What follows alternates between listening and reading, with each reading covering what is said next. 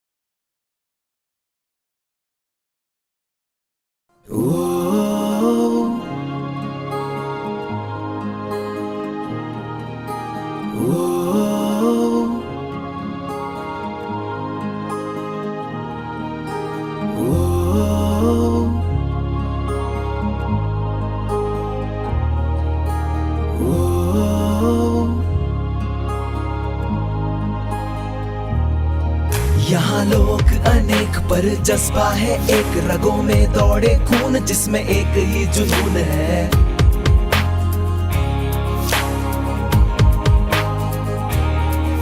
यहाँ लोग अनेक पर जज्बा है एक, रगों में दौड़े खून जिसमें एक ही जुनून। दिलों के हम है नेक, जरा आजमा के देख, एकता है उमंग और उसी का गुरूर है। छूना है आसमां चाहे रोके जहां, एक साथ हाथ थामे खड़े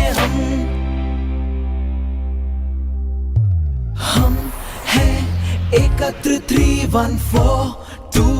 दुगना साहस दुगना जुनू, जब तक है सांसें साथ चलूं और साथ रहूं। हम हैं एकत्र 3-1-4-2। दुगना साहस दुगना जुनू, दम तोड़ने तक साथ रहूं, दिन रात रहूं।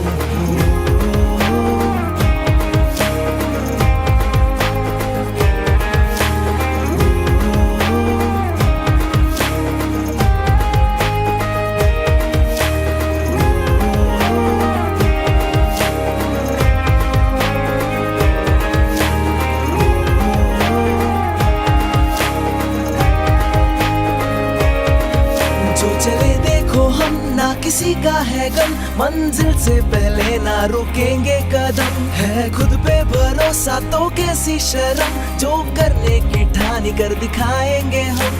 जज्बातों की डोर से बुने हमने ये रिश्ते हैं, एक दूजे के साथ यूं एक दूजे के फरिश्ते हैं। के मंजिल कहीं दूर नहीं, दिल से यही कहूँ। हम हैं एकत्र 3-1-4-2। दुगना साहस दुगना जुनू, जब तक है सांसें साथ चलूं और साथ रहूं। हम हैं एकत्र 3-1-4-2। दुगना साहस दुगना जुनू, दम तोड़ने तक साथ रहूं, दिन रात रहूं। साथ रहूं, दिन रात रहूं। साथ रहूं, दिन रात रहूं। साथ रहूं, दिन रात रहूं। साथ रहूं, दिन रात रहूं।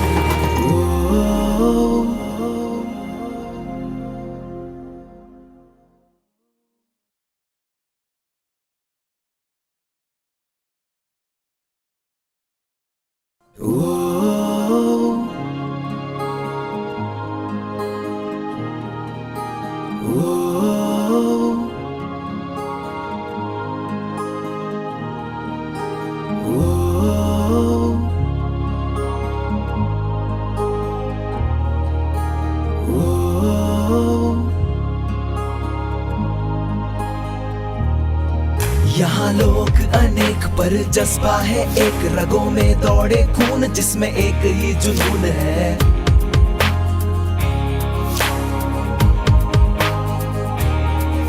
यहाँ लोग अनेक पर जज्बा है एक, रगों में दौड़े खून जिसमें एक ही जुनून। दिलों के हम है नेक, जरा आजमा के देख, एकता है उमंग और उसी का गुरूर है। छूना है आसमां चाहे रोके जहां, एक साथ हाथ थामे खड़े हम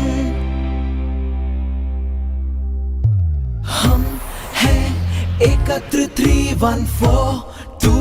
दुगना साहस दुगना जुनू, जब तक है सांसें साथ चलूं और साथ रहूं। हम हैं एकत्र 3-1-4-2।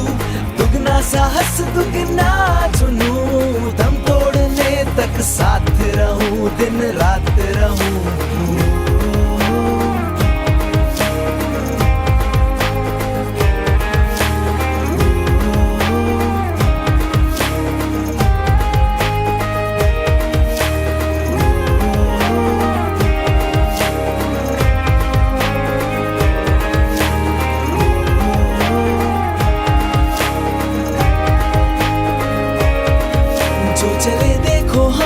किसी का है गम, मंजिल से पहले ना रुकेंगे कदम। है खुद पे भरोसा तो कैसी शर्म, जो करने की ठानी कर दिखाएंगे हम।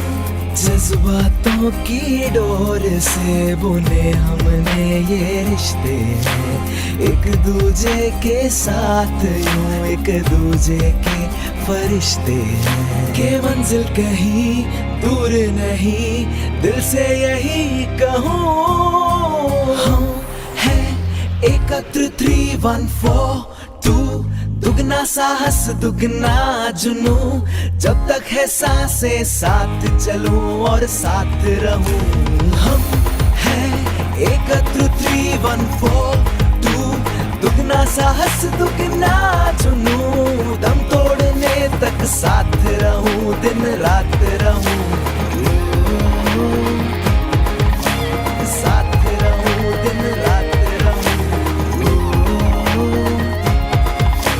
साथ रहूं, दिन रात रहूं, साथ रहूं, दिन रात रहूं, साथ रहूं, दिन रात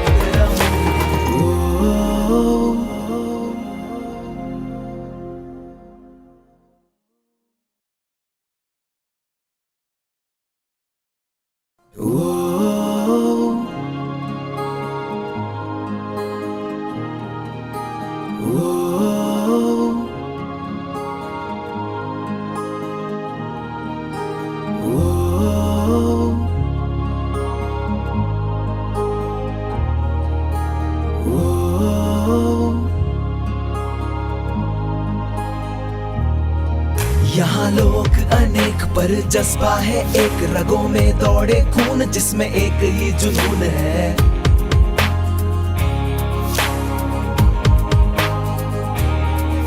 यहाँ लोग अनेक पर जज्बा है एक, रगों में दौड़े खून जिसमें एक ही जुनून। दिलों के हम हैं नेक, जरा आजमा के देख, एकता है उमंग और उसी का गुरूर है। छूना है आसमां चाहे रोके जहां, एक साथ हाथ थामे खड़े हम हैं एकत्र 3-1-4-2।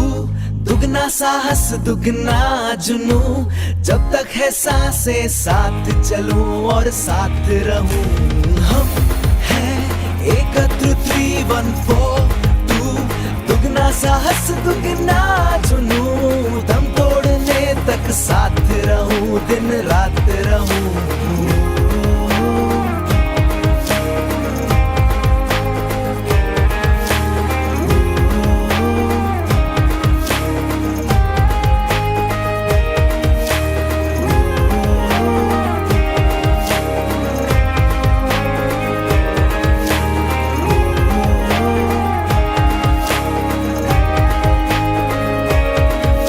चले देखो हम ना किसी का है गम, मंजिल से पहले ना रुकेंगे कदम। है खुद पे भरोसा तो कैसी शर्म, जो करने की ठानी कर दिखाएंगे हम।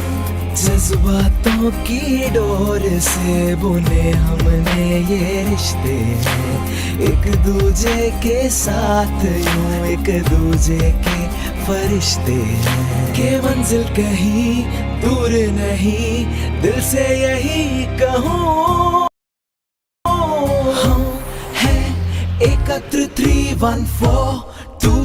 दुगना साहस दुगना जुनू, जब तक है सांसें साथ चलूं और साथ रहूं। हम हैं एकत्र 3-1-4-2।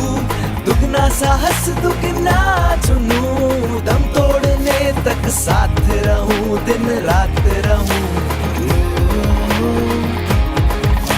साथ रहूं, दिन रात रहूं, साथ रहूं, दिन रात रहूं,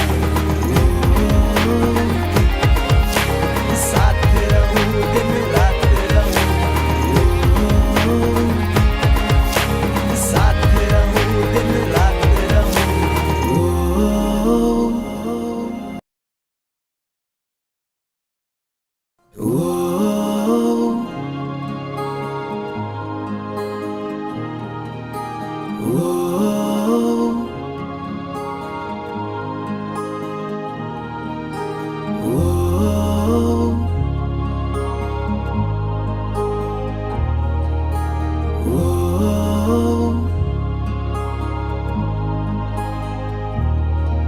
यहाँ लोग अनेक पर जज्बा है एक, रगों में दौड़े खून जिसमें एक ही जुनून है।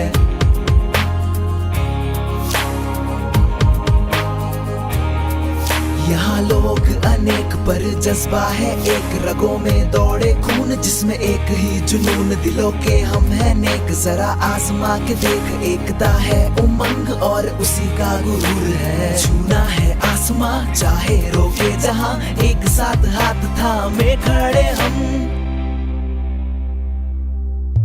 हम हैं एकत्र 3-1-4-2। दुगना साहस दुगना जुनू, जब तक है सांसें साथ चलूं और साथ रहूं। हम हैं एकत्र 3-1-4-2। दुगना साहस दुगना जुनू, दम तोड़ने तक साथ रहूं, दिन रात रहूं।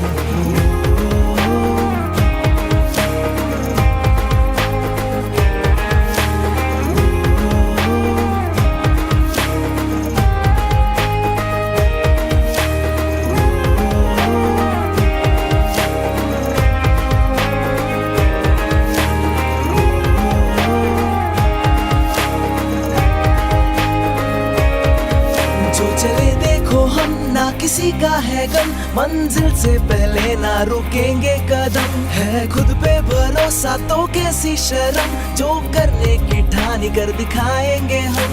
जज्बातों की डोर से बुने हमने ये रिश्ते हैं, एक दूजे के साथ यूं एक दूजे के फरिश्ते हैं। के मंजिल कहीं दूर नहीं, दिल से यही कहूँ।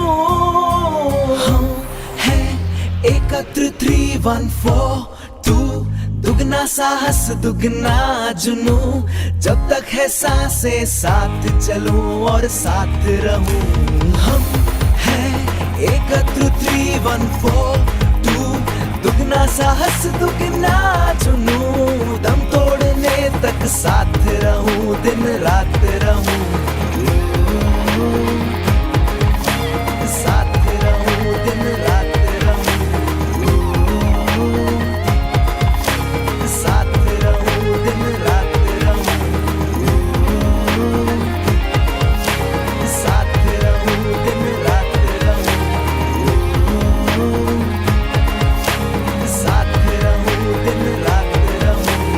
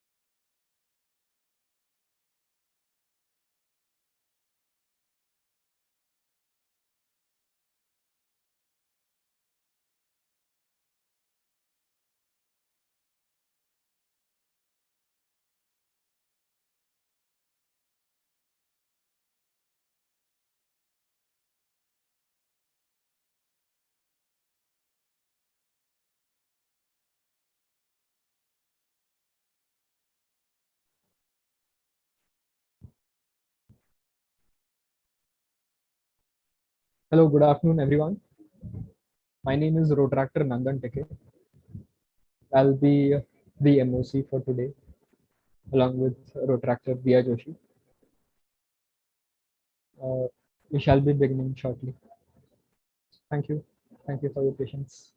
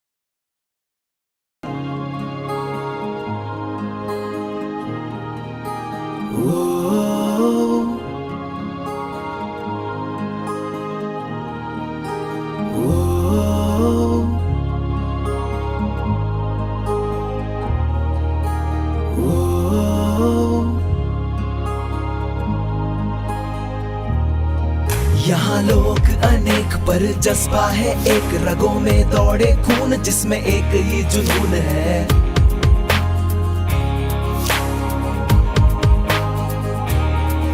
यहाँ लोग अनेक पर जज्बा है एक, रगों में दौड़े खून जिसमें एक ही जुनून। दिलों के हम है नेक, जरा आजमा के देख, एकता है उमंग और उसी का गुरूर है। छूना है आसमां चाहे रोके जहां, एक साथ हाथ थामे खड़े हम हैं एकत्र 3-1-4-2। दुगना साहस दुगना जुनू, जब तक है सांसें साथ चलूं और साथ रहूं। हम हैं एकत्र 3-1-4-2। दुगना साहस दुगना जुनू, दम तोड़ने तक साथ रहूं, दिन रात रहूं।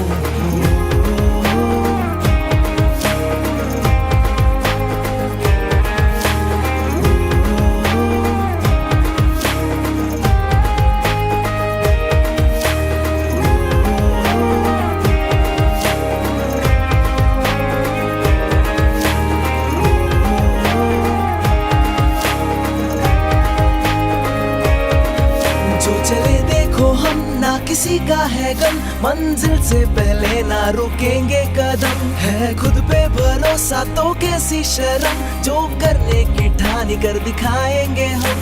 जज्बातों की डोर से बुने हमने ये रिश्ते हैं, एक दूजे के साथ यूं एक दूजे के फरिश्ते हैं। के मंजिल कहीं दूर नहीं, दिल से यही कहूँ। हम हैं एकत्र 3-1-4-2। दुगना साहस दुगना जुनू, जब तक है सांसें साथ चलूं और साथ रहूं। हम हैं एकत्र 3-1-4-2। दुगना साहस दुगना जुनू, दम तोड़ने तक साथ रहूं, दिन रात रहूं। साथ रहूं, दिन रात रहूं। साथ रहूं, दिन रात रहूं। साथ रहूं, दिन रात रहूं। साथ रहूं, दिन रात रहूं।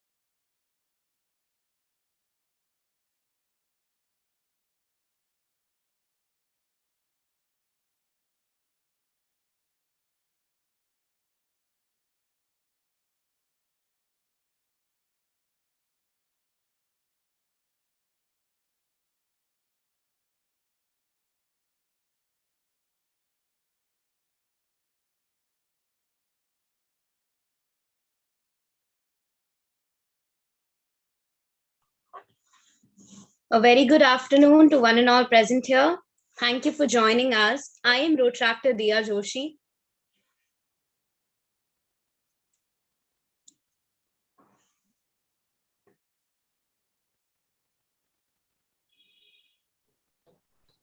I am Rotractor Nandan Tike.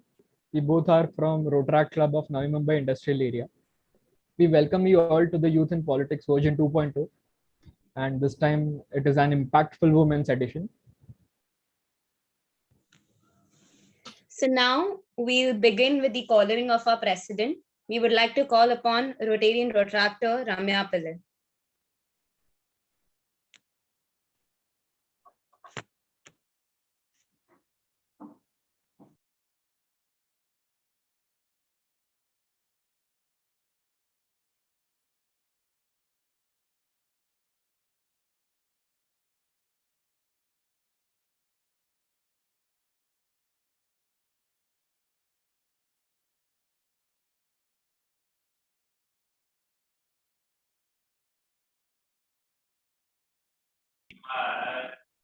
You're on mute.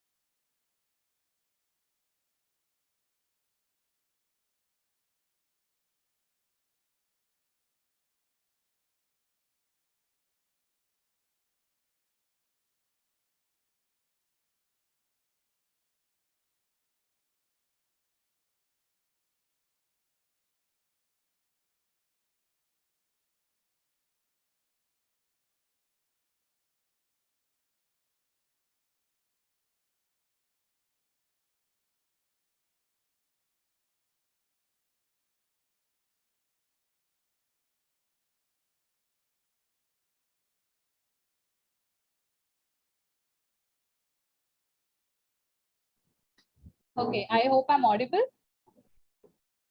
Yes, you are. Yes, thank you. So, I hereby call Youth in Politics 2.0 to order. So, hi guys, this is Rotarian Retractor Ramya Pillai, President Rotaract Club of Navi Mumbai Industrial Area.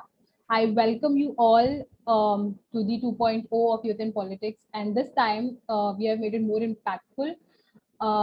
We have, come up with a women's edition because we have a lot of change makers in our society, those who are women, and we wanted to dedicate this year's Youth in Politics to them.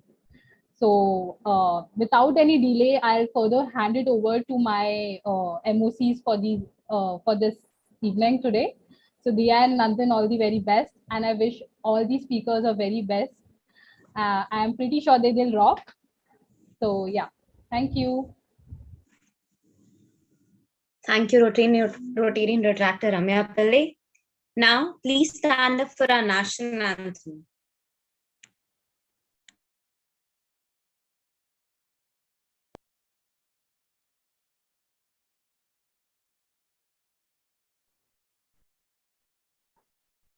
Please stand ready for the national. मन अधिनायक जय हे भारत भाग्य विधाता पंजाब सिंध गुजरात मराठा द्राविड उत्कल बंगा विंध्य हिमाचल यमुना गंगा उच्चल जलधि तरंगा तव शुभ नामे जागे तव शुभ आशीष मागे गाहे तव जय गाथा जन गण मंगलदायक जय हे भारत भाग्य विधाता जय हे जय हे जय हे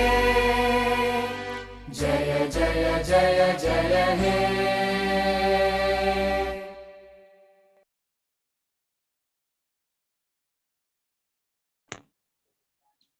Thank you, everybody. Please be seated.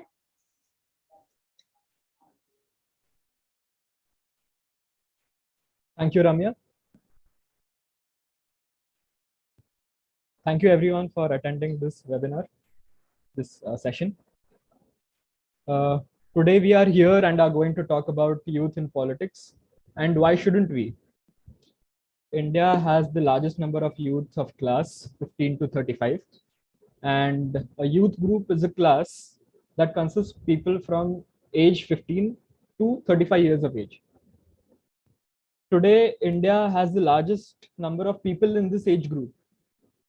This is a class that is most powerful physically and mentally. This group is considered as one of the most productive age group.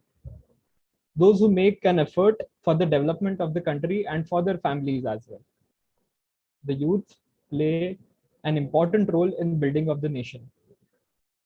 Considering the presence of youth is essential in the development of a country, should one consider politics as a career in India? And if yes, why are people not pursuing it already? Well, with that question, the political atmosphere in India is deteriorating day by day, and true politicians have been replaced by people greedy for power and wealth. In politics, the feeling of patriotism has been replaced by descendants, casteism, and set. The way the tales of politicians are coming out every day, indifference towards politics is increasing among the youth of the country. In today's political scenario in India, leaders like Subhash Chandra Bose, Shahid Bhagat Singh Ji, Chandrasekhar Azad, and Lokmanya Tilak are no more present today, who can communicate a new revolution in the mind of the youth with the same senses and enthusiasm. However, in such times, there are people who are coming out against all odds and trying to create a difference. A few of them are here today with us to inspire us about how their journey has been and what lies ahead of them. There are many issues which need to be resolved, and they are also the same reason. They are also the same reasons which take young people away from our country and politics. That is why we need to guide our youth so that they can identify what is right and what is wrong, taking their country forward on the path of progress. आज हमारे साथ श्रीमती दिव्या भोसले जी है। आप उत्तर महाराष्ट्र के युवती राष्ट्र कांग्रेस के समन्वयक है। इसके अलावा संविधा प्रतिष्ठान एनजीओ के संस्थापिका भी है। हम इन्हें आमंत्रित करते हैं कि राष्ट्र को राजनीति से कैसे निर्मित दी जा सकती है। Divya Bhosle ji, thank you. Thank you so much for inviting me. आज का हमारा टॉपिक है जो वुमेन्स पॉलिटिक्स 2.0। ये हमारा प्रोग्राम में हम आज सब बातचीत करने वाले, सबसे बात करने वाले। तो मुझे लगता है कि can we talk in Marathi? Okay, thank you. So आपण जेव्हा राजकारणाचा विचार करतो की आजच्या तरुणाईने राजकारणात आलं पाहिजे, पण मुळात त्याचाच प्रश्न आपल्याला एक दुसरा असा जाणवतो की आजच्या तरुणाईने राजकारणात का यावं आणि कशासाठी यावं। म्हणजे आतापर्यंत जी काही सगळे राजकीय नेते, राजकीय पुढारी जे काही सर्व करत आलेले आहेत तेच करण्यासाठी यावं की अजून काहीतरी आपल्याला नवीन चेंज आणायचं आहे। आपल्याला ह्या आपल्या राष्ट्र निर्मितीमध्ये आपल्या तरुणाईंचं योगदान जास्त म्हणायला हरकत नाही, कारण आजचा युवक हा उद्याच्या सशक्त आणि समृद्ध भारताचा शिल्पकार आहे। पण आपण असा विचार करत असताना आपल्या देशात तरुणाईची संख्या ही अधिक आहे, आणि तरुणाईची संख्या अधिक असताना आजचा जो तरुण युवा वर्ग आहे हाच उद्याच्या राजकारणाचा, म्हणजे उद्याच्या देशाचं भवितव्य आपण तरुणाईला आजच्या म्हणतो। पण आजची तरुणाई ही कुठेतरी भरकटलेल्या अवस्थेत आपल्याला बघायला मिळते। तर आपल्या या वुमन्स 2.0 या कार्यक्रमानिमित्त आपण असं इथे सर्वजण चर्चा करणार आहोत की राजकारण का महत्वाचं आहे आणि ते कशासाठी महत्वाचं आहे। तर मी एक वसंतदादा पाटलांचं एक पुस्तक वाचत होते मध्यंतरी, तर त्याच्यात एक आज मी समजा नाशिक मध्ये आहे म्हणून एक नाशिकचं एक्झाम्पल देते की द्राक्षाच्या वृक्षवेली मधला जो काही थेंब असतो तो झाडाच्या एकदम टोकापर्यंत पोहोचला पाहिजे। म्हणजेच काय की आपण समाजामध्ये काम करत असताना समाजातील प्रत्येक घटक काय करतो आहे, त्याला कशाची आवश्यकता आहे, त्याच्या समस्या काय आहेत, त्याचं निराकरण होणं हे अत्यंत गरजेचं आहे। त्यामुळे एखादा जर आपल्याला शाश्वत समाजामध्ये बदल घडवायचा असेल तर ही आजच्या तरुणाईची भूमिका असली पाहिजे की आपल्याला ग्राउंड रूटवर येऊन ग्राउंड रूटवरचे जे काही प्रश्न असतील ते सगळे जाणून घेऊन त्यावर आपल्याला काम कसं करता येईल ही आजच्या तरुणाईची मुख्य भूमिका असली पाहिजे असं मला वाटतं। कारण आपण जोपर्यंत ग्राउंड रूटवर काम करणार नाही तोपर्यंत आपल्याला समाज कळणार नाही आणि समाजाची रचना देखील कळणार नाही। आणि ज्यावेळी आपल्याला समाजाची रचनाच करणार नाही किंवा समाजामधल्या ज्या काही प्रश्न आहेत, म्हणजे आपण जर बघितलं की आदिवासी समाज आज आपल्याला 75 वर्ष होत आहे स्वातंत्र्य मिळून, तरी देखील आदिवासी समाज हा शिक्षणापासून वंचितच आहे। भरपूर साऱ्या योजना, भरपूर साऱ्या GRs वगैरे आपल्या म्हणजे पूर्ण टोटल पॉलिटिक्स मध्ये किंवा इलेक्शन मध्ये शासनामध्ये निघत असतात, पण ते कितपत त्यांच्यापर्यंत पोहोचत आहेत। भरपूर साऱ्या स्कीम्स आहेत आणि त्या फक्त एका क्षेत्रासाठी नाही किंवा एखाद्या पर्टिक्युलर एका व्यक्तीसाठी नसून त्या प्रत्येक सर्वांगीण समाजासाठी केल्या जातात. विविध पार्लमेंटमध्ये बऱ्याच पॉलिसी मेकिंग होतात, पण त्या कितीपर्यंत ग्राउंड रूटवर पोहोचतायत हा देखील मोठा गहन प्रश्न आहे. तर आजच्या या राजकारणाच्या जेव्हा आपण तरुणाई म्हणते की तरुणांनी राजकारणात यावं, पण कशासाठी यावं, तर आपल्याला काहीतरी शाश्वत बदल घडवायचा आहे, शाश्वत विकास घडवायचा आहे, असा म्हणून आपल्याला राजकारणात यायचं. म्हणजे मागची पिढी जिथे थांबते तिथे पुढच्या पिढीच्या धावण्याची सुरुवात होत असते. त्यामुळे मागची पिढी जर काही करत नसेल तर आजच्या तरुणांनी ही जबाबदारी घेणं अत्यंत गरजेचं आहे की मला माझ्या भारताला एक वेगळ्या विकसित देशामध्ये, आपल्याला जे आपण एपीजे अब्दुल कलामांचं, डॉक्टर एपीजे अब्दुल कलामांचं वाक्य आहे, त्यांना 2020 पर्यंत आपला भारत हा एक विकसित देश म्हणून पाहायचं होतं. पण ते कुठेतरी कमी पडतंय का, आपण कमी पडतोय का, हा सर्व तरुणांनी आपल्या स्वतःला प्रश्न विचारणं अत्यंत गरजेचं आहे. आपण जेव्हा राजकारणाची विचार करतो, राजकारण बऱ्याच जणांना वाटतं की हे गढूळ आहे, किंवा राजकारणात जाणारी तरुणाई किंवा जे कोणी लोक राजकारणात काम करतात, ते एक राजकारणाकडे बघण्याचा जो दृष्टिकोन आहे आपल्या सर्वांगीण समाजाचा, तो एक कुठेतरी मीन्स कुठेतरी खालच्या पातळीला जातोय का. पण मग तो जर जात असेल तर त्याला स्वच्छ करण्यासाठी, म्हणजे जर राजकारण गढूळ असेल तर त्याला स्वच्छ करण्यासाठी आजच्या तरुणांनी उतरलं पाहिजे असं मला वाटतं. कारण की जोपर्यंत आपल्याला महाराष्ट्राला संतांची भूमी लाभली, आपल्या महाराष्ट्राला अनेक थोर पुरुष आहेत, त्यांचं शाहू शिव फुले आंबेडकर असतील, महात्मा गांधीजी असतील, या सर्वांचे विचारां घेऊन, या सर्वांचा विचारांचा महाराष्ट्र, या सर्वांच्या विचारांचा भारत कसा घडवता येईल यासाठी सर्व तरुणाईंनी प्रयत्नशील राहणं गरजेचं आहे. आणि मला असं वाटतं ते समाजकारणाच्या माध्यमातून आणि राजकारणाच्या माध्यमातून अधिक स्पष्टपणे शक्य आहे. कारण आपल्याला जर एखादी पॉलिसी मेकिंग मध्ये आपण जोपर्यंत जात नाही, बिकॉज जोपर्यंत आपण सिस्टीम मध्ये जात नाही तोपर्यंत मला असं वाटतं की आपल्याला चेंज हा आणता येणार नाहीये. कारण ग्राउंड रूटवर ज्या काही गोष्टी घडतायत त्याला आपल्याला चेंज करायचं असेल, तुमच्याकडे त्याच्याकडे जर सोल्युशन्स असतील, पण सोल्युशन्स आहेत तुमच्याकडे, पण तुमच्याकडे पॉवर नसेल ते चेंज करण्यासाठी किंवा ते सोल्युशन इम्प्लिमेंट करण्यासाठी, तो मग जर तुमच्याकडे ते पॉवरच नसेल तर ते इम्प्लिमेंट होणार कसं आणि तो चेंज येणार कसा, हा खूप मोठा प्रश्न आहे. त्यामुळे आपल्याला जर राजकारणाच्या माध्यमातून, समाजकारण आणि राजकारण ही अशी दोन चाकं आहे रथाची की ज्याच्या माध्यमातून आपल्याला समाजामध्ये खूप मोठा शाश्वत बदल घडवता येतो. आणि तो घडवण्यासाठी आजच्या तरुणांनी पुढाकार करणं गरजेचं आहे. म्हणजे आपल्या याच्यामध्ये सस्टेनेबल डेव्हलपमेंट गोल्स आहेत, 2017 पर्यंत आपल्याला ते कम्प्लीट करायचं. पण फक्त आपण म्हणतो की आपल्याला स्वराज्य मिळालं किंवा आपल्याला स्वातंत्र्यता मिळालेली आहे, पण त्या स्वातंत्र्यतेचा, म्हणजे जे आपल्याला स्वराज्य मिळालेलं आहे त्याला आपल्याला सुराज्य कसं करता येईल हा पण प्रश्न आणि हाही विचार आजच्या तरुणाईने केला पाहिजे. आणि मला असं वाटतं की आपल्याला जर आपला महाराष्ट्र, आपला भारत जर सुराज्य करायचा असेल तर आपल्याला राजकारणाच्या माध्यमातून ते अधिक चांगल्या पद्धतीने करता येणार आहे. कारण राजकारणाच्या माध्यमातून तुम्हाला पॉलिसी मेकिंग मध्ये, सिस्टीम मध्ये जाता येतं आणि त्या माध्यमातून तुम्हाला जो काही बदल घडवायचा आहे तर तो तुम्ही घडवू शकता.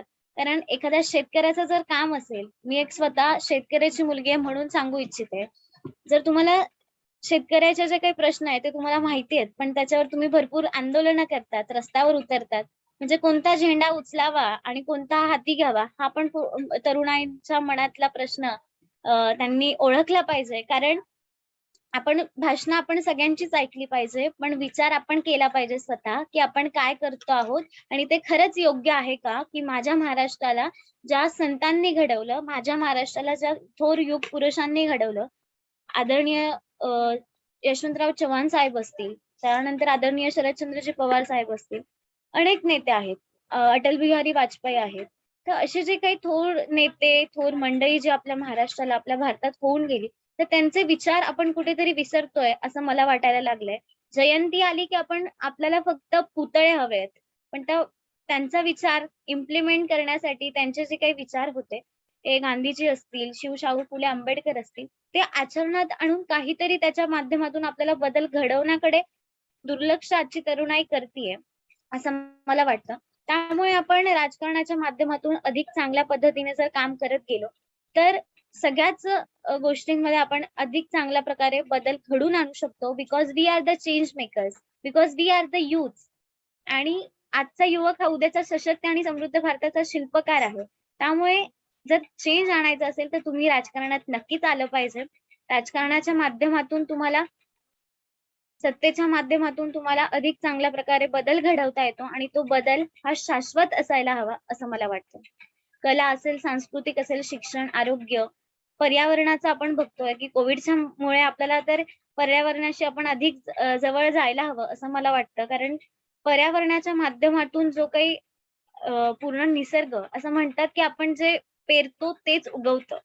त्याच्यामुळे कुठेतरी हा जो कोविड आला होता तो त्याला पण जबाबदार आपणच सर्वजण आहोत का? आणि जर हे असं होत असेल तर खरंच आपल्याला कुठेतरी बदल घडवायचा, आपण जे सगळं स्वप्न बघतोय किंवा भारताला एका विकसित देशामध्ये आपल्याला जे न्यायचंय, राष्ट्र निर्मितीत आपल्याला योगदान द्यायचंय, तर ही आजच्या तरुणाईची भूमिका असली पाहिजे की आपण कोणत्या क्षेत्रात काय पद्धतीने आणि किती पद्धतीने काम केलं पाहिजे. आपण कला असेल, सांस्कृतिक, शिक्षण, आरोग्य या सर्व क्षेत्रामध्ये आपल्याला जर काहीतरी शाश्वत बदल घडवायचा असेल तर राजकारण हे एक असं माध्यम आहे की तुम्ही ते लवकरात लवकर त्याच्या माध्यमातून चेंज आणू शकता तुमच्या सोसायटीमध्ये. समाज हा परिवर्तनशील असतो, पण परिवर्तन हे आपण आणायचंय, कारण आपण पण त्याच समाजाचे घटक आहोत. आणि त्या समाजामध्ये जर आपल्याला परिवर्तन घडवायचं असेल तर ही आपली नैतिक, आपल्या सर्व तरुणाईची नैतिक जबाबदारी आहे की आपण ती स्वीकारली पाहिजे आणि त्या पद्धतीने पावलं टाकायला सुरुवात केली पाहिजे. नुसतंच फक्त धर्माच्या आणि जातीवातीच्या राजकारणाच्या पलीकडे जाऊन आपल्याला एक मीन्स एक समानता असलेला, एक माणुसकी असलेला, एक शांत असा महाराष्ट्र असेल, शांत असा भारत असेल, जर तो घडवायचा असेल तर आजच्या तरुणाईची ही भूमिका असली पाहिजे की मला काय करायचंय, मला जर राजकारणात यायचं असेल तर ते मी का आलं पाहिजे, हा प्रश्न अधिक स्पष्टपणे आपण स्वतःला विचारला पाहिजे. आणि politics is the game of scoundrels ही जी काही म्हण आहे तर ती कुठेतरी, म्हणजे हा पॉलिटिक्स, राजकारण हे भामट्या लोकांचं असतं असं म्हणतात, तर ते कुठेतरी बदलायचंय आपल्याला, म्हणून आपल्याला राजकारणात यायचंय. हा उद्देश घेऊन हा एक पुढचं विजन घेऊन आपण सर्व तरुणाईने एकत्रित येऊन राजकारणात आलं पाहिजे असं मला वाटतं. जोपर्यंत आपण सिस्टीम मध्ये जात नाही किंवा त्या पॉलिसी मेकिंगच्या प्रोसेसिंग मध्ये जात नाही तोपर्यंत आपण बदल घडून आणू शकत नाही असं मला वाटतंय. कारण तुम्ही कितीही आंदोलनं केली, मोर्चे केले, निवेदनं काढले, पण पॉवर ही त्यांच्या हातात आहे. त्यांच्या स्वाक्षरीशिवाय, त्यांच्या साईन शिवाय काहीच चेंज होऊ शकत नाही. सो मग जर तुम्हाला चेंज आणायचं असेल तर तुम्ही पॉलिटिक्स मध्ये या. पॉलिटिक्सच्या माध्यमातून आपण आपल्या महाराष्ट्राला, आपल्या भारताला कशा पद्धतीने एक वेगळ्या उंचीवर नेऊ शकतो हे आपण सर्वांनी पाहिलं पाहिजे असं मला वाटतं.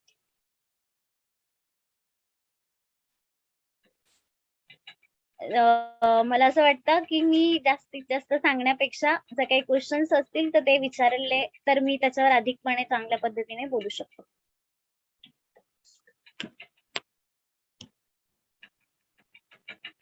धन्यवाद. फॉर द पीपल, जिन लोगों को मराठी अगर समझ में नहीं आ रही होगी, एक जिस्ट में मैं आपको बता देता हूँ कि दिव्या भोसले जी ने, श्रीमती दिव्या भोसले जी ने क्या, उनका क्या कहना था. जिस तरीके से राजनीति चलती आई है उसी तरीके से आगे बढ़ना चाहिए, ऐसी बात नहीं है. और उनका एक पॉइंट था कि जो भी हम पॉलिसी इम्प्लीमेंट करते हैं वो ग्रास रूट लेवल तक का पूरी तरह से इम्प्लीमेंटेशन हो रहा है कि नहीं, इस बात को चेक करना भी बहुत ज़रूरी है. ट्राइबल एरियाज अभी भी बहुत पीछे रह चुके हैं और जितना डेवलपमेंट होना चाहिए वो अब तक हुआ नहीं वो एरियाज में. और जो पॉलिसी मेकिंग से जितना चेंजेस हम लोग एक कंट्री में कर सकते हैं वो शायद ही और कोई टेक्नोलॉजी या और कोई माध्यम से हो सकता है. और ये बहुत पावरफुल टूल है जिसके वजह से बहुत कुछ डेवलपमेंट पॉसिबल हो सकती है. ये पॉलिसी इम्प्लीमेंटेशन अगर कोई करेगा तो उसके लिए फिर बाद में ये एग्जीक्यूट हो रहा है कि नहीं, ये कैसे चेक कर सकते हैं? मैडम, ये आपके लिए क्वेश्चन है कि कैसे चेक करना चाहिए कि जिस तरीके से पॉलिसी बनाई गई है, फॉर एग्जांपल अभी नवी मुंबई या फिर मुंबई में वेस्ट मैनेजमेंट के लिए उन्होंने ट्रक्स या गार्बेज व्हीकल्स अरेंज किए हैं, बट वो टाइम टू टाइम उसी तरह से होना चाहिए, या फिर कोई एरिया छूट रहा है वो अगर कौन, this is just one example, ये बस एग्जांपल है, लेकिन अगर कोई और पॉलिसी होगी तो वो ग्रास रूट लेवल तक, जैसे आपने कहा कि वो ट्राइबल एरियाज तक वो पहुंचनी चाहिए, तो ये कैसे हम लोग मेक श्योर करेंगे कि वो उस तरह से हो रहा, उस तरीके से होना चाहिए? Thank you. एक्चुअली हम देख रहे हैं कि हमें 75 इयर्स हो गए इंडिपेंडेंट हो गए, लेकिन जो हमारा भारत का जो कोई मीन्स युवा वर्ग है और कोई भी अलग वर्ग है, वो गरीब से, जो गरीब है वो गरीब ही रह रहे हैं, और जो श्रीमंत है वो अधिक श्रीमंत हो रहे हैं। जो ये श्रीमंत और गरीब के बीच की दरी है वो कहीं कम नहीं दिखाई दे रही हमें। वो क्यों हो रहा है? तो जो हम पॉलिसी मेकिंग बना रहे हैं मीन्स पॉलिटिक्स के हिसाब से, तो वो ग्राउंड रूट पे नहीं पहुंचता, जैसे आपने कहा। तो मुझे ये लगता है वहां पे मैं मराठी में ज्यादा कंफर्टेबल हूँ, इसलिए मैं मराठी में टॉक करती हूँ। सो मला असं वाटतं की आपण जेव्हा ह्या पॉलिसीज आहेत त्या इम्प्लिमेंट होत नाही, बऱ्याचशा शासनाच्या स्कीम रोज नवीन GRs येत असतात, पण त्या कुठेतरी इम्प्लिमेंट होत नाही. तर तेव्हा आजच्या युवकांची ही भूमिका असली पाहिजे की आपण ग्राउंड रूटला येऊन फक्त जस्ट तालुक्याला किंवा जिल्ह्याला काम न करता आपण जर गावागावामध्ये त्या पॉलिसीसाठी स्वतः उतरणं, म्हणजे मला असं वाटतं की कोणीतरी येईल आणि मग कोणीतरी करेल, यापेक्षा आपण स्वतः स्टँड घेऊन आपण स्वतः तिथे त्याच्यामध्ये इनिशिएट करून आपण जर ते काम केलं पूर्ण डिवोशनने, आणि फक्त जस्ट हो मला करायचंय, बॅनर लावले, आपण केला तो प्रोग्राम, हे इतकं होऊन संपत नाही. तर आपण ते फुल्ली डेडिकेशन, फुल्ली 100% मीन्स हम अगर किसी को कमिटमेंट कर रहे हैं, तो मेरा एक फॉर्मूला है कि 100 इज इक्वल्स टू 100 मीन्स हमें अगर किसी को कमिट कर रहे हैं तो 100 इक्वल्स टू 100 का जो फॉर्मूला है कि हमें कमिट करना है तो हमें 100% उसको पूरा ही करना पडेगा. तो माझं जे आता क्षेत्र आहे काम करण्याचं, तर त्या क्षेत्रामध्ये ज्या काही शासनाच्या स्कीम्स येतात त्याचं एक स्वतंत्र शिबिर, म्हणजे स्वतंत्र ज्या काही स्कीम्स आहेत तर त्यांचं एक स्वतंत्र शिबिर घेतलं जात आहे, कॅम्पेनिंग केली जाते, आणि त्यांना तिथे त्या जे काही त्याचे लाभार्थी असतील त्यांना त्याचा लाभ दिला जातो. हे का होतंय? कारण की त्याचा पाठपुरावा जर आपण एखाद्या गोष्टीचा करत गेलो अधिकपणे, तर मला वाटतं की जे काही अधिकारी वर्ग आहे तर तो देखील तुम्हाला सपोर्ट करतो, जर तुमचा हेतू क्लिअर असेल. तुम्हाला माहिती आहे की आपल्याला हे करायचंय आणि आपण जर 100% डेडिकेटली जर ते करतोय एक टीमच्या फॉर्म मध्ये, ते एकट्याचं काम नाहीये. आपण सर्वांनी एकत्र येऊन जर ते सगळं जर टीम वर्कने एका युनिटीने जर आपण ते करत गेलो, तर मला वाटतं ते सहज शक्य आहे आणि आपण त्या सगळ्या स्कीम्स त्यांच्यापर्यंत पोहोचू शकतो. म्हणजे हे मी सांगत नाहीये किंवा म्हणजे फक्त सांगायचं म्हणून नाही, याचा एक स्वतः मी एक प्रयोग करून पाहिलाय, एक एक्सपेरिमेंट मी माझ्या स्वतःच्या गावात केलाय.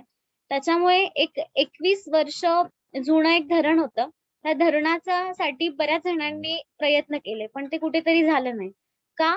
तर त्याच्यात सातत्य नव्हतं किंवा त्याच्यामध्ये एक कन्सिस्टन्सी नसल्यामुळे ते कुठेतरी राहून गेलं, आणि अजूनपर्यंत त्याचा म्हणजे पाठपुरावा किंवा ते धरण बांधून झालं नव्हतं. किंवा बऱ्याचशा स्कीम्स होत्या ज्या ट्रायबलसाठी, आदिवासी एरियांसाठी, अशा आजी आजोबा आहेत त्यांचे आता 70-80 वर्ष होऊन गेले, तरी देखील त्यांच्या घरात दिवा नाहीये, त्यांच्या घरात त्यांचं रेशन मिळत नाही. म्हणजे मला असं वाटतं की ग्रामीण भागात काही खूप मोठ्या गोष्टींची आवश्यकता नसते. तुम्ही त्यांना एक व्यवस्थिशीर अन्न, वस्त्र, निवारा ह्या ज्या काही मूलभूत गोष्टी आहेत त्या देखील त्यांना जर मिळाल्या, पाणीचा प्रश्न असेल त्यांचा, ह्या ग्राउंड रूटच्या सगळ्यात महत्वाच्या ज्या समस्या आहे त्या देखील आपण जर ह्या ज्या सगळ्या शासनाच्या स्कीम्स आहे, शासन जर देत आहे तर त्याला इम्प्लिमेंट करण्यासाठी एक शासनाच्या मधला जो काही अधिकारी वर्ग आहे तर त्याच्याशी आपण कनेक्टेड राहून मेडिटेरचं जर काम केलं आणि मेडिटेरच्या कामाने आपण जर त्यांच्यापर्यंत पोहोचलो, तर मला वाटतं आपण लोकांच्या मध्ये जाऊन, मला असं वाटतं आपण लोकांचे आशीर्वाद घेण्यासाठी काम करायला हवं.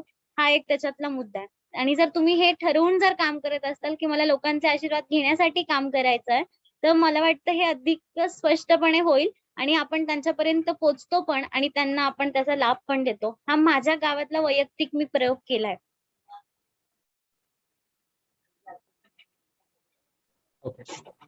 पण तुम्ही याला सोशल वर्क तुम्हाला याला म्हणता येईल की पॉलिटिकल पार्टिसिपेशन म्हणता येईल? याला सोशल अँड पॉलिटिकल पार्टिसिपेशन पण म्हणता येईल. राजकारणाच्या माध्यमातून समाजकारण करणं हे अत्यंत गरजेचं आहे. म्हणजे राजकारण करायचंय हे मान्य आहे सगळ्यांना, पण 80% समाजकारण आणि 20% राजकारण करत असताना ज्या काही सगळ्या आपल्या समाजातील घटकांचा, म्हणजे माझी एक फिक्स अजेंडा आहे आणि एक अजेंडा घेऊन मी काम करते, ते म्हणजे फक्त आणि एक सिंपल अजेंडा, लोकांचे आशीर्वाद घेण्यासाठी आपल्याला काम करायचं. हे जेव्हा आपण ठरवतो तेव्हा प्रत्येक काम हे 100% कम्प्लीट होतं. त्यांच्या ज्या गरजा आहेत, त्यांना काय पाहिजे ते लोक पण आपल्याला आपोआप जुळतात, की कोणतंही काम करायचं असेल ना तर ते हक्काने आपल्याला सांगू शकतात. आणि आपण जर ते सातत्य ठेवून जर गेलो तर अधिकारी वर्ग असेल किंवा राजकारणी लोक असतील, आपण बोलत नाही म्हणून आपले काम होत नाही. आणि आपण जेव्हा बोलायला सुरुवात करणार आहोत, हे माझं आणि हे मला मिळालंच पाहिजे असं जेव्हा आपण, म्हणजे जसं गंगाधर टिळकांनी सांगितलं होतं की मी स्वराज्य हा माझा जन्मसिद्ध हक्क आहे आणि तुम्ही मिळवणारच. मग हे जे त्यांचे विचार आहेत ते कुठेतरी आपण फक्त जस्ट त्यांची पुण्यतिथी आली, जयंती आली तेव्हा आपण साजरा करण्यापेक्षा, म्हणजे असं म्हणतात की मिरवणुकीत नाचणारे पाय जेव्हा ग्रंथालयाकडे वळतील, म्हणजे त्यांचे विचार आपण जेव्हा आत्मसात करू, जेव्हा आपण वाचायला सुरुवात करू, तेव्हा काहीतरी आपण बदल घडवू शकतो असं मला वाटतं. धन्यवाद. For people who did not understand Marathi language, I'll tell you in a gist. What Divya ma'am wanted to speak was, what she wanted to convey was that the youth should be provoked and they should be awake that there are these policies which are being implemented and their areas are going to be affected because of those policies, and they should voice for it if they are not being implemented properly. And their voice matters, and they should understand that these policies are for the betterment. If the people who are raising their voice, if the policies are not implemented, and if their nature and if their is genuine, if their cause is genuine, then I think things can go for the better. Also, I asked her that if there is a difference when the youth is participating in such activities, if there is a difference between that this is a social cause or a political cause, that this can go in both the aspects. So that is what Divya ma'am had to say. Thank you for your speech. Now I'd like to call upon our club president, Rotarian Ramya Pillai, for introduction of the chief guest.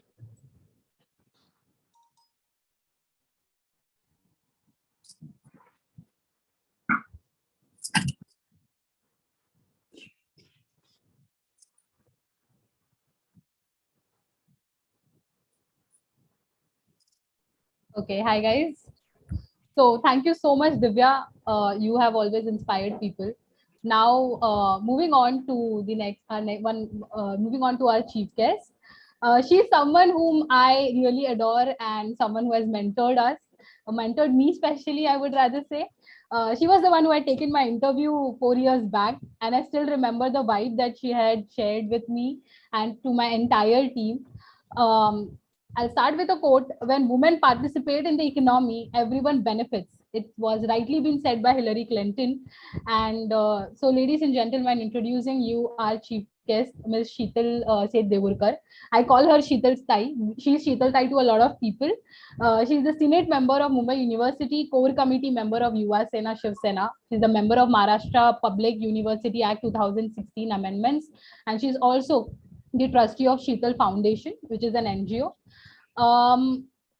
To be honest, she, along with two more influential women, has पूरे अगर महाराष्ट्र में युवती सेना अगर गढ़ी है तो कहीं ना कहीं इनके उसके मतलब पूरे हार्डवर्क के पीछे उनका हाथ है. I have seen her working, I have seen her going to different places. कोने कोने महाराष्ट्र के कोने कोने में वो पहुंचे हैं to make a unit and ताकि वो वुमेन्स के लिए, एम्प्लॉयमेंट के लिए, यूथ के लिए खड़े हो and fight for their justice as well. And so now I'll hand it over to her. Sheetal Tai, welcome on board and thank you so much for being here. Thank you, Ramya. Thank you so much for your lovely introduction. नमस्कार, मी शीतल देवरुखकर शेठ. जसं रम्याने सांगितलं, मी मुंबई विद्यापीठ Senate सदस्य आहे आणि मी स्वतः एका political पार्टीशी जोडली गेलेली आहे.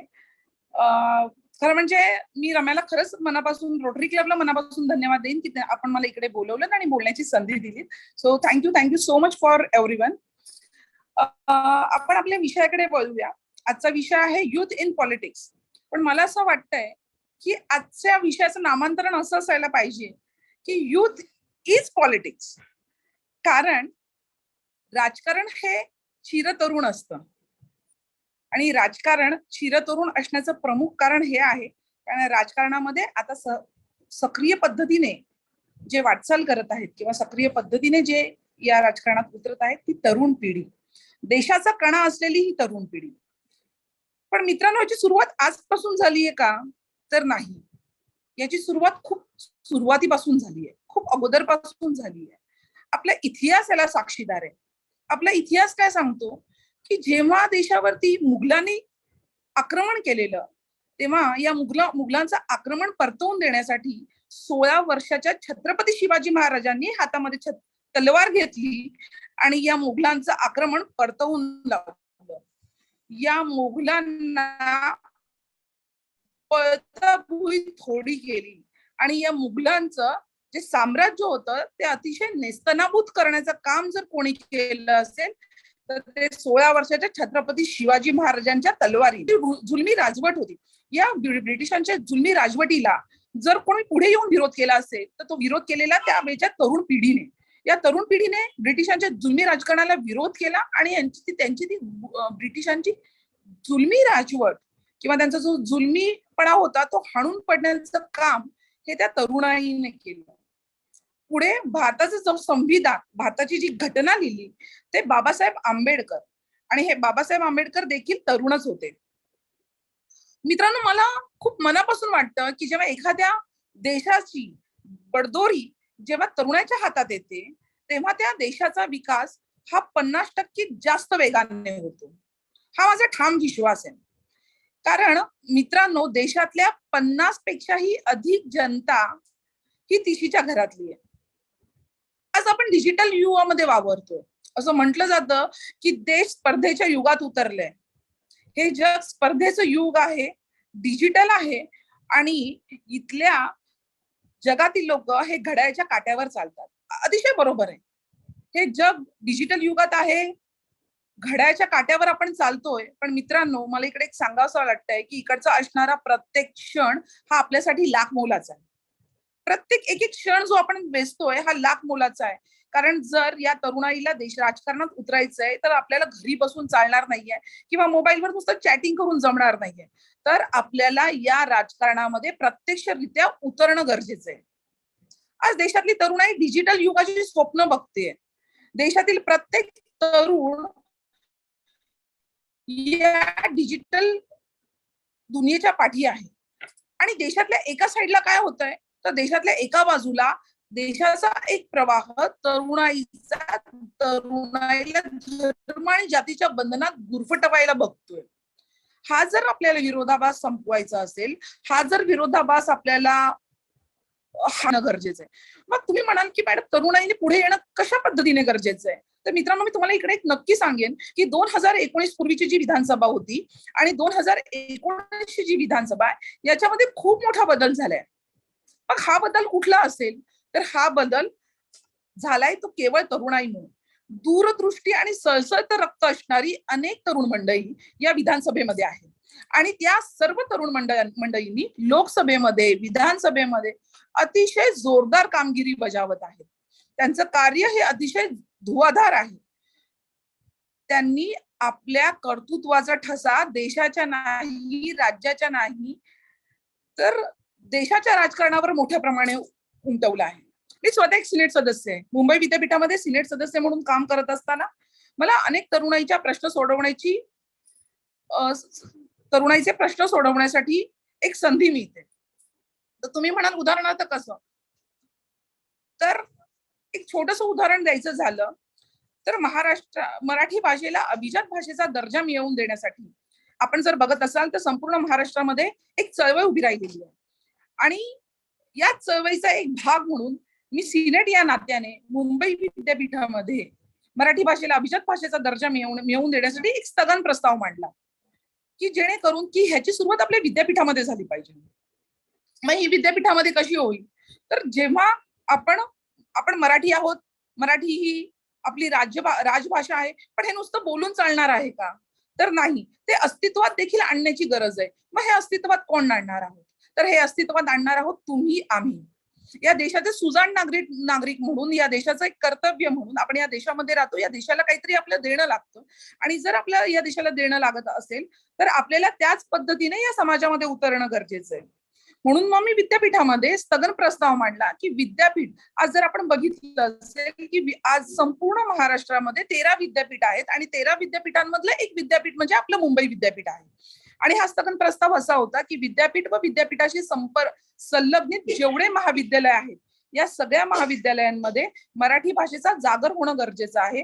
मराठी भाषेच्या पाट्या या संपूर्ण विद्यापीठ व विद्यापीठाशी संलग्नित जेवढे महाविद्यालय आहेत या महाविद्यालयाच्या पाट्या या मराठीत असणं गरजेचं आहे. त्याच पद्धतीने विद्यापीठाच्या माध्यमातून जे काही परिपत्रक निघतील, जी काही भित्तचित्रके असतील, जी काही परिपत्रके असतील, ही सगळी मराठीमध्ये निघणं गरजेचं आहे. आपण जर बघितलं की एखाद्या देशामध्ये आपण जर गेलो तर त्या देशाची जी भाषा असते त्या भाषेत बोललं जातं. मग मुंबईमध्ये सुरुवात करणं का गरजेचं आहे किंवा का करू नये असं मी आपल्याला सांगेन. आणि मग मला सांगायला खूप मोठा अभिमान वाटतोय की खरंच खूप अभिमान वाटतोय की माझ्या या स्थगन प्रस्तावाची दखल मुंबई विद्यापीठाने घेतली. मुंबई विद्यापीठाने त्याचं परिपत्रक काढलं आणि आज आपण जर बघत असाल की विद्यापीठामध्ये जवळजवळ 800 महाविद्यालय आहेत. मुंबई विद्यापीठाशी संलग्नित 800 महाविद्यालय आहेत आणि विद्यापीठाने परिपत्रक काढल्याच्या नंतर या 800 महाविद्यालयांनी निर्णय घेतला की जेवढी कॉलेजेस आहेत, जेवढे महाविद्यालय आहेत, या सगळ्या महाविद्यालयांच्या पाठ्या ज्या असतील या मराठी भाषेत असतील. या विद्यापीठाची जेवढी पत्रकं निघतील, जेवढी भित्तचित्रके असतील, ही सगळी मराठीमध्ये निघतील. मला वाटतं ही सुरुवात जेव्हा आपण म्हणतो आपल्यापासून करणं गरजेचं आहे. आणि या चळवळीची मी सुरुवात केली आणि तिकडे कुठेतरी यश मिळालं. मला वाटतं की आज एक सिनेट मेंबर म्हणून मी माझा वाटा या विद्यापीठाच्या माध्यमातून किंवा स्थगन प्रस्तावाच्या माध्यमातून विद्यार्थ्यांपर्यंत किंवा तरुणाईपर्यंत पोहोचवत आली आहे. आता जर कोणाचा नंबर असेल तर तो या तरुणाईचा आहे. तरुणाईंनी देखील पुढे येणं गरजेचं आहे. मित्रांनो, जर आपण राजकारण म्हटलं तर राजकारणाचा अर्थ असा होत नाही की नुसतं भ्रष्टाचार करणं आणि एकमेकांवरती कुरघोड्या करणं. याच्या पलीकडे देखील जाऊन राजकारण असतं. राजकारण बघण्याचा दृष्टिकोन आपण वेगळा चेंज केला पाहिजे. राजकारण म्हणजे समाजकारण म्हणून आपण या राजकारणामध्ये उतरलं पाहिजे. मला समाजकारण करायचंय. मगाशी ज्या माझ्या पूर्वीच्या वक्त्या म्हणाल्या त्या वक्त्यांनी आपल्याला सांगितलं की मला समाजकारणाचा आनंद मिळाला पाहिजे. जेव्हा आपल्याला या समाजकारणाचा आनंद मिळेल तेव्हाच आपण समजू आणि याच राजकारणातून आपण लोकांपर्यंत पोहोचू शकतो. जनतेच्या विविध समस्या देखील आपण सोडवण्याचा प्रयत्न करू शकतो. मग ग्रामसेवक असू देत, नगरसेवक म्हणून तुम्ही नागरी सुविधांचा दर्जा सुधारू शकतात, आमदार म्हणून तुम्ही राज्यासाठी कायदे बनवण्याच्या प्रक्रियेत सामील होऊ शकता, खासदार बनून तुम्ही देशाची पॉलिसी बनवू शकता किंवा देशासाठी जे कायदे बनवण्यामध्ये येतात त्या प्रक्रियेमध्ये आपण सामील होऊ शकतात. एक सर्वसामान्य कार्यकर्ता बनून अनेक समाजोपयोगी काम आपल्याला करता येऊ शकतात. आज जर आपल्या देशाला पुढे जायचं असेल किंवा आपल्या देशाला पुढे जाण्याकरता जर खरी गरज असेल तर ती तरुणाईची गरज आहे. मला असं वाटतं की आता सळसळती तरुण रक्ताची मुलं किंवा जी तरुणाई आहे ती देशाच्या राजकीय प्रवाहामध्ये उतरून स्वतः देश घडवेल. इतकंच सांगेन की आज समाजाला आपली गरज आहे. राजकारणाला एका वेगळ्या दृष्टिकोनातून बघण्याची या तरुणाईला गरज आहे. मी एक संदेश या कार्यक्रमाच्या माध्यमातून देऊ इच्छिते. सर्वप्रथम मी आपल्याला सांगेन की जर राजकारणाची दिशा बदलायची असेल राजकारणाला एक वेगळी ओळख निर्माण करून द्यायची असेल, या देशाला पुढे न्यायचं असेल, तर सर्वात प्रथम तरुणाईने राजकारणात उतरणं गरजेचं आहे. आणि ही सुरुवात आपल्यापासून झालेली आहे. आज आपण सगळेच उच्च शिक्षित तरुण आहोत आणि या तरुण असेल तर आपण पुढे आलं पाहिजे. आणि मी आपल्या सगळ्यांना सांगेन की आपण आपल्या जीवनाची सुरुवात ही राजकीय सुरुवात केली पाहिजे. या देशाचं राजकारण आजची तरुणाई या देशाचा कणा आहे आणि हा कणा आपल्याला उंचवायचा असेल, देशाला एका वेगळ्या स्तरावर घेऊन जायचं असेल तर तरुणाईला राजकारण असेल तर तरुणाईला या राजकारणामध्ये येण्याशिवाय पर्याय नाही. मला वाटतं मी इतकंच बोलून आजचा विषय संपवते. मी पुन्हा एकदा रोटरी क्लबचे आणि ज्यांनी मला या कार्यक्रमामध्ये इन्व्हाइट केलं या सगळ्याच लोकांचे मी आभार मानते आणि इकडेच थांबते. नमस्कार.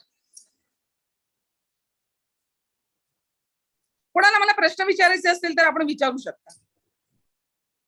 धन्यवाद. आपल्याला जर प्रश्न विचारायचे असतील तर विचारू शकता. हो. आपण एवढ्या वेळापासून मुंबई युनिव्हर्सिटीमध्ये सेनेटर राहिले आहात.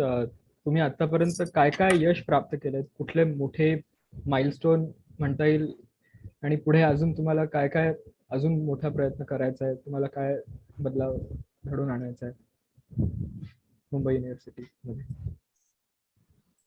सर्वप्रथम मुंबई सिनेट सदस्य म्हणून काम करत असताना मला आपल्याला सांगायला खूप आनंद वाटेल की महाराष्ट्र सार्वजनिक विद्यापीठ अधिनियम 2016 त्याच्यामध्ये ह्याचा जो कायदा आहे तो कायदा दुरुस्तीच्या महाराष्ट्र शासनाच्या कमिटीमध्ये मी स्वतः होती. माझ्यासोबत अनेक विद्यापीठांचे वेगवेगळे कुलगुरू होते. यांच्यासोबत काम करण्याची संधी मला मिळाली. आणि सर्वात महत्वाचं म्हणजे सांगेन मी की आतापर्यंत जो आपला जो कायदा लिहून ठेवलेला आहे या कायद्यामध्ये काही बघा वेळेनुसार चेंजेस करणं खूप गरजेचं असतं किंवा वेळेनुसार बदल होणं गरजेचं असतं आणि बदल हा निसर्गाचा नियम आहे. तर त्याच अनुषंगाने विद्यार्थ्यांना केंद्रबिंदू मानून या कायद्यामध्ये आम्ही अनेक बदल केलेले आहेत. लवकरच ते विधेयक पास देखील झालेलं आहे. राज्यपालांची सही त्याच्यावर होणं फक्त बाकी आहे. आणि जेव्हा हा जो कायदा आहे किंवा जे विधायक आपल्या समोर येईल तर त्या विधायकाच्या माध्यमातून आपल्याला कळेल की आम्ही विद्यार्थ्यांना केंद्रशासित मानून किंवा विद्यार्थ्यांना केंद्रबिंदू मानून आम्ही त्यांच्या खूप महत्वपूर्ण असे बदल केलेले आहेत. दुसरी महत्वाची गोष्ट जसं मी तुम्हाला सांगितलं की मुंबई विद्यापीठामध्ये जे काम करत असताना अनेक विद्यार्थी, अनेक शिक्षक, अनेक पालक आमच्या संपर्कात येतात. विद्यापीठामध्ये ज्या काही अनेक गोष्टी आहेत की ज्याच्यामध्ये आम्ही त्यांना मदत करू शकतो त्या पुढे येऊन आम्ही मदत करतो. उदाहरणार्थ मुंबई विद्यापीठामध्ये ट्रान्सक्रिप्ट म्हणा ही आम्ही ऑनलाईन केली गेली. अनेक विद्यार्थ्यांना बाहेरगावी जावं लागायचं आणि त्यांच्यासाठी ट्रान्सक्रिप्ट खूप गरजेची असायची आणि मग हे ट्रान्सक्रिप्टची प्रक्रिया खूप महिने रखडायची आणि मग त्यांना जाण्यापासून खूप वेळ व्हायचा. आणि मग ह्यासाठीच आम्ही ट्रान्सक्रिप्टची जी प्रक्रिया आहे ती ऑनलाईन करून घेतली. आपले जे पर्यावरण व पर्यटन मंत्री आहेत श्री आदित्य ठाकरे साहेब, त्यांनी याचं ऑनलाईन उद्घाटन केलं आणि तेव्हापासून ट्रान्सक्रिप्ट ही ऑनलाईन झालेली आहे. त्यामुळे विद्यार्थ्यांना महिने थांबावं लागत नाही. अगदी खूप 15 ते 20 दिवसांच्या कालावधीमध्ये त्यांना ही ऑनलाईन द्वारे ट्रान्सक्रिप्ट मिळते.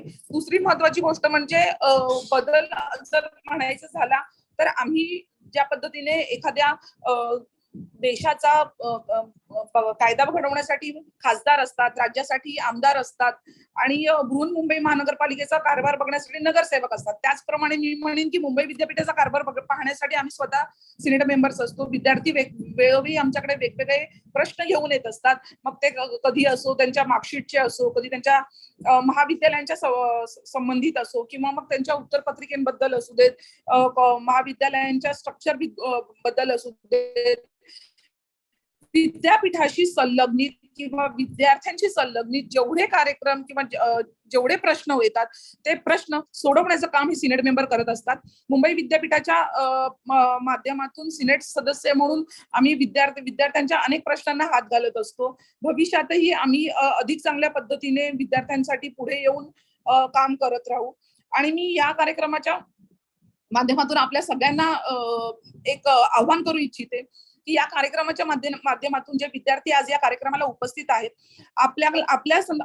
आपल्याशी किंवा आपण ज्या विद्यापीठामध्ये शिकतात त्या विद्यापीठामध्ये देखील आपल्याला जर काही अडचणी असतील, महाविद्यालयात काही अडचणी असतील, तर आपण कधीही आमच्याशी संपर्क साधू शकतात. मी या कार्यक्रमामध्ये शेवटी माझा मोबाईल नंबर देईन, माझा संपर्क ध्वनी देईन, ध्वनी क्रमांक देईन आणि या माध्यमातून आपण माझ्याशी कधी संपर्क साधू शकतात. आपल्या महाविद्यालयाच्या बाबतीत काही अडचणी असतील, विद्यापीठाच्या संदर्भात काही अडचणी असतील, तर आपण मला कधीही संपर्क करू शकता. धन्यवाद. मुंबई युनिव्हर्सिटीचा छात्र असल्याच्या रिप्रेझेंटेटिव्ह म्हणून तुम्हाला एकदा मी थँक्यू म्हणतो स्वतःहून. For people who did not understand what she had to convey, she has mentioned that there are many changes which she has brought in the University of Mumbai for the betterment of the students, one of which is a very important aspect, which was the transcripts which were made available online for the students, which used to take a lot of time. Now now it is online. Also, she has mentioned that there are going to be, if they have any issues, if not from the immediate university, or if they are from other universities, they can still contact Sheetal Pai. And at the end of the webinar, she's going to give her contact details, and that would be helpful for all the मी अजून एक point सांगू इच्छिते. Yes, हो, नक्की. हो, please. मी अजून एक आपल्याला सांगू इच्छिते की मी मगासपासून म्हणते की तरुणाईने या राजकारणामध्ये उतरणं गरजेचं आहे, तरुणांनी उतरणं या गरजेचं आहे. मग अशी रम्याजींनी देखील माझं इंट्रोडक्शन करून देताना सांगितलं की मी ताईंना जवळून काम करताना बघितलंय. मला असं वाटतं की या तरुणाईमध्ये युवतींनी देखील त्याच पद्धतीने राजकारणामध्ये सक्रिय सहभाग घेणं गरजेचं आहे. आज मी माझं छोटंसं उदाहरण देईन. मी एक 15 वर्षापूर्वी राजकारणाशी जोडली गेली. बाळासाहेबांचे विचारांशी प्रेरित होऊन मी संघटनेशी जोडली गेली. आणि आज जर आपण बघत असाल तर मी आज संपूर्ण महाराष्ट्राचे दौरे करते. आणि या महाराष्ट्राचे दौरे करत असताना युवतींना मी ज्या पॉलिटिकल पार्टीशी कनेक्टेड आहे त्या पॉलिटिकल पार्टी सोबत जोडण्याचा प्रयत्न अनेक युवतींची करत असते. उदाहरणार्थ मी आज जर आपण जाऊन बघितलं तर माझ्या फेसबुकवर बघा किंवा माझ्या सोशल मीडियावर बघा, माझे अनेक दौऱ्याचे कार्यक्रम असतात. मी भंडारा, गोंदिया, गडचिरोली, चंद्रपूर, नाशिक, जळगाव, नंदुरबार, धुळे, KDMC, मुंबईमध्ये म्हणाल तर मी दहिसर टू बँड्रा काम करते. आणि मला सांगायला खूप आनंद वाटेल की आज खरोखर आज आपल्याकडे अनेक शिक्षित, उच्च शिक्षित आणि तरुण युवती राजकारणाशी जोडण्याचा प्रयत्न करतायत. आपले विचार आणि किंवा आपली जी काही मतं आहेत किंवा मला एक समाजकारण करायचंय, मला पुढे यायचंय, मला या समाजाशी मी काहीतरी देणं लागतं आणि हे देणं मला परतफेड करायची असेल तर मला या राजकारणामध्ये सक्रिय पद्धतीने उतरून समाजकारण गरजेचं आहे. ही मानसिकता आजकाल युवतींमध्ये डेव्हलप होऊ लागली असं मला म्हणायला हरकत नाही. त्या माध्यमातून अनेक युवती पुढे येत आहेत, आमच्याशी जोडल्या जात आहेत. मी अनेक युवतींना देखील आव्हान करेन की तुम्ही देखील राजकारणामध्ये सक्रिय सहभाग घ्या. या राजकारणाला, या देशाला तुमची गरज आहे. युवती म्हणून आपल्या कर्तृत्वाचा ठसा जर आपल्याला या देशावरती किंवा या राजकारणामध्ये उमटवायचा असेल किंवा लोकांपर्यंत जर पोहोचायचं असेल तर राजकारणासारखं मोठं क्षेत्र नाही. तेव्हा या शिका, संघटित व्हा आणि या देशाला पुढच्या स्तरावर घेऊन जा. धन्यवाद.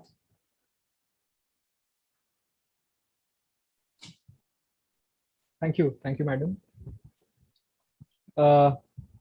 We now have our DRR, Rotarian Rotaractor, Rahesh Dhoni with us. Hello, Rahesh. We have had 2 speakers till now, and there are a few more to go. What would you like to speak, if you have anything to say about this youth in politics? What are your opinions? And this is a special women's edition. We would like to hear your opinion. Thank you, Nandan. So to be honest, it's been an absolute pleasure to hear Divya and Sheetal ma'am just have say their points and talk about what they have been doing. I just want to emphasize that it's a brilliant step by the Rotary Club of Navi Mumbai Industrial Area, and being a proud member also from the same club, that they have created this opportunity and using this platform to create a dialogue uh, where women are coming forward, especially those who have created their mark or are creating their mark within the fabric of the Indian political system. I think it's brilliant to see this narrative being created over here, and it's something that really needs to be spoken about. I mean, I think as youngsters, as youth, we kind of get a little politically aligned only because of our parents probably mimicking or mirroring their kind of political alignment. But I really think it's a dialogue that needs to happen. It's a conversation that, as the world's largest youth population, we really need to be talking about the kind of change that we want to see. Um, my year this year as the DRR was the change maker year, and I think change is the world's only constant. It's one thing that keeps us evolving. It's one thing that, from the reason why from cavemen we have become the most successful or evolved species in this world. It's because we accepted change, and I think the same thing happens on a political fragment as well. And I think you know I really believe that youth need to step up, have an opinion in politics, need to involve themselves in politics, like these beautiful women, youngsters who are getting into politics. This needs to happen. We need to be the policy changers. If and this is not targeted to anyone, but I'm just saying, looking at the system, how our country has functioned. I'm not having a political alignment over here, but I'm just saying, when people from the past take power in the present and curtail to decision making and policies based on their experience in the past, which affects the future, is where we are going wrong. I think a standing example is New Zealand, right? New Zealand as a country, we also how they handled the pandemic. The head of state for New Zealand happens to be 2 years older to me, and she is running a country. They did brilliantly in the pandemic, the way they controlled and they ensured that the country was safe. It goes to show that when youth are in power, they talk about issues of today. When 70-year-olds and 80-year-olds are making decisions for 20-year-olds, I think that's where the gap lies. And I think that's why we as the youth need to step up, create dialogue, not be ashamed of having an opinion, and also be open to discuss. The lines and the boundaries between parties at this point of time is so agenda and propaganda driven that people have taken it personally. The idea is, as the beauty of this democracy is that each one of us are entitled to our opinion, and each of us can have a opinion or a stand that probably has the best points of 5 different political parties. It doesn't matter. You are entitled to it, and you don't need to align yourself with only one agenda and one propaganda, and because the head of that party says it, then blindly I need to follow it. I think that's what's important, and that's the kind of conversations that we need to create. Absolute pleasure, Nandan, to be over here. And by the way, Nandan, you're doing a brilliant job hosting this event. I love the way that you're trying to, balance the narration and the translation. Thank you so much for doing that. Thank you so much for having me. Always a pleasure to be at my home club.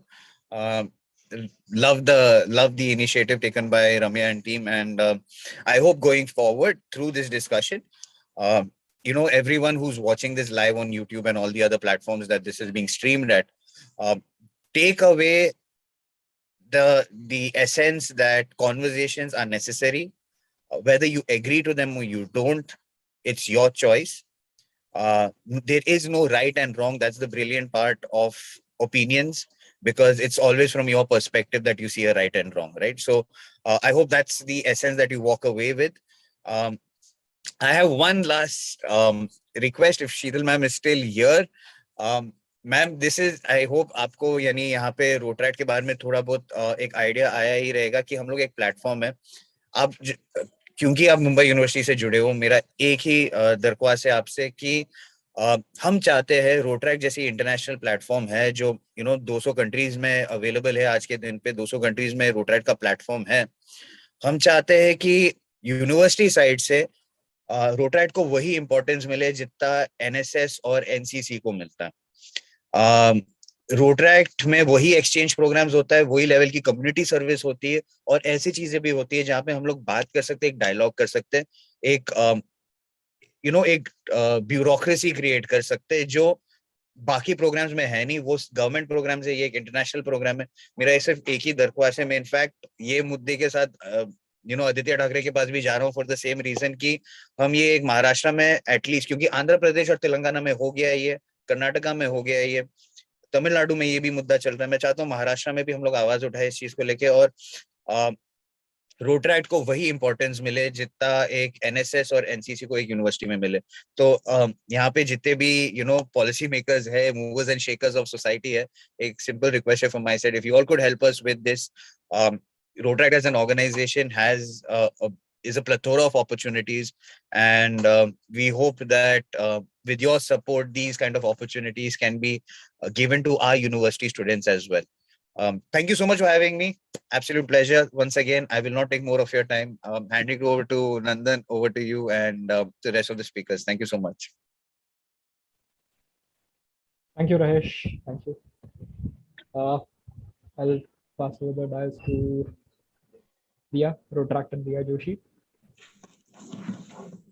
So now we would like to call upon Srimati Advocate Minimal VK. She's a practicing advocate. She's a district president of Mahila Congress Committee, Ernakulam. She has a master's degree in commerce from Kerala University, Trivandrum.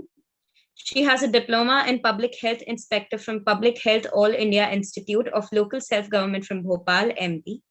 She has an LLB degree from Government Law College, Ernakulam. We invite her to come forward on the dais and talk on the challenges faced by the women in politics.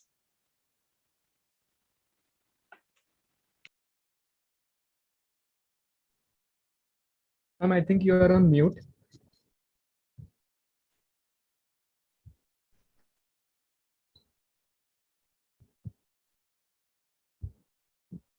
No, ma'am, you are not audible yet. Ma'am, you're still on mute.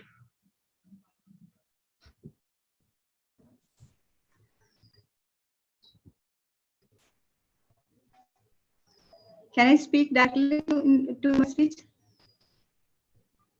Hello, can you hear? Yes, ma'am, we can hear you. Yes. Good evening, dear all.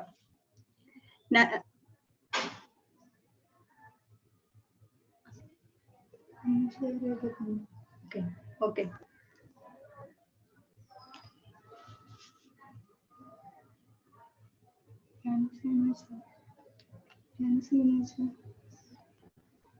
Can you see my slide? Yes, ma'am, we can see you and hear you clearly. Okay.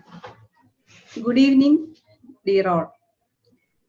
Thank you so much for the Rotrack Club of Mumbai for inviting me to this very important discourse. Friends, cities are crucial to India's socio-economic future. As a councillor, I must say that as a representative of the city government, it is my responsibility to play a leadership role in accelerating a collective action in our city and the communities to combat the challenges, finding solutions, and look ahead to find preventive measures rather than curse of possible problem scenarios. Women have held various constitutional posts from the speakers of the houses to chief ministers, union ministers, and even prime ministerial and presidential post.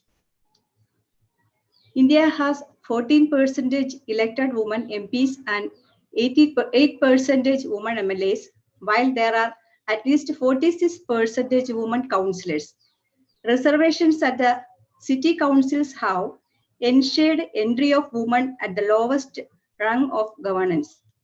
Janagraha study shows that Women are now a significant leadership force in India's cities, with 44% of cities being led by women mayors.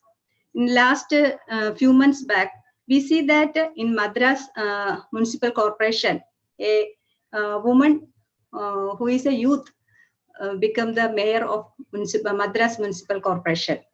That is very pleasure to us. With over 40% female MPs, the 17th Lok Sabha have the highest number of women candidates since 1952. In 16th Lok Sabha, 64 women had won, while 52 women were elected to the 15th Lok Sabha. Many states have granted 50% reservations for women candidates in elections of local self-government. For example, local self-governments and in state elections, the step is ahead. For example, in the last UP election, we can see many political parties give 50%, up to 50% reservation seats are reserved for women candidates.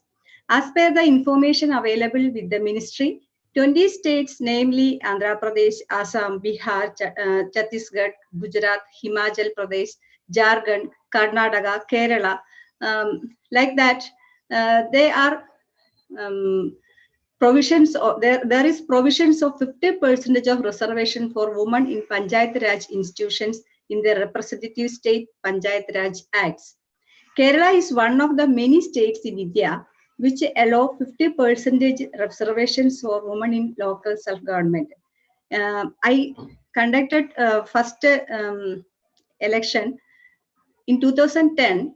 That was a reservation, woman reservation seat, and I won first time from a reservation seat. Despite the steady progress, women still faces challenges in politics. Today, I speak with that challenges of women facing in politics, Indian politics.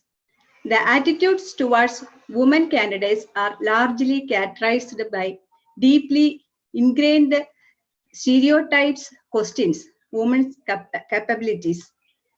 They still continue to face structural, socio-economic, institutional, and cultural barriers. In many places, women are still being capable of taking on responsibility in what are perceived as male-oriented areas, such as finance, energy, economic development, climate change, foreign affairs, defense, trade and infrastructure. Women position in electoral politics and governance stays far below representative levels. The phenomenon of using women as proxies where they have no real power is prevalent. Women councillors participate in the development process. In my experience, women councillors doing very well in the routine duties as a councillor. As we know that women have many roles in their day-to-day life, but they handle all these changes very nicely when they took charges, when they took the charge as a councillor. Reservations have definitely made women more visible. The process of their gradual political integration has begun. Women's decision-making role and performance do vary across the cities, illustrating that the reservation do not automatically lead to their enhanced participation in decision-making for developmental activities. However, there are several factors responsible for the poor representation of women in political network. The main factors, I feel that financial strains and unavailability of resources, etc. Compared with rural areas, cities are far better, where educated women are coming more in political field. But we should increase the number of women in the number, by number.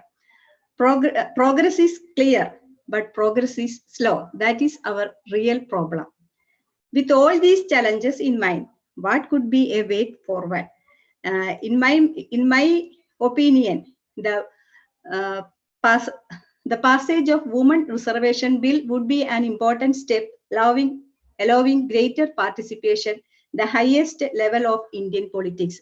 We can see that more women are come in politics because the reservation they get in Panchayat Raj Act. 73rd and 74th Amendment of Constitution, it is very helpful to the women political leaders who came to help society, and more women are working with the society, helping peoples, doing more in society level, in base level politics. That is very interesting, and that must be appreciated. I am concluding saying that we may encounter many defeats, but we must not be defeated. Thank you. It was great to have you, ma'am. It was really insightful to know the point. The best part was the progress is real, but the progress is slow. So if you allow me to ask you a few questions, could I proceed with it? Yes. Yes, ma'am. So the first question is, we have seen your projects. We went through the projects and the great works that you have been doing for the society.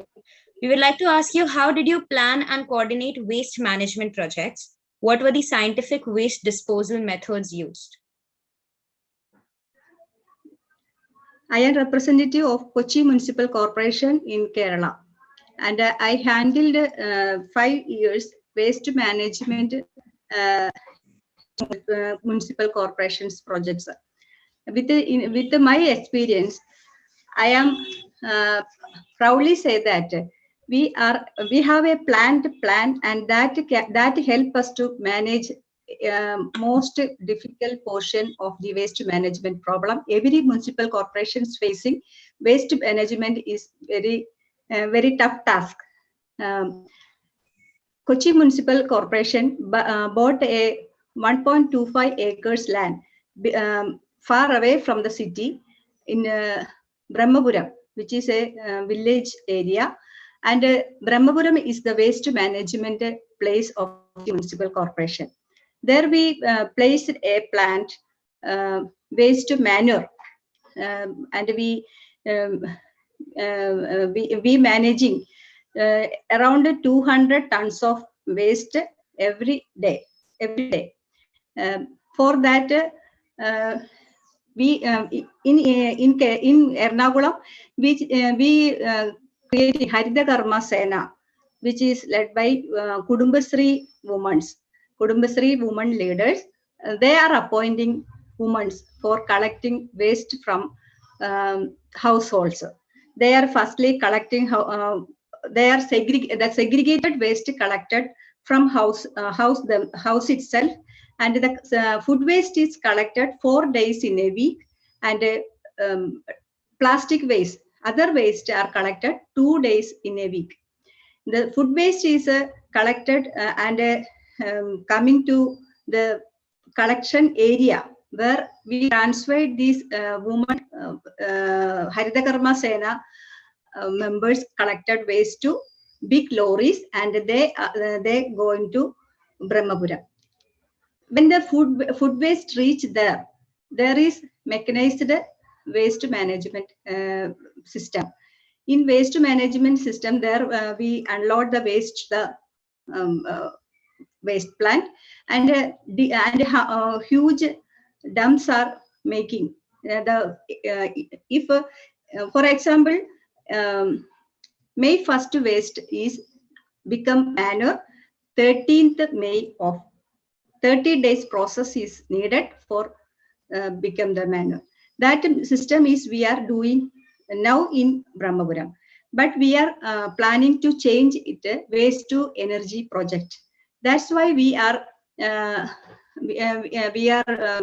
signed agreement with the Sonta Infratech a company, that they are starting their work by next year.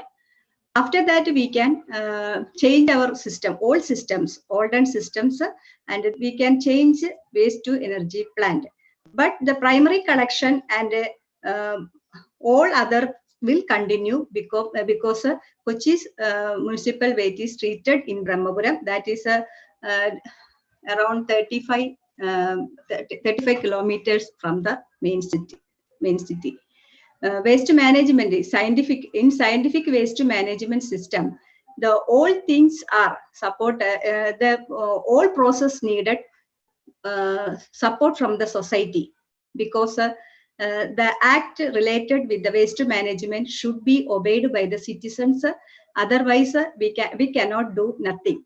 In Kochi, we primarily give a very much study, very much seminars, doing various seminars, and we created residential groups and teach how we can manage this waste, how segregate the waste. This must be taken a long time.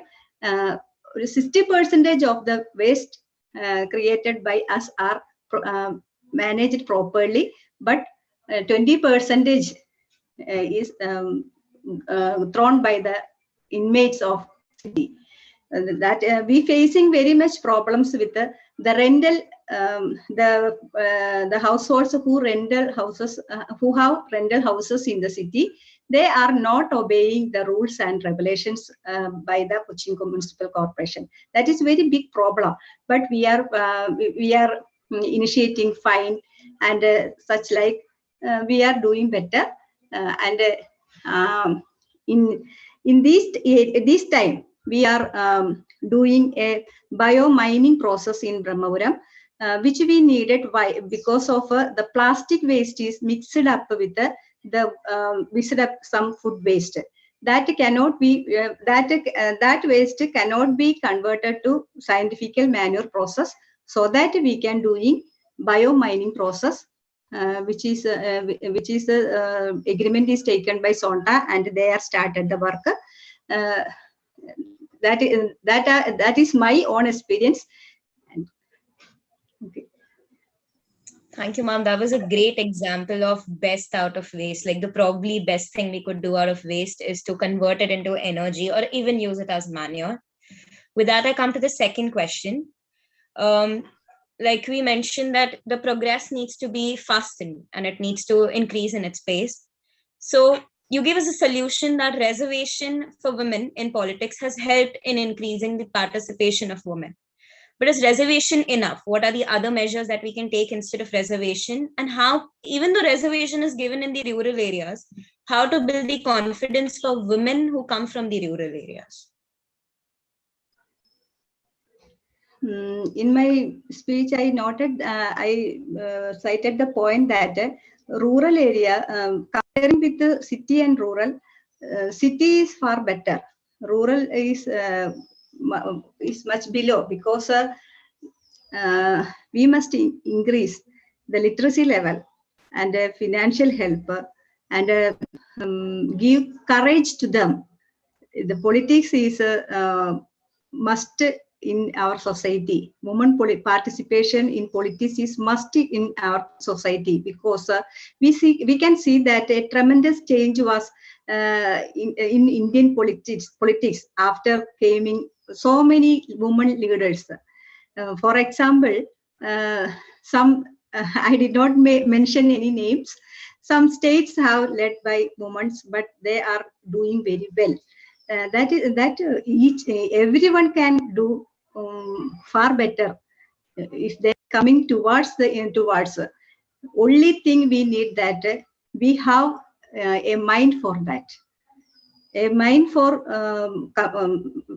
for social work is very very crucial factor in a woman in politics level. And the other in rural areas, family support is very needed.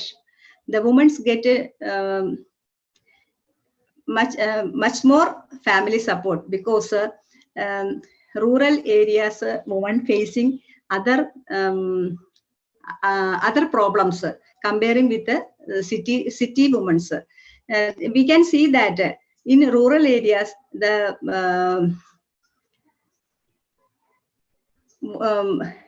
the political support given by the co-workers is less, very less. We can see that. But in cities, co-workers are very helpful to us, because they will accompany with us for the study, and we can share everything with our friends. But in rural area, some restrictions are in the society, because women must up to that level. A barrier level is in rural area. That barrier must be declined by us. Okay. It was great having you, ma'am. With that, we would like to come to our next speaker, Srimati Vaishali Panchalji. So she's a founder and chairperson for We Bharati Foundation Charitable Trust, Bangalore. She's an active member for Namo Bharati Elections Campaigning, BJP Bangalore. She has been a social volunteer, activist for more than 15 years with several organizations in driving various awareness programs for women welfare, skill development, child development, and senior citizens. She's a member of Akhil Vikas Gram Parishad, active Mahila Swayam Sevak of RSS, member of CSC and VLE South Bangalore, and she's also associated with the Pradhan Mantri Yojana schemes with BJP for all the rural development projects. We welcome you, ma'am. Thank you, Riya-ji. Thank you very much. First of all, a very good evening. Happy Mother's Day to all the ladies who are the greatest support to the mankind. I would like to, first of all, thank all the speaker delegates, dear Rotarians, and of course, the change makers of Mumbai. A big thank you for this wonderful platform. Of course, Riya-ji gave my introduction, but I would like to give a quick summary about myself. Though being a woman corporate professional, I would like to speak on this topic that woman professional can also be into politics. I'm sure that we have seen many of our leaders who are driving such a great force in our central government, right? In my 20 years of experience, I have dedicated my service with passion to the improvement of our society of India. From conducting awareness programs or conceptualizing strategies for election campaigns or driving worldwide social media campaigns, crafting creative workshops for the digital marketing campaigns or the programs for any elections or any small activities, you know, in the areas of art, culture, sports, or forums, organizing events. So these have been my favorite pastime, of course, during my weekends or whenever I have time from my regular 10 hours job, right? Now, I would like to say that our nation, Bharat, which is known as Mata, Bharat Mata, which brings a great motivation to do something for our mother nation. I, Vaishali Panchal from South Bangalore here today, would like to give some light to the youth of politics, or I must say the new modified India needs the modified generation who can do wonders for our society, right? My inspiration is Sushma Swaraj.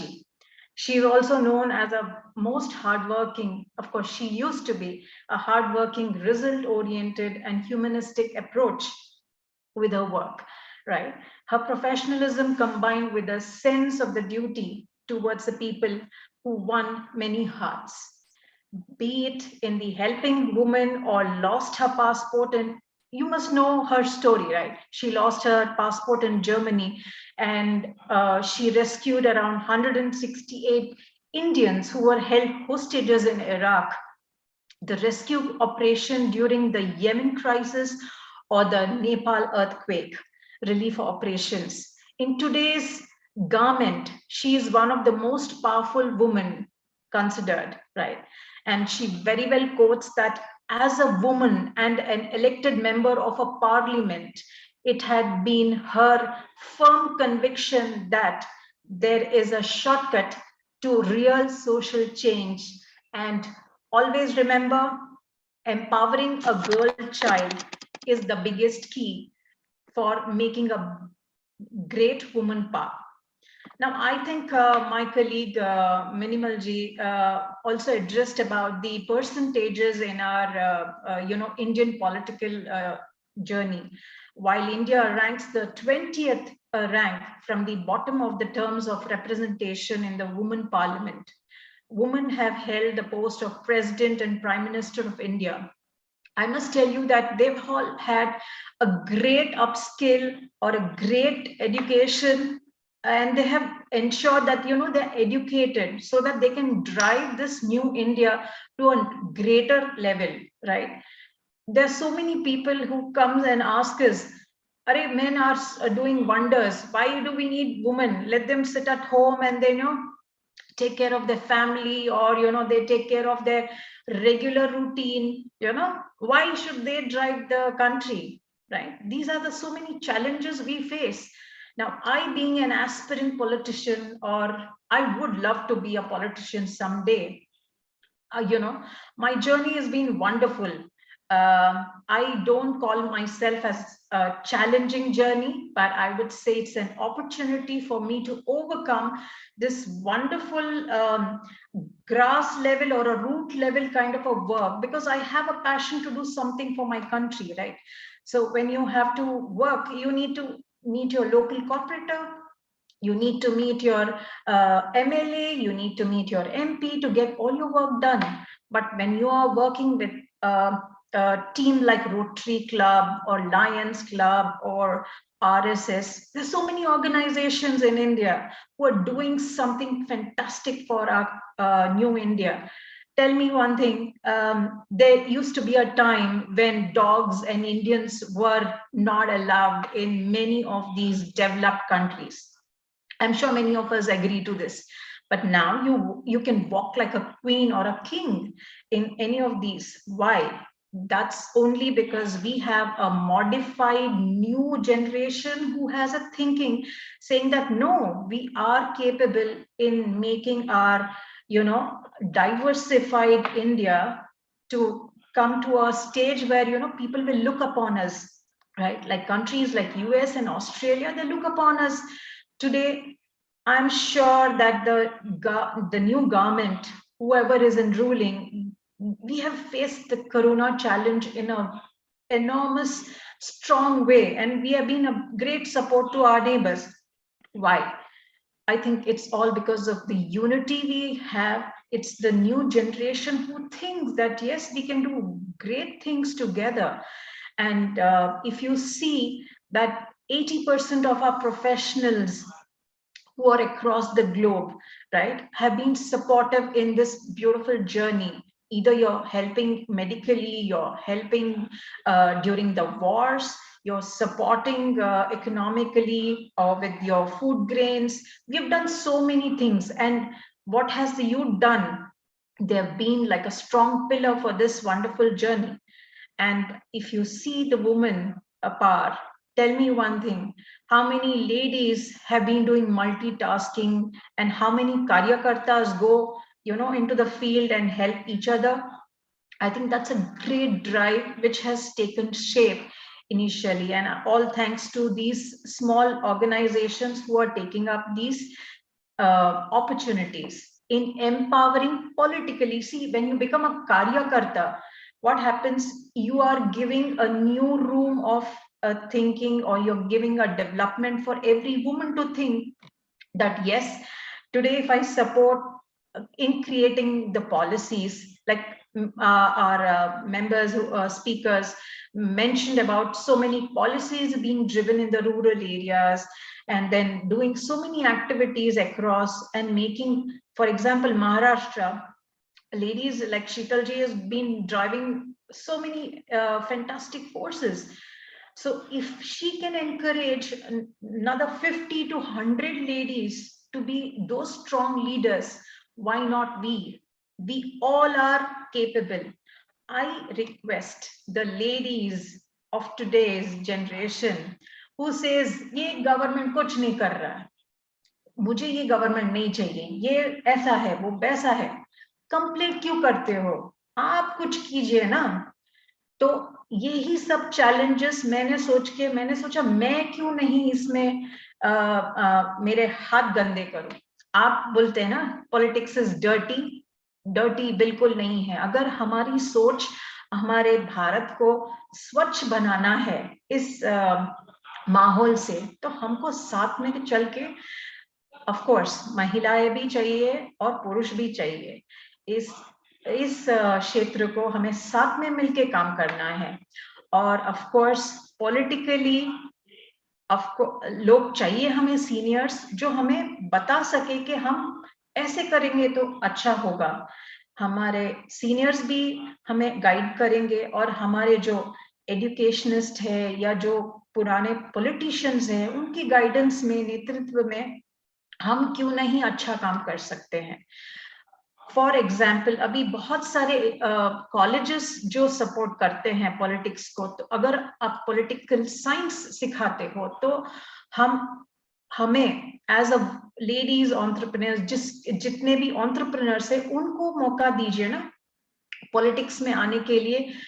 देश बहुत बड़ा है, states बहुत सारे हैं, और एक ही इंसान प्राइम मिनिस्टर भारत नहीं चला सकता। हमें बहुत सारे ऐसे गवर्नेंस बॉडीज चाहिए, टीम्स चाहिए, बहुत सारे डिपार्टमेंट्स में हमें चाहिए।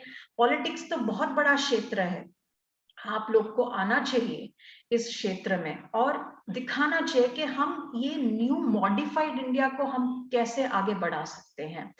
तो ये मेरा एस्पिरेशन है और ये मेरी सोच है कि हर औरत को ऑफ कोर्स घर पे भी काम करना चाहिए।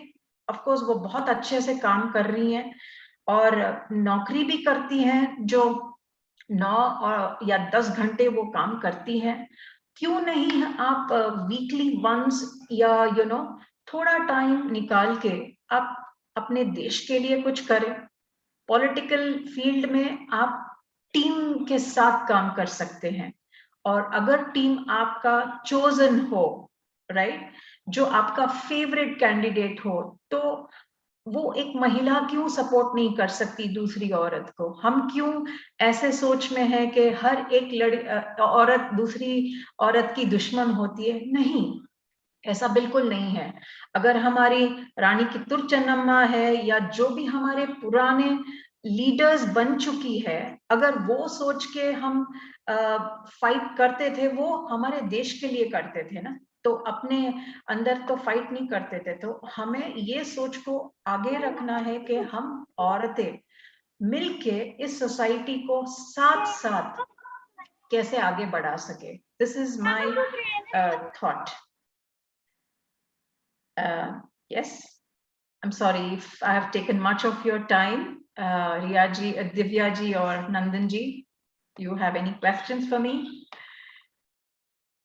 Sorry, I went with the flow. I didn't realize my time. That was very, very inspiring. And being a woman, I can absolutely relate to it. And I've always aspired to go into politics, but the parental pressure that seeks in. But good to see someone who's supporting and saying that you must go. With that, I have a few questions with you. If you permit me, I could go forward. Yes, ma'am. So the first thing is, you said that instead of complaining and sitting at home, we should take a step and get into it and bring a change. So what was that strike or that thought or that action that probably led you to bring a change and brought you over here?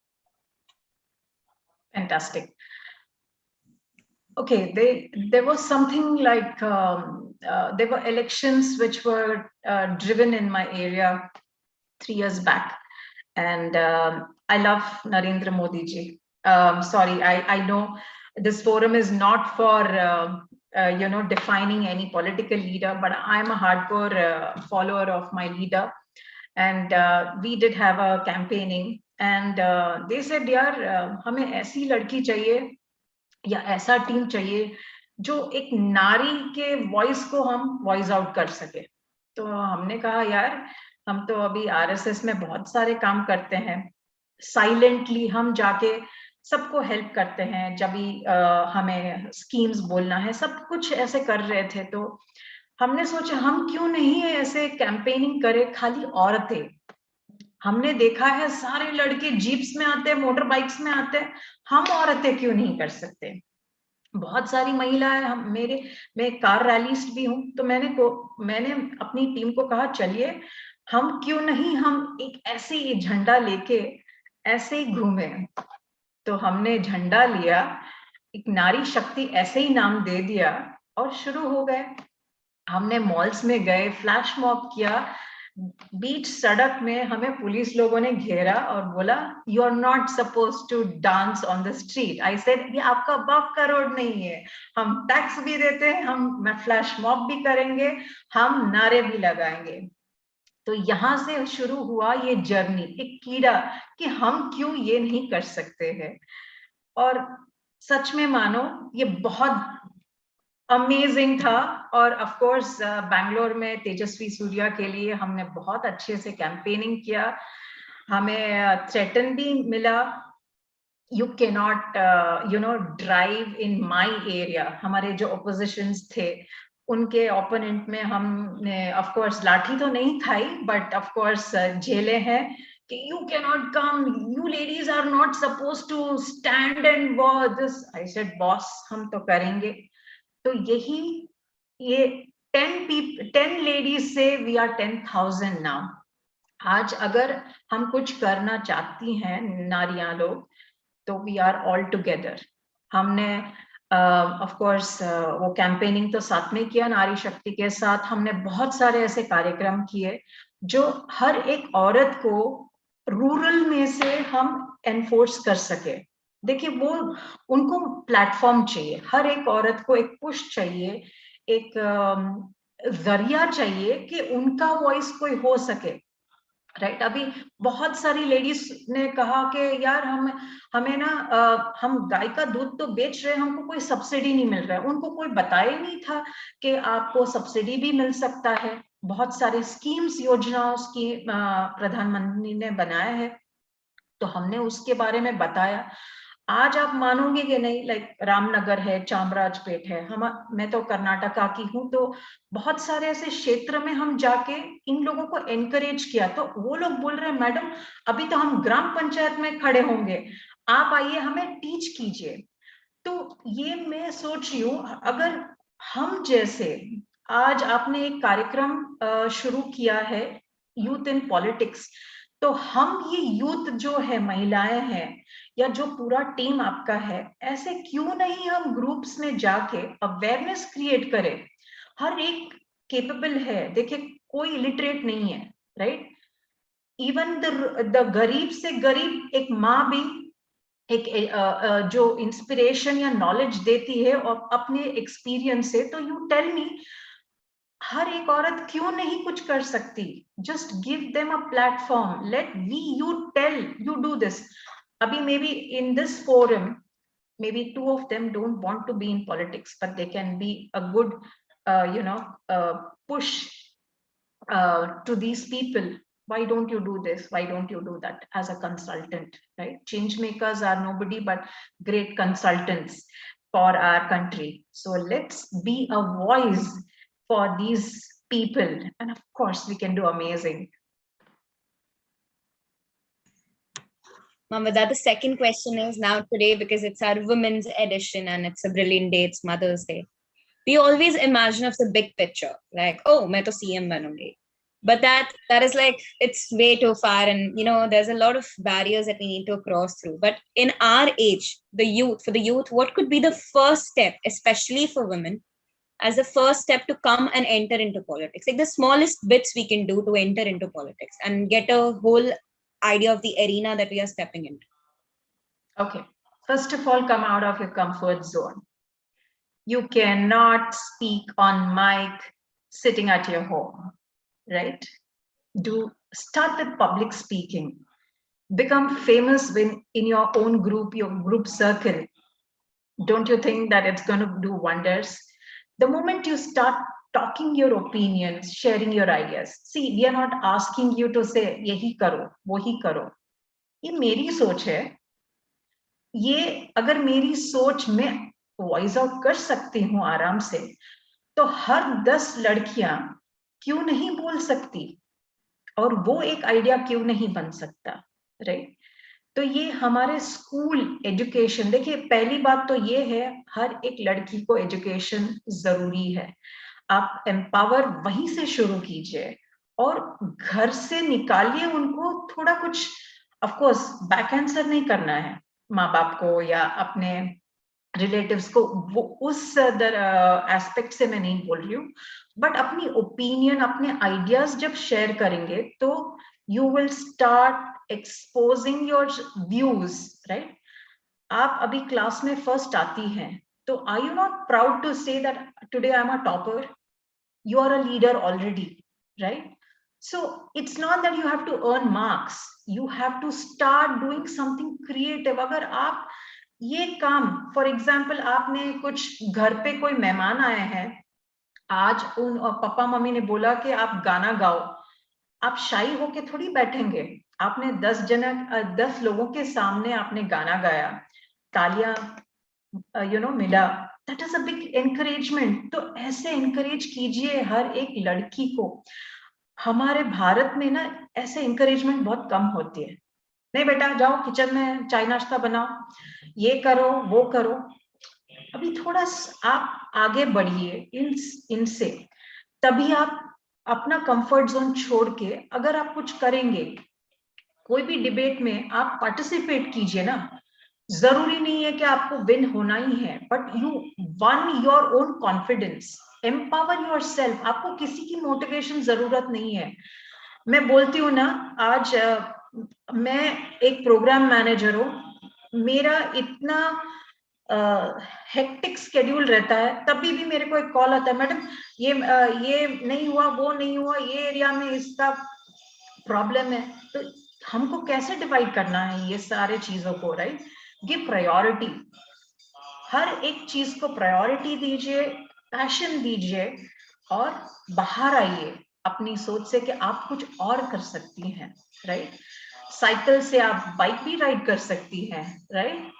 फेटा लेके, I am so inspired by that dhol, what you do in Ganpati, right? A woman lady comes with a drum rolling, and there's so many things you can do.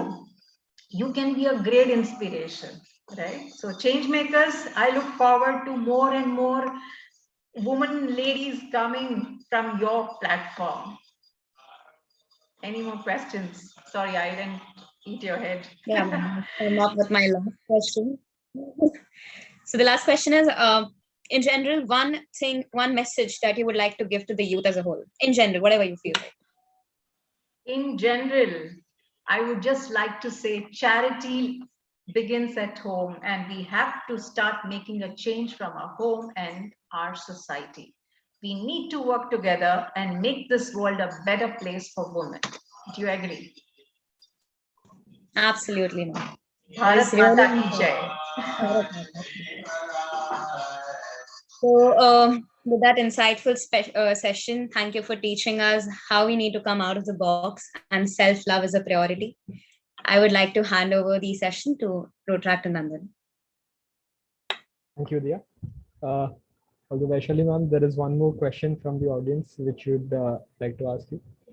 The question is, how, as a working professional, as a young female working professional, how do you manage all these tasks which were introduced, which were put in the introduction?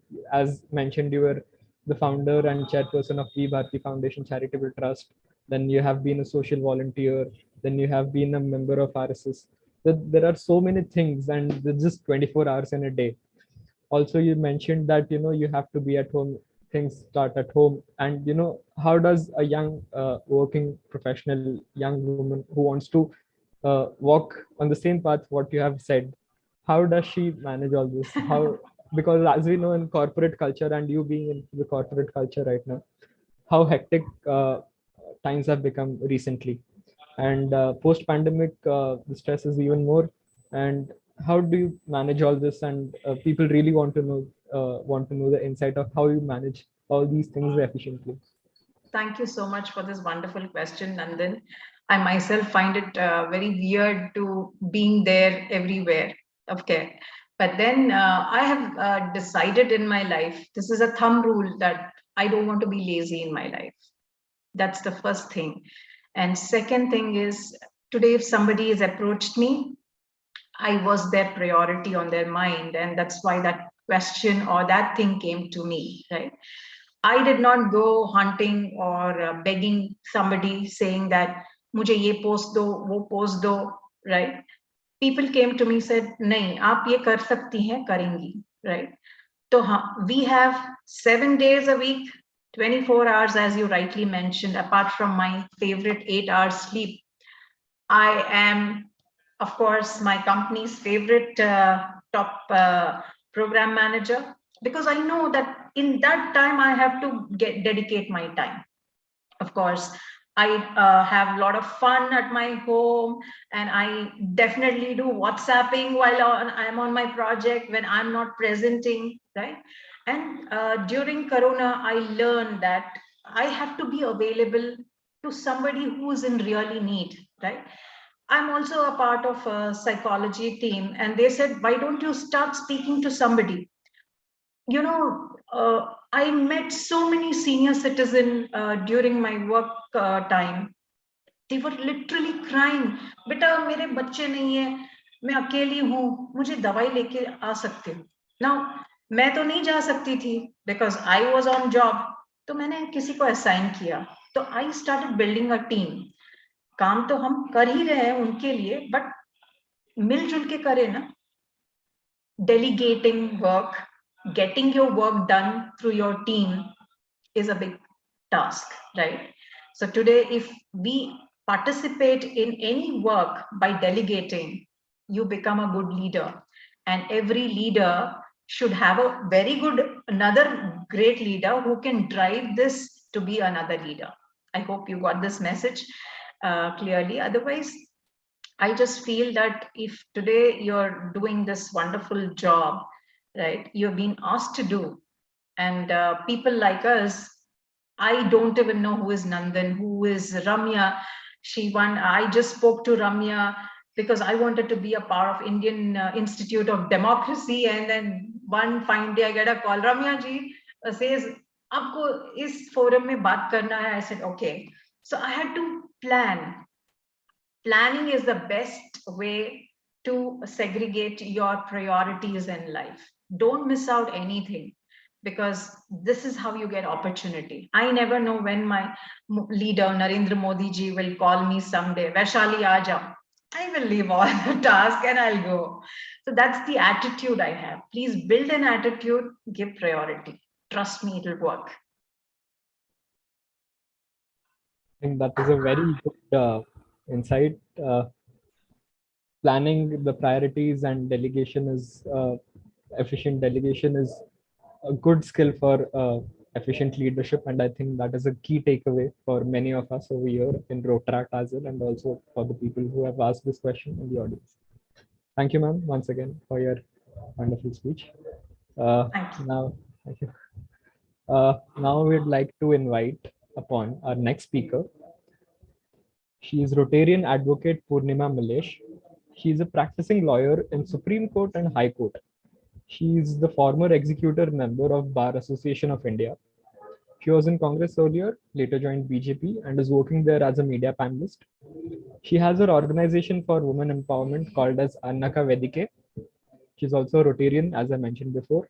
She is an environmentalist and is also a district member in charge of groundwater development. Over to you, Purnima ma'am. Hello. Hello. Hello. Yes, yes. Yeah, can you hear me? Yeah. Yes, yes. Yeah. I'm traveling actually. And, hello.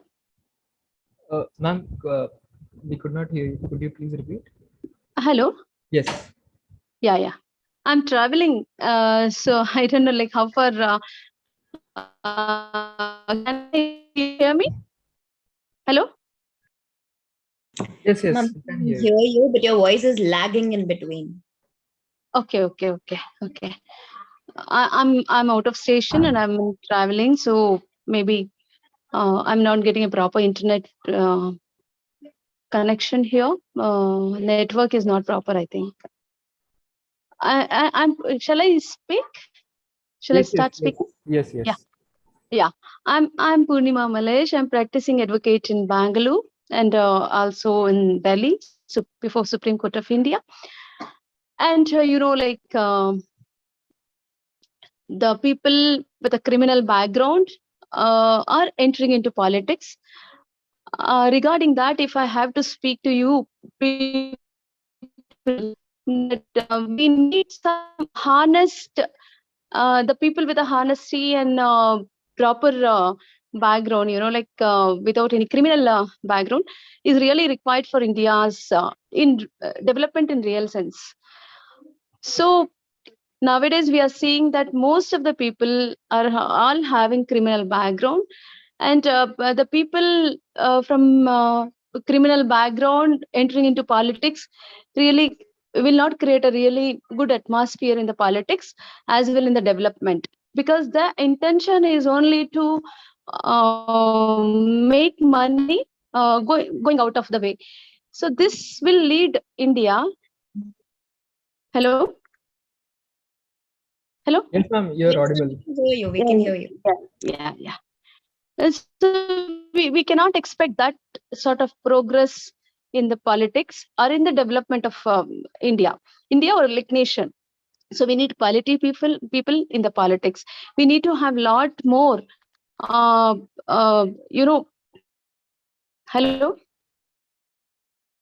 Yes, ma'am, please continue. We can hear you clearly.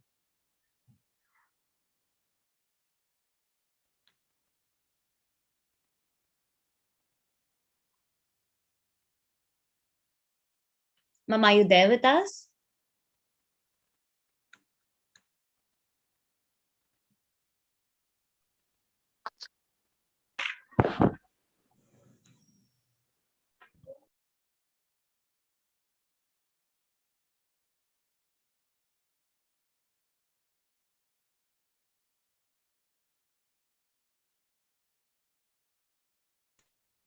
Purnima, ma'am, are you there with us?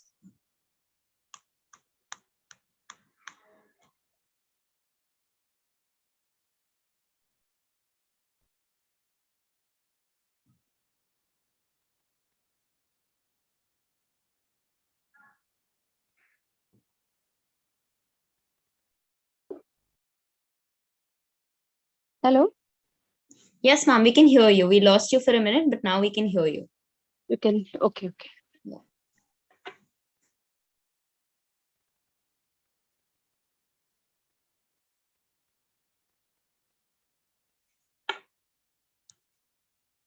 Ma'am, are you willing to speak forward?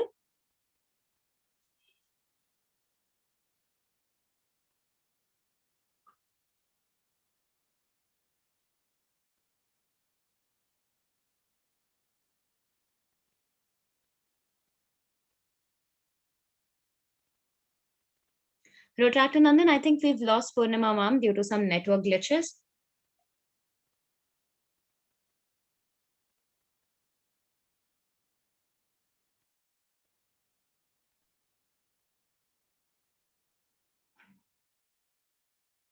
I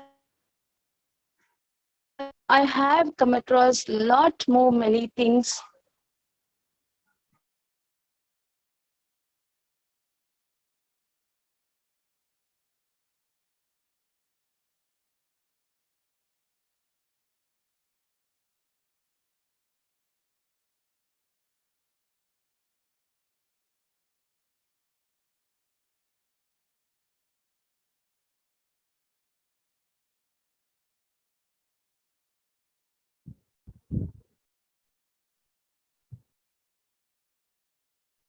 Hello, ma'am. I think you're not audible. I think the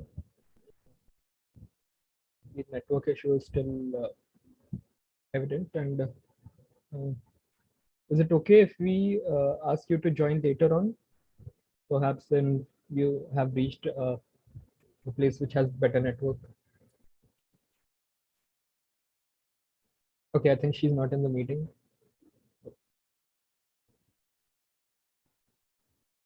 Okay. In the meanwhile, we'll have to make a small change. We'll have to ask Ms. Anne Sebastian who is also one of the speakers, and she has joined this meeting, and I'd like to hand over to Rotarian Diya Joshi.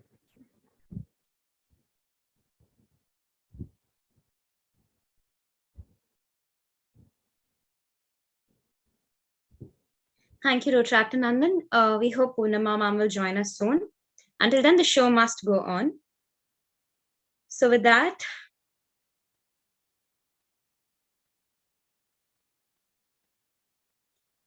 our next speaker is Anne Sebastian.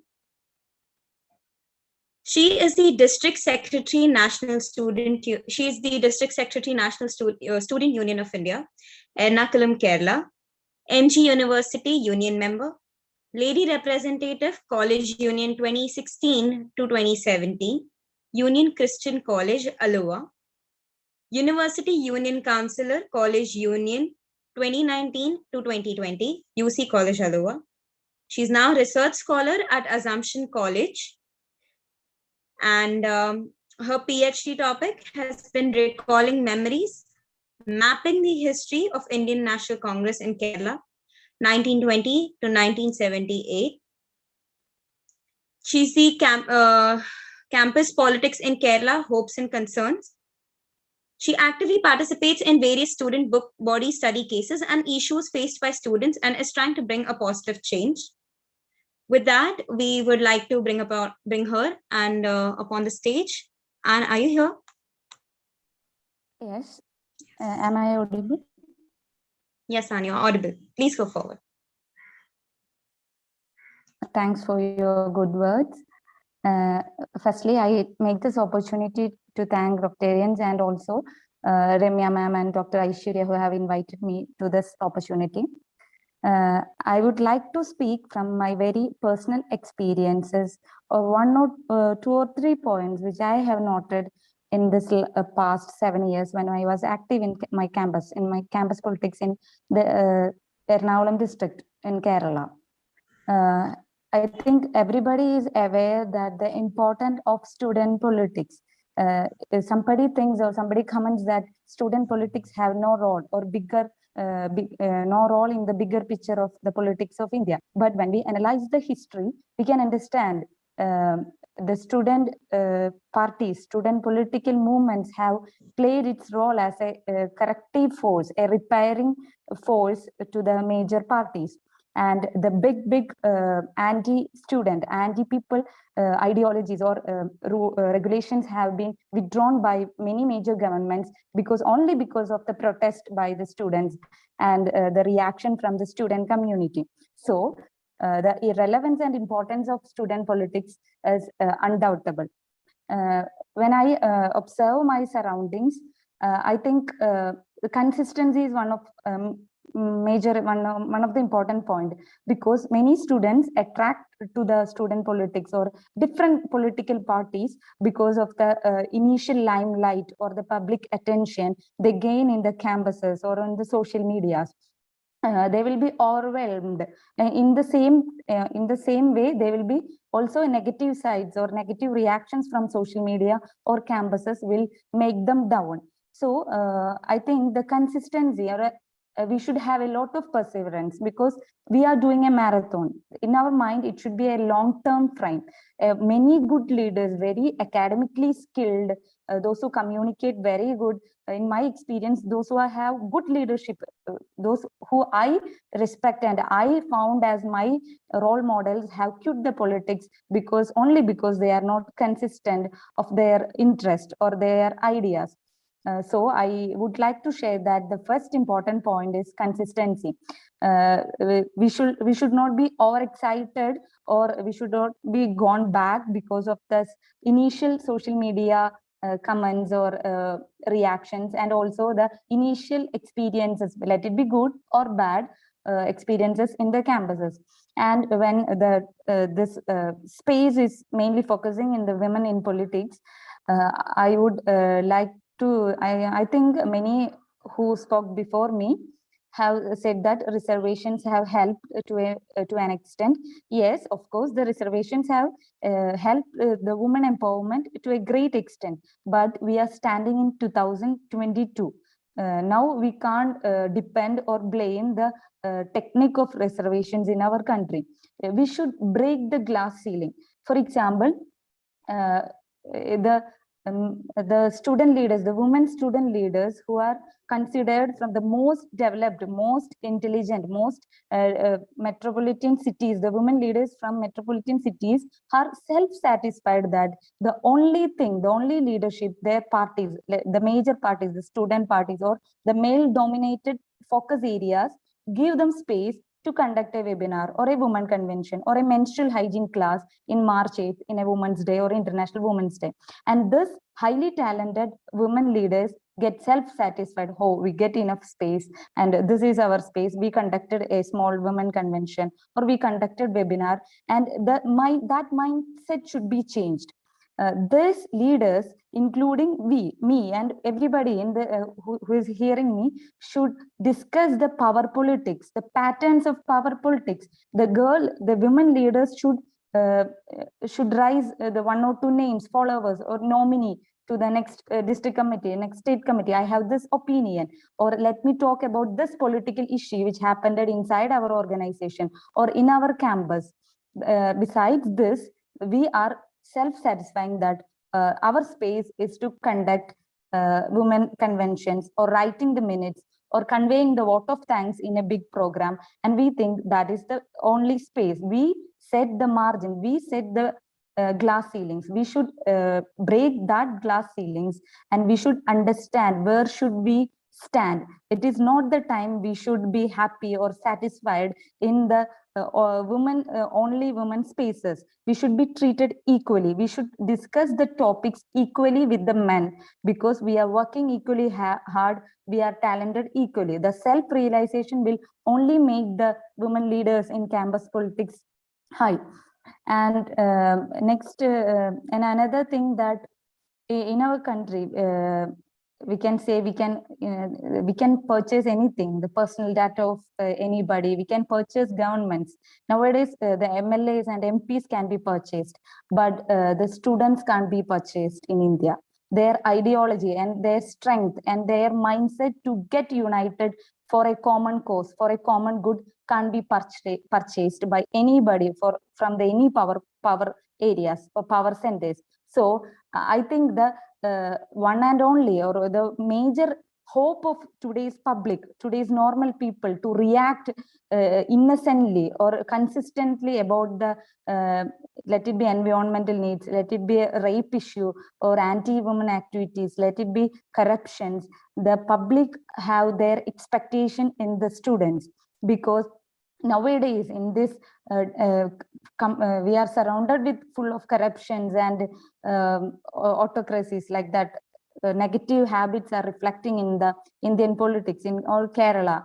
They can purchase anything, the social media, they can purchase the headlines of the hot news of the major news channels. In this time, the students, the power of students, the identity of student politics, the reflection of student movement can't be purchased by any governments or any ruling party. So it is our duty to correct, to repair the negative aspects of particular major parties. If I am standing from the Indian National Congress or BJP or CPM, Communist Party, it should be the students' movements in every parties should take the role that it is our duty and nothing will lose. When we stand with truth, end of the day, nothing is going to lose. We should show that courage, or we should exhibit that courage, at least in the most dynamic age, the 18 to 28, the main age of student politics. In that dynamic age, we should be courage enough to stand even against our own organization for their misbehavings or their negative policies. Okay, let me conclude, or I will interact with the questions. Okay, that was really insightful. And I mean, the last line that you said, we should even stand against our organization if they are wrong at times. So that proves how we should always stand with the right case and never support wrong, even if they belong to ourselves.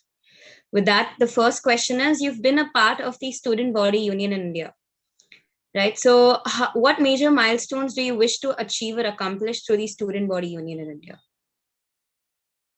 I think there should be we should build a national level platform, which selected should not be a rough. It should be systematically functioning a national platform for student leaders, and a sub platform. It should accommodate women leaders also. I expect reservations in that platform also. So a national level platform, and the universities should be connected, because as I'm working in universities as a university union member, students are struggling when they migrate from one university to other university. There should be a national wide or a helpline which connects the universities, and there should be a guidance provided from the proper leadership. Secondary or tertiary leadership should be set in all political organization to guide the student, the young leaders. The very crucial point is that the shifting from their campus life to the major political parties, that year or the initial year which they enter to the major political parties from the student politics should be properly guided, or there will be no difference. Every student will have many ideas and many dreams when they are in campus, when they protest, but when they get the power, we will fall in the well of corruption. So a guidance cell and a helpline which connects universities are the steps I am expecting that I should get initiated. That's a immensely good idea, and we hope that it succeeds and it'll be helpful for each one of us. With that, I come to the second question. What are your accomplishments in the arena of campus politics? Have you identified and resolved the issues in campus politics? You're asking my XP, what I have done before? Okay. Your accomplishments and your experience, how you resolve the issues experience. in campus. First of all, in our campuses, there was a reservation post in the panel. Vice chairperson and lady representatives is reservation, and so only let the girl should take any leadership or any talented. There is a thought that she should contest only in vice chairman or lady representative. But when I come to my post graduation, I asked with the support of my followers that I should, if I'm contesting an election, I want a non-reservation post, because I'm confident enough to compete with not only the girls. I'm enough to compete without the boundary of the gender.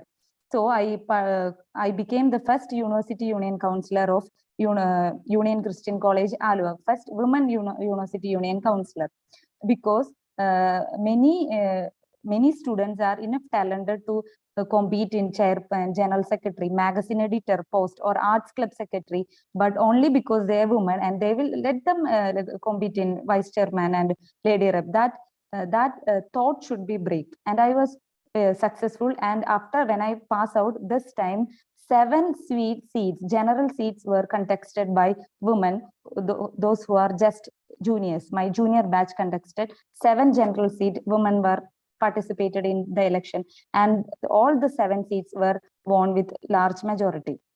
And the campuses in Ernakulam have changed that women are were competing or contesting the election in general seats. And also I have initiated a program or a project called Nalla Padam. It means good lesson, Nalla Padam.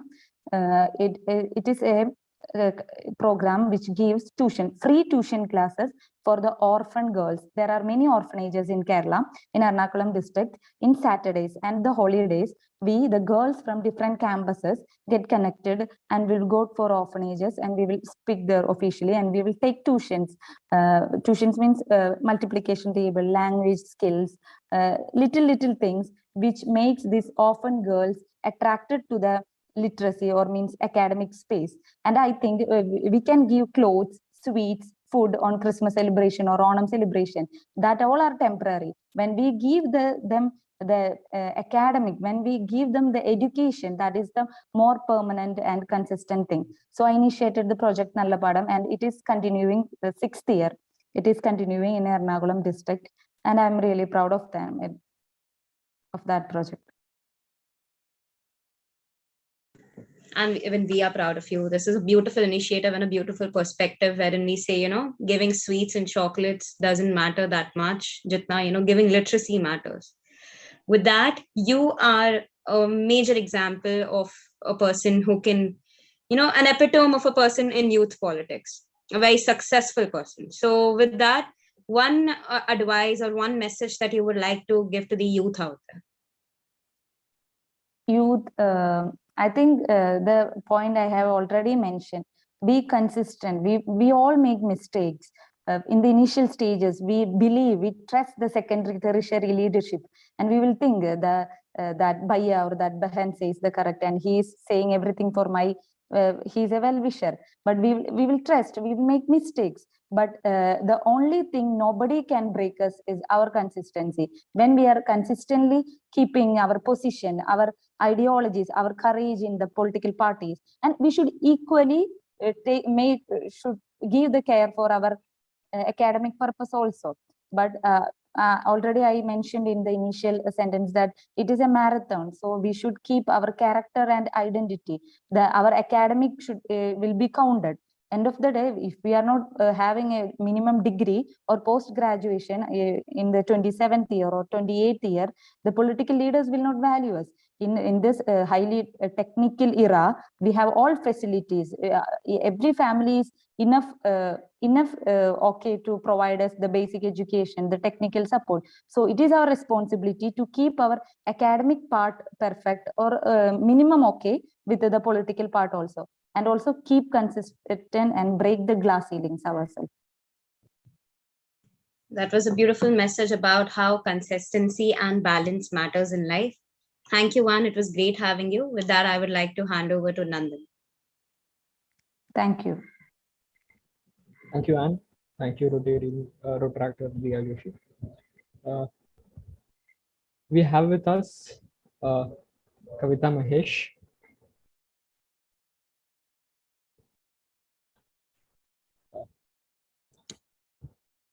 Shrimati Kavita Mahesh is a civil services aspirant who has turned into a politician.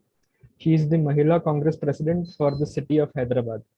She has been actively participating in various causes and issues faced by people and is trying to bring a positive change. Let's welcome Kavita Mahesh.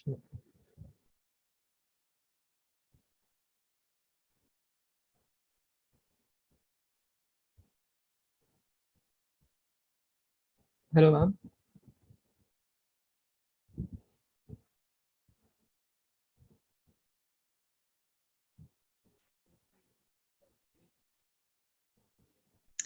Kavita ma'am, आप हमारे साथ जुड़े हैं?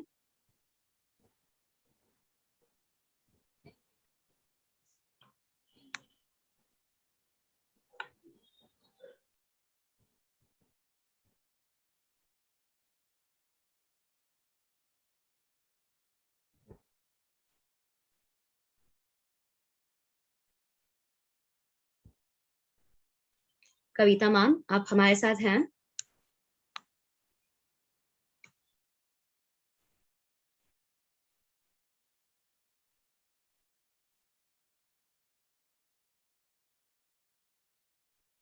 Hello, ma'am. Have you kept on? Are you on mute by any chance? Can you please check?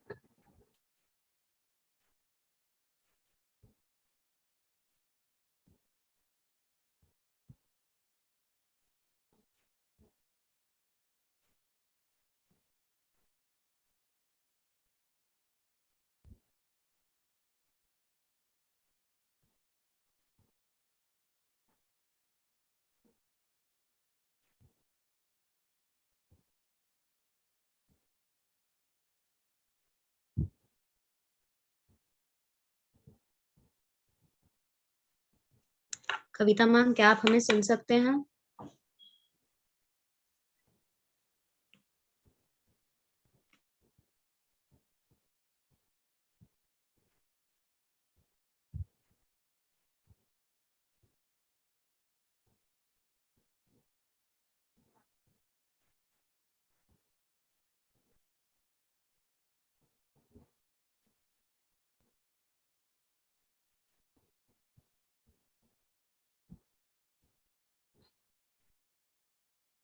Audience, we request you to hold on for a minute. Kavita ma'am is trying her best. She'll be getting in contact within a minute or two.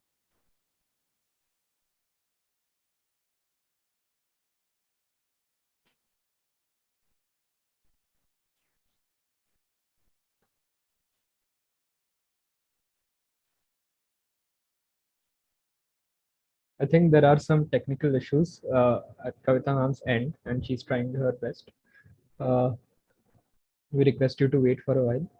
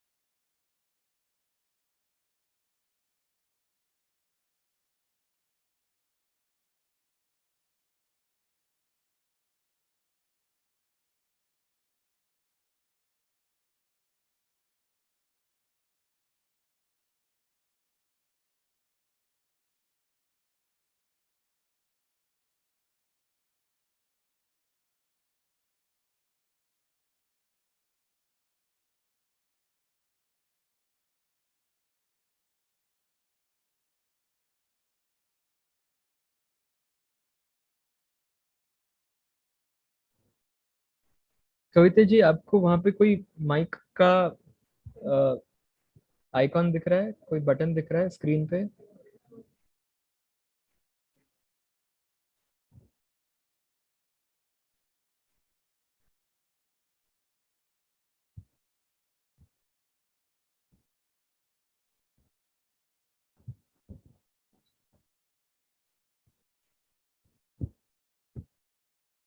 Kavita ji, आपको वापस link rejoin करना है?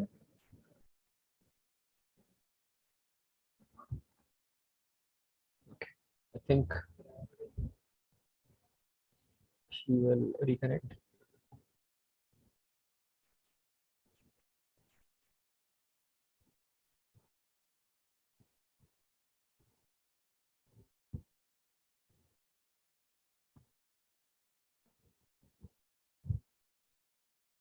Till then, Rotractor Diya, what do you think about all these speakers? Okay, I think, yeah. Kavita ma'am is here with us. Yeah, she's connected to the audio. Okay. Namaste, ma'am.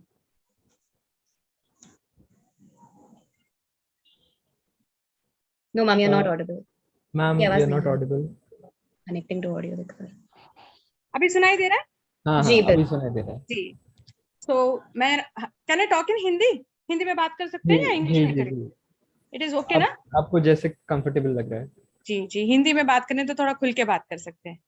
Okay, all right. Okay. तो मेरा नाम कविता महेश है.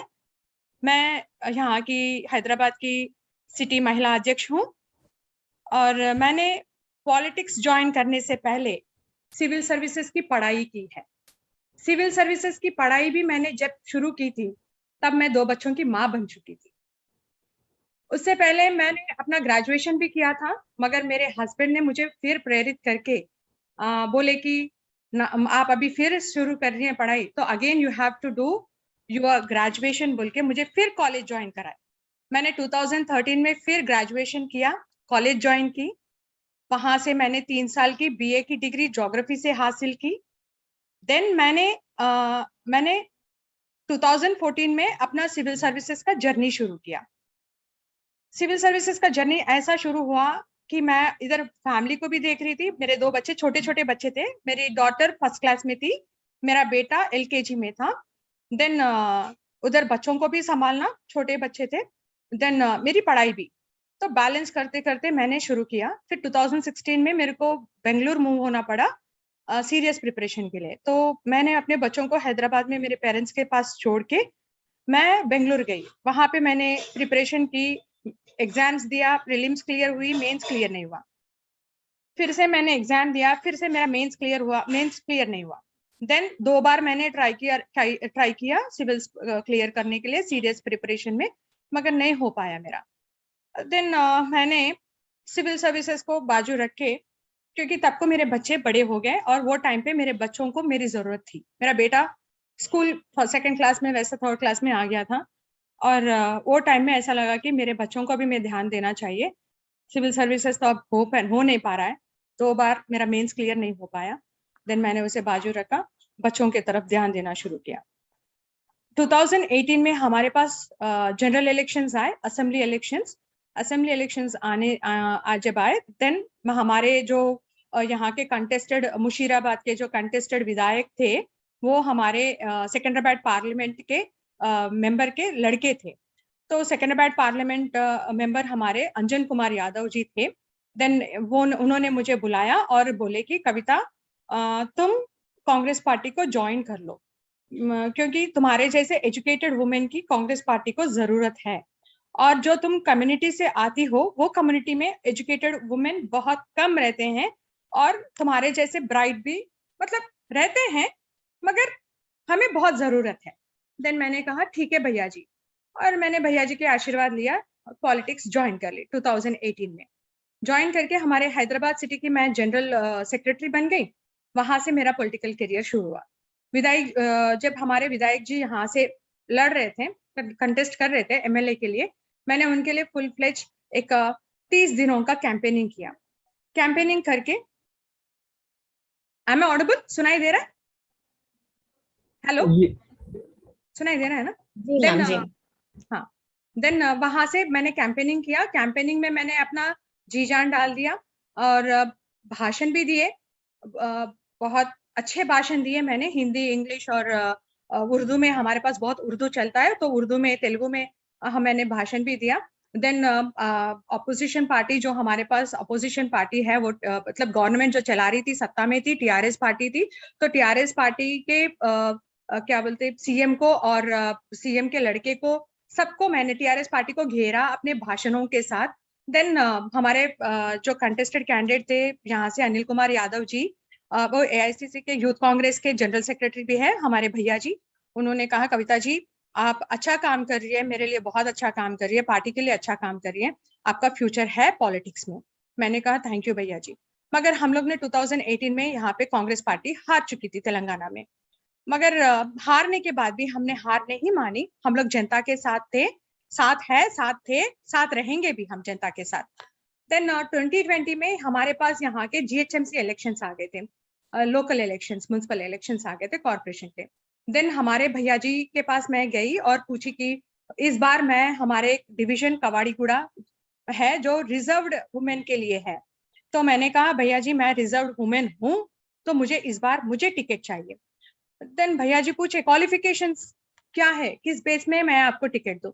मैंने कहा मैंने civil services की पढ़ाई की है हमारे उसमें से, अगर आपको कोई मिल गई मेरे से ज्यादा से पढ़ी लिखी और मेरे से अच्छा बात करने वाली, जनता में घूमने वाली, तो उसे दे देना। फिर भैया जी मुझे बुला के बोले जाके काम कर लो। मैंने काम शुरू किया। 15 दिन का कैंपेनिंग हुआ हमारे पास। मैंने बहुत सीरियसली वर्क किया। हर एक मतलब मेरे डिवीजन में कुल मिला के 55,000 वोट्स है, कुल मिला के 55,000 वोट्स है, और हमारे पास पूरे 56 बूथ्स है। तो मैंने जी जान से काम किया, मगर हमारे पास हैदराबाद में पोलराइजेशन का एक वेव आ गया था, तो वो पोलराइजेशन के वेव में मैं हार चुकी थी। 2020 दिसंबर 1 को इलेक्शन मतलब वोटिंग हुआ, और दिसंबर 4 को हमारे पास इलेक्शन क्या रिजल्ट डिक्लेयर हुआ। 4 तारीख के दिन पता चल गया कि मैं हार चुकी हूँ। मगर मैं हार नहीं मानी थी। मैं उन महिलाओं में से नहीं हूँ जो हार मान के घर में बैठ जाए। मैंने 5 तारीख के दिन दिसंबर 2020 5th के दिन मैं अपने घर से निकली और अपने डिवीजन में घूमना शुरू किया। मैंने सब मेरे पास आए, दीदी सॉरी आप हार चुके हैं। मैंने कहा हार जीत तो जनता के हाथ में है, अगर हार चुकी हैं तो कुछ प्रॉब्लम नहीं है। मैं जनता को सेवा करने के लिए आई हूँ, काम करने के लिए आई हूँ। मैं यहाँ पे हारी या जीतियां वो दूसरा है, मगर मैं जनता के साथ हूँ, हमेशा मैं जनता के साथ रहूंगी। किसी ना किसी दिन जनता मुझे पहचानेगी, मेरे काम को पहचानेगी, उस दिन मैं जीत जाऊंगी। मगर मैं हार के घबरा के घर में बैठने वालों में से नहीं हूँ, बल्कि मैं घर से निकली, काम करना शुरू किया। इस जर्नी में मेरे हस्बैंड मेरे को बहुत सपोर्ट किए। हर एक मोड़ पे मेरे हस्बैंड मेरे बैकबोन बन के रहे।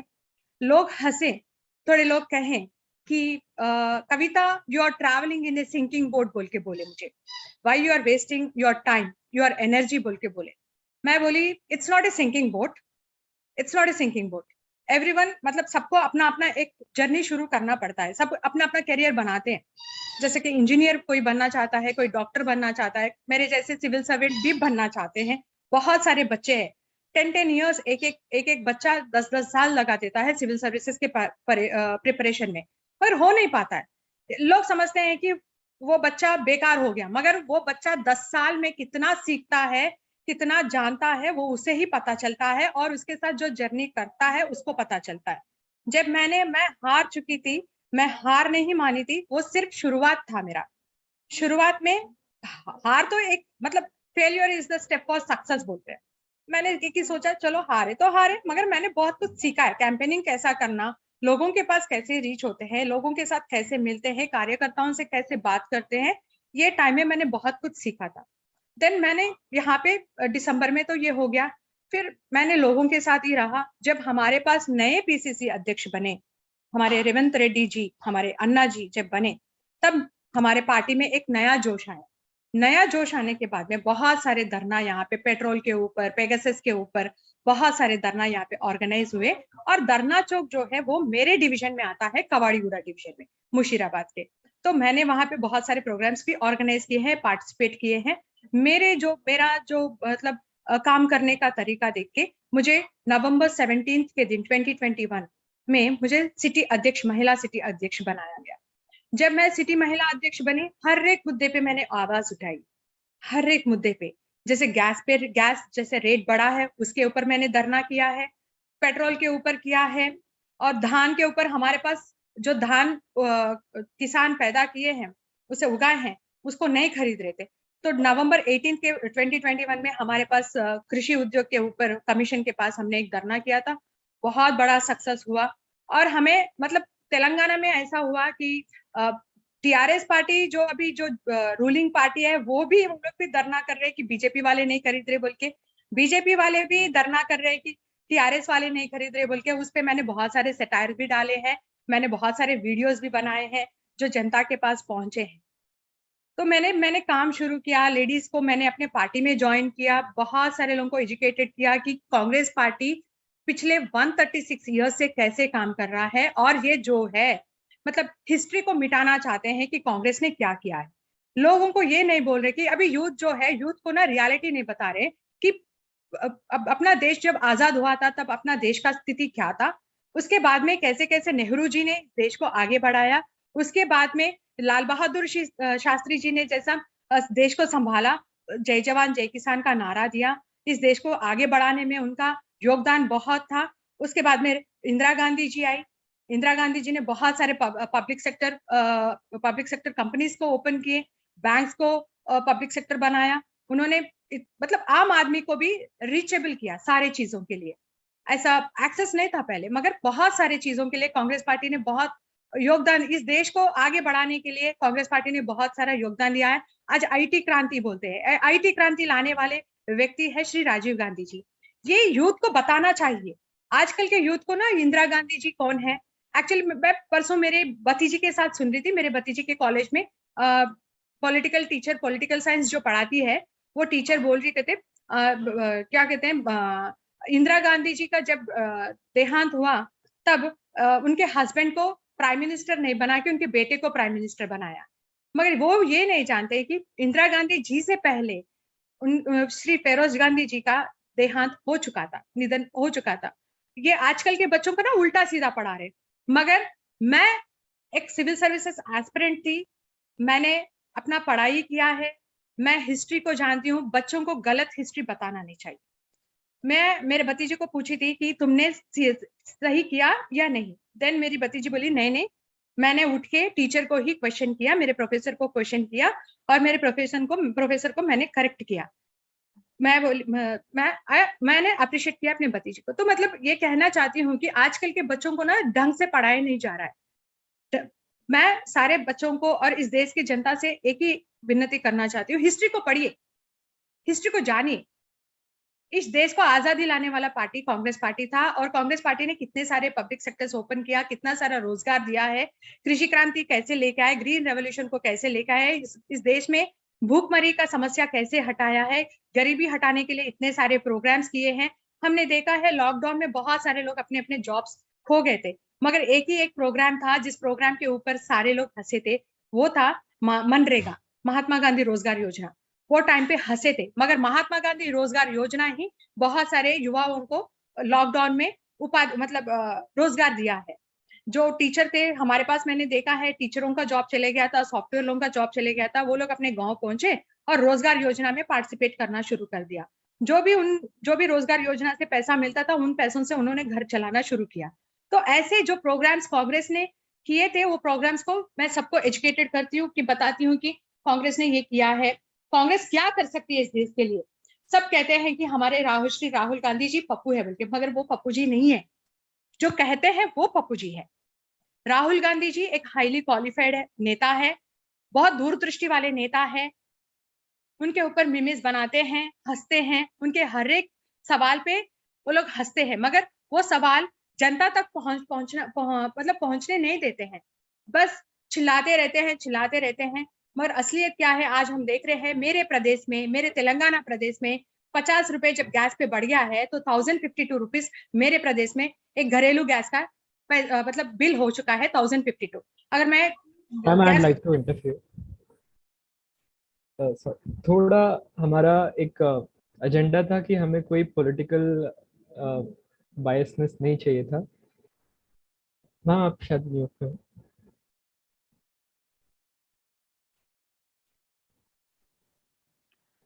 तो मेरा जर्नी ऐसा शुरू हुआ, अब तो मैं यहाँ की हो चुकी हूँ और मैं आजकल के यूथ को एक मैसेज देना चाहती हूँ। सब लोग कहते हैं कि पॉलिटिक्स में अपना करियर कैसे बनाए, क्यों बनाए या ना बनाए। मैंने सिविल सर्विसेज में जो भी पढ़ाई की है, मैं वहां पे जो करना चाहती थी वो पढ़ाई, वो मतलब जनता की सेवा ही करना चाहती थी। तो मैंने जनता की सेवा वहां पे नहीं हो पा रहा था, मेरा क्लियर नहीं हो पाया, तो मैंने वही ज्ञान, वही नॉलेज लेके आके मैंने यहाँ पे इम्प्लीमेंट किया है। यहाँ पे इम्प्लीमेंट करके अपना सारा जो ज्ञान है यहाँ पे इम्प्लीमेंट करके काम कर रही हूँ। तो आज मैं एक टिकट एस्पिरेंट भी बन चुकी हूँ, मैं भी अभी एक एमएलए टिकट एस्पिरेंट बन चुकी हूँ। तो इसमें भी अपना करियर बना सकते हैं, पॉलिटिक्स में भी अपना करियर बना सकते हैं। पॉलिटिक्स कहते हैं कि जो पढ़े लिखे हैं, एजुकेटेड पीपल्स का काम नहीं है पॉलिटिक्स कहते हैं।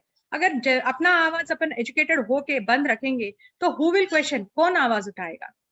Educated people should participate in politics, in original और डायरेक्ट पॉलिटिक्स में आना चाहिए। ऐसे नहीं कि हमें क्यों, हम जाएंगे वोट डालेंगे, वोट डाले या ना डाले हमें कुछ फर्क नहीं गिरता, ऐसा नहीं होता है।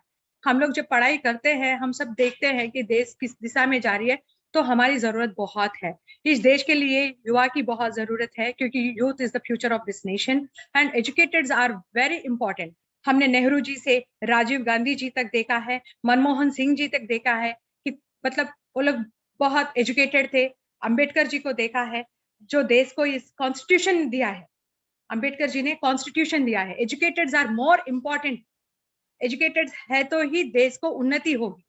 मैं ऐसा नहीं कह रही हूँ कि अनएजुकेटेड नहीं, मगर एजुकेटेड्स are more important. Nehru ji ने बैरिस्टर की पढ़ाई की है, इस देश को चलाया है। लाल बहादुर शास्त्री जी एजुकेटेड थे, उन्होंने बहुत सारे बुक्स लिखे हैं, इस देश को आगे बढ़ाया है। नेहरू जी के बाद में इस देश में जो भी प्रधानमंत्री बने हैं, मनमोहन सिंह जी तक, इस देश के इकोनॉमी को बचाए हैं। मतलब दुनिया में, सारे दुनिया में 2008 में देखे थे रेसिशन आया था, मगर इंडियन इकोनॉमी नहीं हिली थी, क्योंकि हमारे को एक एजुकेटेड प्राइम मिनिस्टर थे। एजुकेटेड्स आर मोर इम्पोर्टेंट, और वो लोग सक्रिय पॉलिटिक्स ज्वाइन करना चाहिए, इसमें करियर भी बनता है, क्योंकि मैं अपना करियर पॉलिटिक्स में बना रही हूँ, सक्रिय पॉलिटिक्स में। ऐसे नहीं कि पार्ट टाइम करेंगे, जब तक अपने को चलेगा तब तक जाएंगे चलाएंगे, ऐसा नहीं होता है। गुड भी होता है, बैड भी होता है, it all depends upon us कि हम हमारा गुड कैसा बनाए। सेकंड, मतलब पहले तो हम जाते ही फर्स्ट लेवल के तो नहीं बनेंगे, थर्ड लेवल से शुरू होता है, कार्यकर्ता बनना पड़ता है, कार्यकर्ता से अपना जर्नी शुरू होता है, वहां से हलू हलू हलू अपना दिमाग लगाना चाहिए स्मार्ट वे से, जैसे जॉब में भी लगाते हैं, सॉफ्टवेयर में भी वैसे ही होता है, और डॉक्टर भी वैसे ही होता है, जाते ही बड़े पोजीशन में नहीं जाते हैं किसी में भी। अब देखते हैं सिविल सर्विसेज में भी वैसा नहीं होता है, टीचर में भी देखते हैं, हर एक फील्ड में ऐसी होता है कि स्टार्टिंग का एक लेवल होता है, ए से ही जेड शुरू होता है, जेड तक जाते हैं। वैसे ही पॉलिटिक्स में भी वैसे ही होता है, एक सस्टेनेबिलिटी होनी चाहिए। ऐसा नहीं कि रातों रात कुछ मिराकल्स हो जाए, ऐसा कुछ नहीं होता है। सभी को पेशेंस रखना बहुत जरूरी है, हर एक चीज में patience are more important, sustainability is more important, और youth is the future of this nation. Youth को सक्रिय पॉलिटिक्स में आना चाहिए, अगर नहीं आएंगे तो इस देश का भविष्य खराब हो जाएगा। Thank you. Hello. Yes ma'am, thank you for your speech. कुछ सवाल है आपसे जो करना चाहते हैं लोग। आपने जैसा ऑफ कोर्स आपने कहा कि एजुकेशन बहुत इम्पोर्टेंट है, आपने भी एजुकेशन सिविल सर्विसेज की आप एस्पिरेंट रह चुके, लेकिन वो आपसे क्लियर नहीं हुआ, आपने फिर भी उसके बावजूद आपने इतना पॉलिटिक्स में आपने इतना काम किया है। Of course politics is important. एक सवाल आपसे ये पूछना चाहते हैं लोग कि जैसे कुछ लोगों की बहुत प्रॉब्लम्स होती है कि वो कोई एग्जाम्स क्लियर नहीं पाते, कर नहीं पाते, वो बहुत कभी कभी पीछे रह जाते हैं। जैसा आपके साथ भी हुआ था कि बहुत सारे कठिनाइयों के बाद कुछ लोगों का हौसला टूट जाता है, पर आपने वो आप में वो जुनून, वो जज्बा आपने कैसे बरकरार रखा है कि आप फिर भी उसके बाद आपने आगे, आपको जो आपने सोचा था, आपने जो ठान करके आप चली थी, आपको जो करना है आप वो अभी भी कर रहे हैं। वो आपका सफर कैसा था? मतलब आप क्या आप बताना चाहोगे आज के युवकों को कि इतना सब कठिनाइयों के बाद भी आप कैसे आज आप वही कर रहे हैं आप जो आप करना चाहती थी पहले, इन स्पाइट ऑफ आप अगर फिर भी आपने सिविल सर्विसेज का एग्जाम क्लियर नहीं कर पाए उसके बावजूद? सिविल सर्विसेज सबका सपना होता है। 10 लाख बच्चे एप्लीकेशन देते हैं, 10 लाख में से बस 1200 बच्चे सेलेक्ट होते हैं, बनते हैं अफसर। जब मेरा क्लियर नहीं हो पाया ना, तो बहुत सारे लोग मुझे भी ताने मारे थे, अरे इसको क्यों पढ़ाई की। मेरी सास ने खुद बोला था, मेरे बेटे के तो बहुत सारे पैसे डूब गए, टाइम वेस्ट हो गया, मेरी बहू तो मेरे नातियों को छोड़ के चले गए, ऐसे बहुत सारे ताने मुझे सुनाई दिए। मगर मैंने कभी हार नहीं मानी।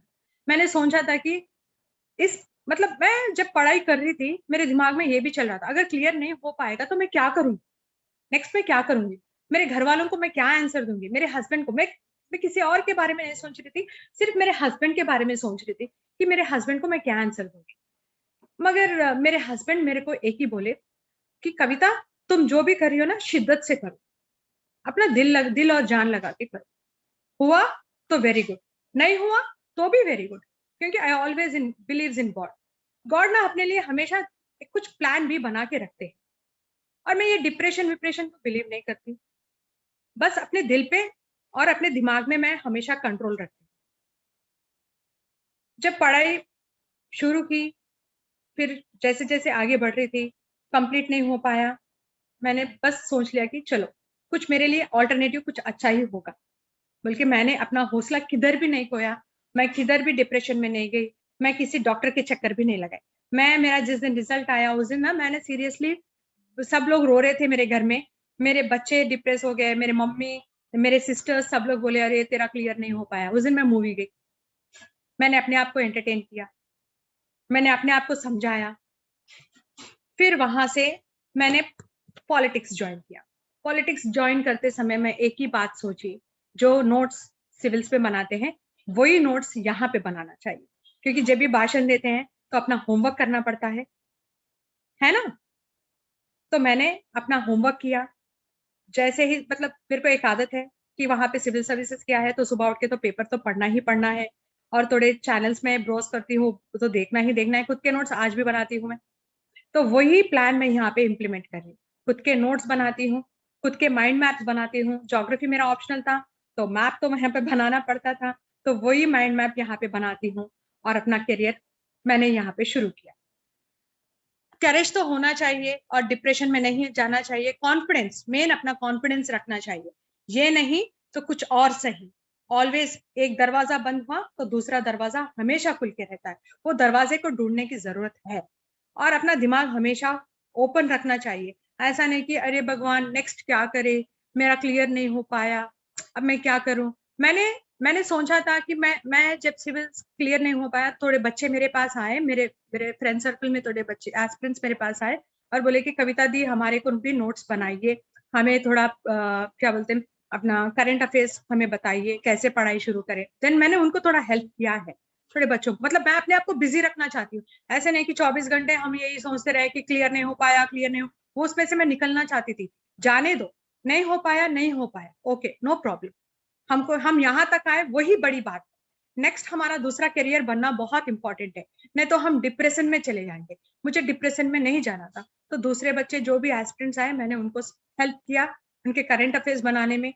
उनको न्यूज़पेपर पढ़ने में दिक्कत हो रही तो मैंने न्यूज़पेपर पढ़ने में हेल्प किया। फिर मैंने पॉलिटिक्स ज्वाइन कर, पॉलिटिक्स ज्वाइन करके दिन रात मैं वहां पे काम करना शुरू कर। बस जैसे जैसे काम करते गई कॉन्फिडेंस बढ़ते गया। पहले 2 दिन डर लगा कि मैं ठीक ढंग से कर रही हूँ या नहीं, फिर मैंने अपने आप को समझाया जो सिविल्स था वही ये है, वहां पे भी करंट अफेयर्स है, यहाँ पे भी करंट अफेयर्स है। मैंने सबको मैच करना शुरू किया। वहां पे इकोनॉमी था, यहाँ पे इकोनॉमी है, वहां पे पॉलिटिक्स है, यहाँ पे भी पॉलिटिक्स है, वहां पे कॉन्स्टिट्यूशन के बारे में पढ़ाई की, यहाँ पे भी कॉन्स्टिट्यूशन के बारे में पढ़ रहे हैं। तो मैंने दोनों को मैच करके बैलेंस करके देखा, सेम टू सेम है, तो इसे ही अपना करियर बनाते हैं। जनता की सेवा ही करना है तो यहाँ से ही शुरू करते हैं, ग्राउंड लेवल से, 0 लेवल से शुरू करते हैं। बाबू नहीं बन पाए कोई फिक्र नहीं पाए, मगर दीदी तो बन जाऊंगी, मैंने ये सोचा था। और बच्चों को बस मैं ये कहना चाहती हूँ, आज के युवाओं को ये बताना चाहती हूँ कि डिप्रेशन में नहीं जाना। क्लियर नहीं हुआ कोई दिक्कत नहीं, बहुत सारे ऑप्शन है, पॉलिटिक्स है, बिजनेस है, अपना खुद का कुछ स्टार्टअप करो। स्टार्टअप के लिए पैसे नहीं है, लोन ले लो, लोन नहीं है तो कुछ थोड़े पैसों से भी शुरू होने वाले बहुत सारे बिजनेस आइडियाज है, उससे शुरू करो। घर से ही करो, काम घर से ही शुरू करो, मगर कुछ ना कुछ करो। ये ना कुछ सोचो कि अरे इतने साल का पढ़ाई हमने किया है वेस्ट हो गया, बल्कि कभी नहीं सोचना। वही पढ़ाई को हम यहाँ पे इम्प्लीमेंट करेंगे। अगर बिजनेस करेंगे, बिजनेस कर रहे हैं तो बिजनेस में इम्प्लीमेंट करो, अगर पॉलिटिक्स कर रहे हैं तो पॉलिटिक्स में इम्प्लीमेंट करो, अगर कहीं टीचिंग कर रहे हैं तो टीचिंग में इम्प्लीमेंट करो, मगर करो और आगे बढ़ो।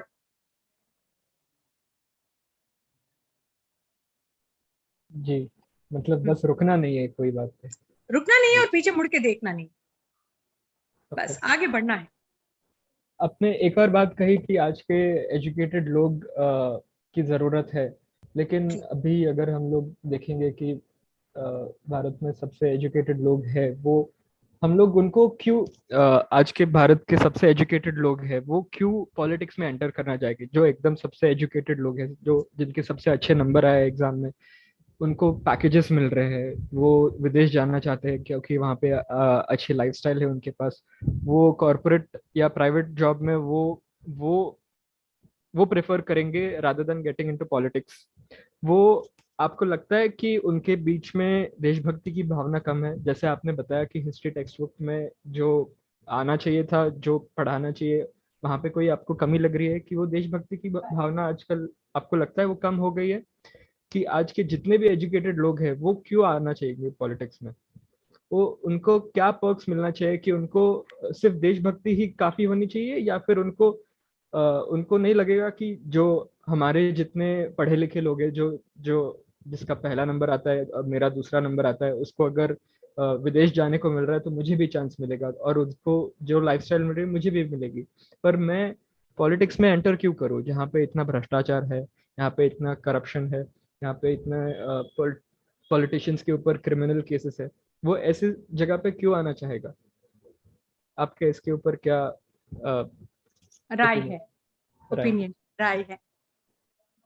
एजुकेटेड आजकल के बच्चे क्या सोचते हैं बोले तो अपना खुद का एक लाइफस्टाइल बनाना चाहते हैं, बाहर जाना चाहते हैं, एक अच्छी जॉब हो, एक सिक्योर लाइफ हो। आजकल के बच्चे ये सोचते हैं, मगर 90% अगर वैसे 90% बच्चे वैसे सोचते हैं, मगर 10% बच्चे हैं देशभक्ति, मतलब वो लोगों को भी देशभक्ति होती है। जब मोदी जी जाते हैं तो सब लोग भारत माता की जय ही कहते हैं ना, है ना? हमने परसों भी देखा है, जब मोदी जी जर्मनी जा चुके हैं तो वहां पे भी भारत माता की जय हो रही है। तो सबके पास भारत माता तो है ही है, सबके दिल में देशभक्ति है, मगर 90% लोगों को ना एक सिक्योरिटी चाहिए कि हम सिक्योर लाइफ जिए। और जो 10% मेरे जैसे रहते हैं ना, वो समझते हैं कि हम देश की सेवा करें, जनता की सेवा करें। मतलब एक नेगेटिविटी है कि हमने देख चुका है कि बहुत सारे स्कैम्स हो चुके हैं, भ्रष्टाचार लग चुका है, मगर ऐसे ही सोचते रहेंगे तो देश कैसे आगे बढ़ेगा? मैंने परसों एक अवध ओहजा सर का एक वीडियो देखा है जिसमें कहते हैं कि सर कहते हैं कि एजुकेटेड लोगों की बहुत जरूरत है इस देश की पॉलिटिक्स को। अगर एजुकेटेड लोग सोचेंगे कि this is not my cup of T, तो फिर कौन चलेगा इस देश को? इकोनॉमी कैसे चलेगी? इस देश की इकोनॉमी कैसे चलेगी? Seriously, you are not thinking about our economy. हमारी कैसे डिग्रेड हो रही है इकोनॉमी? इस देश की क्या हालत है? सब अपना अपना देख लेंगे तो फिर आगे कैसे बढ़ेगा? इसीलिए तो ना एबीवीपी है, इसीलिए तो एनएसयूआई है कि नहीं? ये दो तो है ना, एनएसयू और एबीवीपी। वहां पे तो एजुकेटेड बच्चे ही ज्वाइन करते हैं। ये ऑर्गेनाइजेशंस है ना, वही ऑर्गेनाइजेशंस में से बच्चे निकलेंगे और वही बच्चे अपना करियर पॉलिटिक्स में बनाते हैं, और फ्यूचर के पॉलिटिकल लीडर्स भी वही बनेंगे। ऐसा नहीं है कि सारे बच्चे अपना खुद का लाइफ बस बाहर, अगर सारे बाहर चले जाएंगे फिर ये देश का क्या होगा? इस देश में ऐसे बच्चे भी हैं जो अपना करियर पॉलिटिक्स में बनाना चाहते हैं। 100% मैं कहती हूँ, बहुत सारे बच्चे हैं जो अपना करियर इसमें बनाना चाहते हैं। सबको मालूम है भ्रष्टाचार है, रेपटेपिज्म है, सब है, मगर उसको खत्म करना बोले तो एजुकेटेड्स को आना बहुत जरूरी है।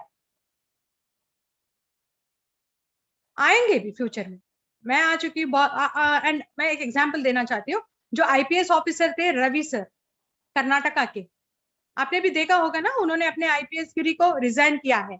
हमारे पास मुरली जी है, मुरली जी आईएएस थे, उन्होंने भी रिजाइन करके आईएएस को रिजाइन करके पॉलिटिक्स में आ चुके हैं। और हमारे पास हमारे प्रवीण सर हैं, प्रवीण सर को कौन नहीं जानता है? प्रवीण सर को सब जानते हैं ना, mountain girl, Everest girl movie जो बन चुकी है पूर्णा के ऊपर, मालवत पूर्णा के ऊपर। मालवत पूर्णा का जो करियर बनाया है, एवरेस्ट तक जाने की जर्नी जो है, सब Praveen sir, IPS Praveen sir की वजह से ही हुआ है। पर प्रवीण सर ने भी आईपीएस को रिजाइन करके, अपने जॉब को रिजाइन करके पॉलिटिक्स ज्वाइन किया है। देख रहे हैं ना, एजुकेटेड्स आर कमिंग इनटू पॉलिटिक्स। हमने जेडी लक्ष्मी नारायण सर को देखा है, सीबीआई के ऑफिसर थे, सीबीआई ऑफिसर, सबको मालूम है जेडी लक्ष्मी नारायण सर, उन्होंने भी अपने सर्विस को रिजाइन करके वो भी पॉलिटिक्स ज्वाइन किया है। ऐसे बोलते हैं कि तो बहुत सारे ऑफिसर्स हैं जो अपना करियर वहां पे स्टॉप करके पॉलिटिक्स में आ चुके हैं। They are the inspiration for youth. मैं एक ही नहीं हूँ, बहुत सारे हैं एजुकेटर्स जो अपने आईपीएस गिरी को, आईएएस गिरी को और सबको छोड़ के, अपने बिजनेस को भी छोड़ के, केजरीवाल जी है बड़े एग्जाम्पल, है ना? आम आदमी पार्टी चला रहे हैं केजरीवाल जी, अपने जॉब को रिजाइन करके पॉलिटिक्स में है। आम आदमी पार्टी चला रहे हैं, सीएम है, 2 स्टेट्स में उनका पार्टी नहीं जीता है। ठीक, इतना भ्रष्टाचारी होने के बाद भी एजुकेटेड्स, मतलब भ्रष्टाचारी को खत्म करने के लिए एजुकेटेड्स की बहुत जरूरत है, और ये सब इंस्पायर करते हैं हम जैसे लोगों को पॉलिटिक्स ज्वाइन करने के लिए।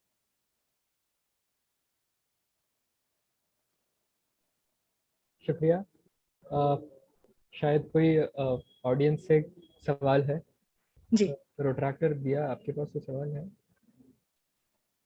नहीं, सारे सवाल क्लियर हो गए कि एजुकेशन बहुत इम्पोर्टेंट है एंड बहुत इम्पोर्टेंट है। एंड मैम, आपको लगता है कि जैसे आपने पॉलिटिकल जो अपना बैकग्राउंड है उसे एक बैकअप के तौर पे रखा, even I am an aspiring civil aspirant and मुझे वही लगता है, बहुत डर लगता है, डीमोटिवेट करने के लिए आसपास बहुत लोग होते हैं।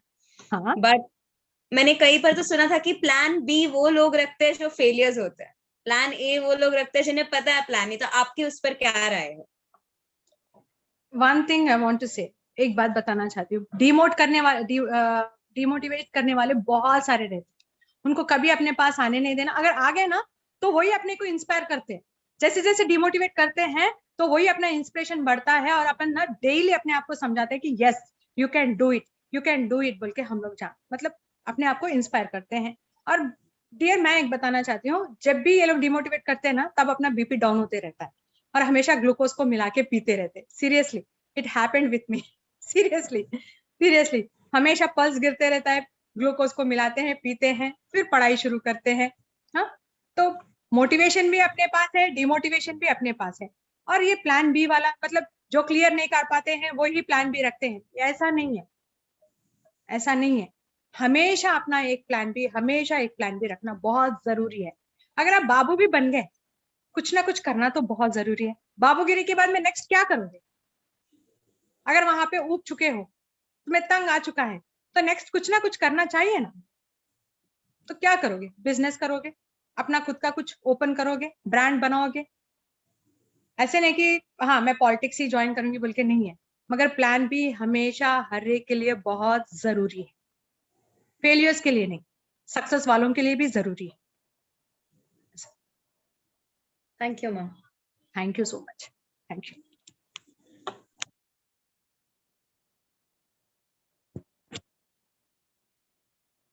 Any questions? और कुछ पूछना चाहते हैं?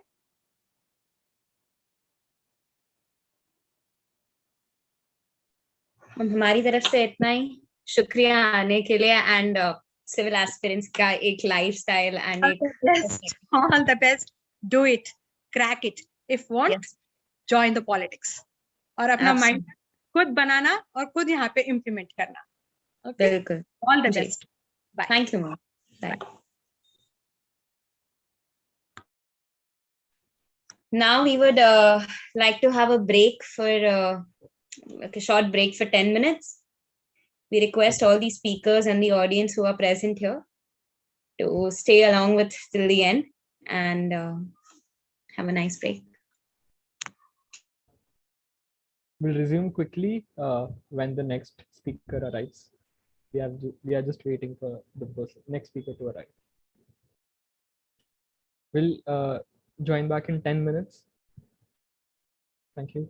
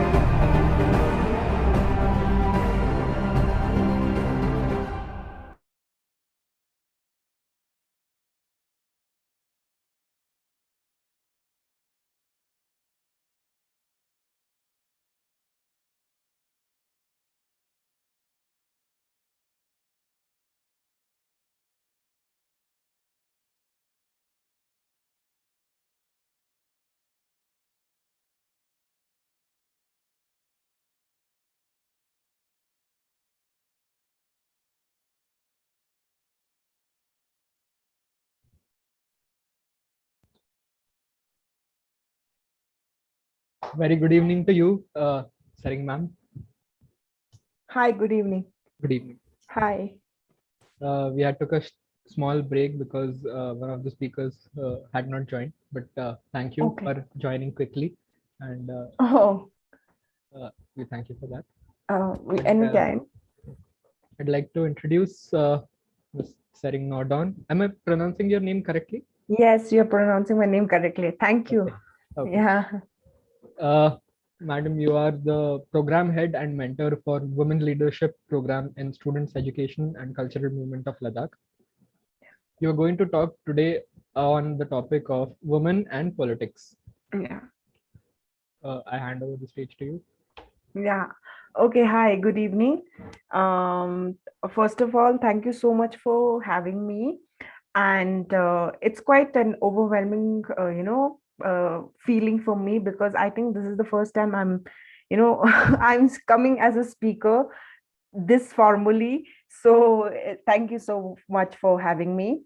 To start with, I would introduce myself. I'm Nodon. I'm Saring Nodon. I'm from Leh, Ladakh, from the Himalayas. And right now I've done my about my educational background. I've studied from Delhi University, Miranda House, and then I came back home and I started working here. And I'm working with SECMOL, and SECMOL is an NGO.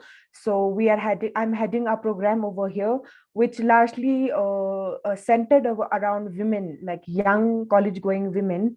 We kind of the idea of having the leadership program was, the reason behind this program rest on the fact that in my region we do not have not even one single political women who represent us.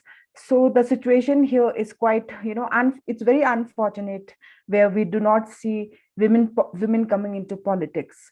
So so this is I think one step to change that situation here in Ladakh. So yeah.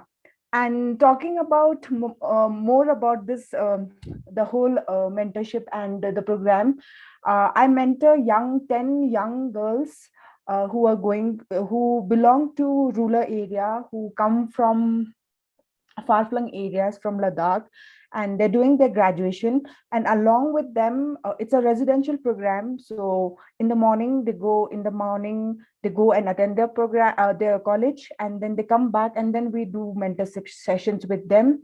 And we selected this cohort, the first 10 group of women who aspire to be politicians, who have this aspiration that they want to become politicians. So so I think this kind of program really helps for women, especially for women who really wants to be seen in a domain which is male dominated. So politics is always seen as something where it is dominated by men. Every time we see men taking decision and men being the power and playing the, being the head of the family, from family to public areas, you see women not owning that space. So it's quite, it's quite good when you see young women coming forward and saying that, they want to change that and they want to join politics. Yeah. And so I would like you guys to know a little bit about Ladakh, that how Ladakh is and what's the system over here. So Ladakh, as comparatively to other areas in India, Ladakh is, I wouldn't say a gender neutral, but it's mainly, here we do not burn and kill the girl child. The situation is not like that, how you find it in, northern, in all over India. But yeah, the gender stereotyping and women not owning the public spaces, and especially when it comes to politics, we do not see women. They are just the passive. They have, in politics, they have just passive participation, not active participation. That's the scenario over here. So I came with this thought in the organization with Mr. Wangchuk, that we want to change that. So yeah, so this kind of program, we really want to help those women, and we want to take them forward. And also I believe on the fact that, you know, women can be change maker, and we want to see a local administration, the local government over here, to be ruled one day by all women, because it's very unfortunate to see that not even one single woman represent here in my region. We do not have one single woman who is representing the local administration. We have the council over here, like you have it in northeastern regions, like you have LHDC, it's Autonomous Hill Development Councils over here. So here we do not have one elected women representative. So that's how it is. Yeah, and talking now, coming to talking about women and politics, you know, I feel that women all over India, I think this is not even in India, all over the world, we do not see women into politics. Politics is always seen as male dominated. Politics is always seen as an area where you need, you know, where you only see the masculine factor taking charge, and the masculine, the powerful, the strong, and women are always being gender stereotyped, saying that, you know, they are the weaker one, and they cannot take politics forward. So these kind of things that you hear while you being socialized in your family, among your friends, even in your educational institutions, where, you know, you have been told that, you know, you are the weaker section. So this needs, I feel that this needs to be changed, you know, and women should come forward and take this opportunity, and they should be given an opportunity, not take. I think that they should be given an opportunity where they can prove themselves better, I think better than men in terms of politics. And also when we talk about politics and women, I think that when we talk about women and politics, the first thing that comes into our mind is that, you know, a reservation is what we think about. You know, when we talk about, even in the Lok Sabha, we have this debate of women reservation bill, which unfortunately has not been passed yet. And so you always have this reservation in mind. But I feel that women should not be seen as only a token representatives. You know, women should be seen as someone who can take charge, not only at home, but also at larger public spaces like politics. Yeah, so this is how I feel. And also I feel that for that to happen, I think political parties and political leaders, they have a you know, huge responsibility to give opportunity for women, and also while talking about the opportunity, I feel that political parties can be more inclusive by giving by giving women a chance in the political parties. When I say giving chance to women in political parties, meaning that, you know, you do not see, even if when you talk of, we have over here in Ladakh, if I talk about, we have like two major parties which always contest in the election, that's BJP and Congress. So here, you in the political party structure, you do not see women, other than they have a separate department for women, right? You have BJP Mahila Morcha, and you have the Congress women wing, where women are, you know, given the representation. I feel that representation is not enough. I feel that political structure needs to be changed, where women feels inclusive, and women feels that they have given the opportunity where they can prove themselves. I've never seen a woman taking charge of the political, becoming the state president of the party. I've never seen that ever in my, I think it's been like, I've closely monitoring and closely seeing the election scenario over here. I've never seen that. And what happens when women are not given such a platform to prove themselves? It becomes a little bit hard for them when they come into politics, when they contest election. You know, when they contest election, women do contest election in my area, but unfortunately they do not win. And what happens if women do not win?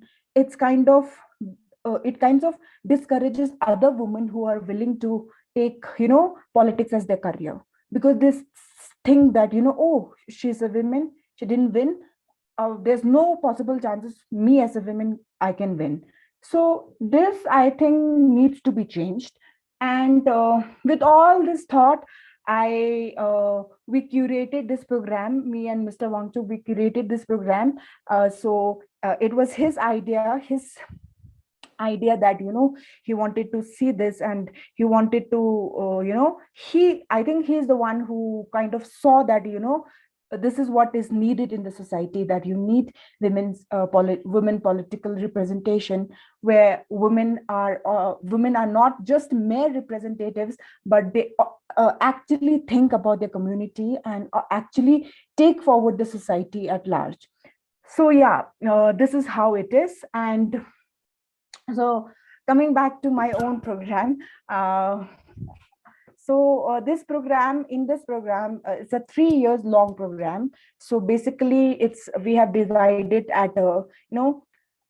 we have divided the course into 3 parts, where, in the first year, we kind of give the students the girls over here, a kind of intellectual, building up their intellectual capacity, nurturing them intellectually in the first year, where they know about their leaders, when they know about their tradition, their own culture, their own history, their own language. They understand their roots, that where they come from.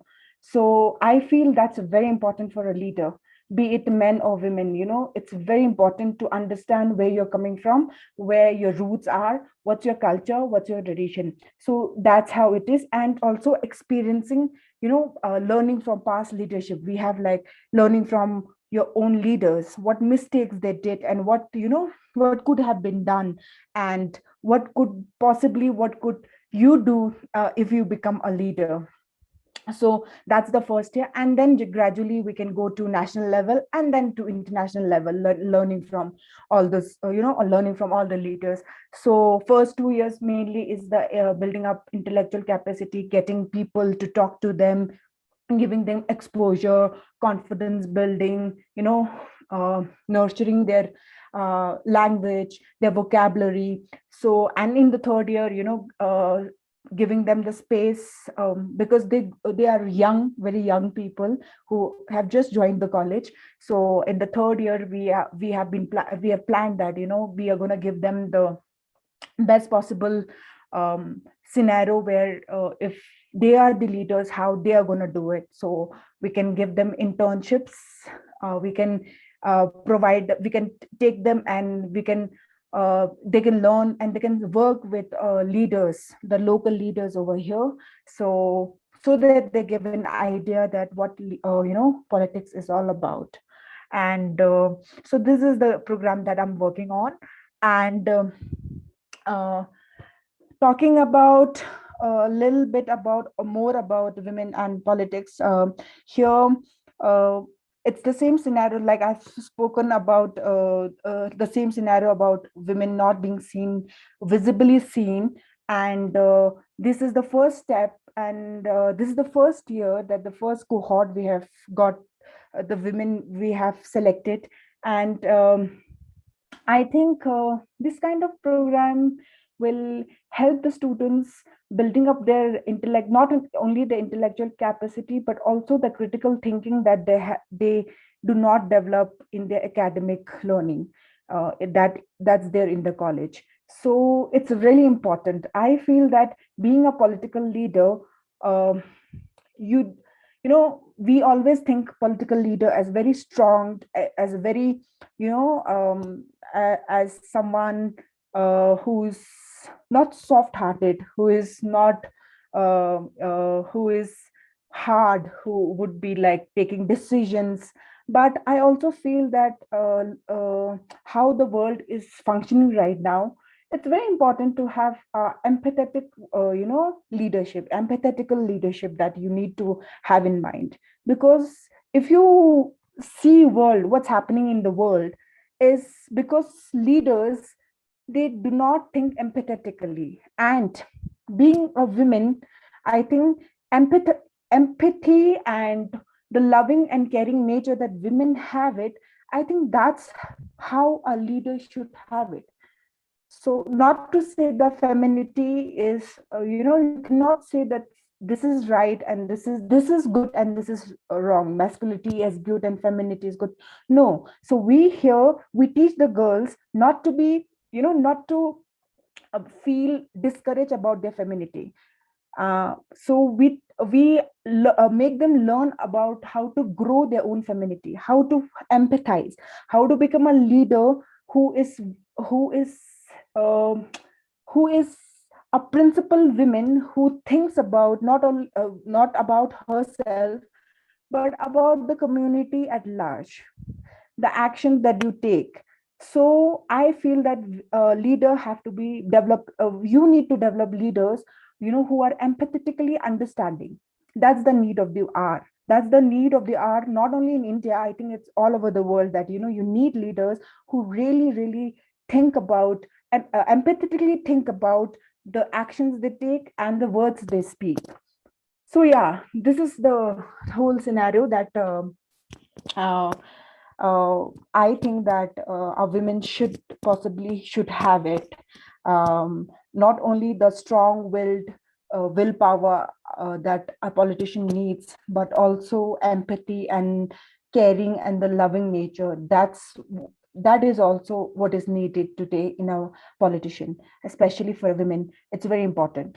So yeah, and now talking about coming back to SecMol and what SecMol is all about is it's an institute, it's a school. So here the concept is a bit different. Here SecMol, was born with a concept that here in Ladakh we did not had good educational system. We did not have kids passing the 10th standard. We did in the late 90s. It was during 90s, 92, 95, 1992, 1995, during that time. So here the government pass percentage was, I think, about 5 to 10% only, the whole of Ladakh. And with that thought, Mr. Wangchuk came with this thought that, he thought that it's not fault of the student, it's the system that is failing. It's not the students who are failing. So he came with this institute, he came with an alternative school, which thinks about, the alternative learning of the student. So it's a kind of a bit different, the admission criteria here is you need to be a 10th failure. You do know, yeah, you have to be a 10th failure. If you're studying in a government school, you have to be a 10th failure, then you go into SecMol, and then you have 1 year of, foundational course over there, where you understand, where you learn about basic things, from learning, eco-learning. We have eco-learning where the kids go in the farm, practically learn how to grow food, the food they eat. So it's all,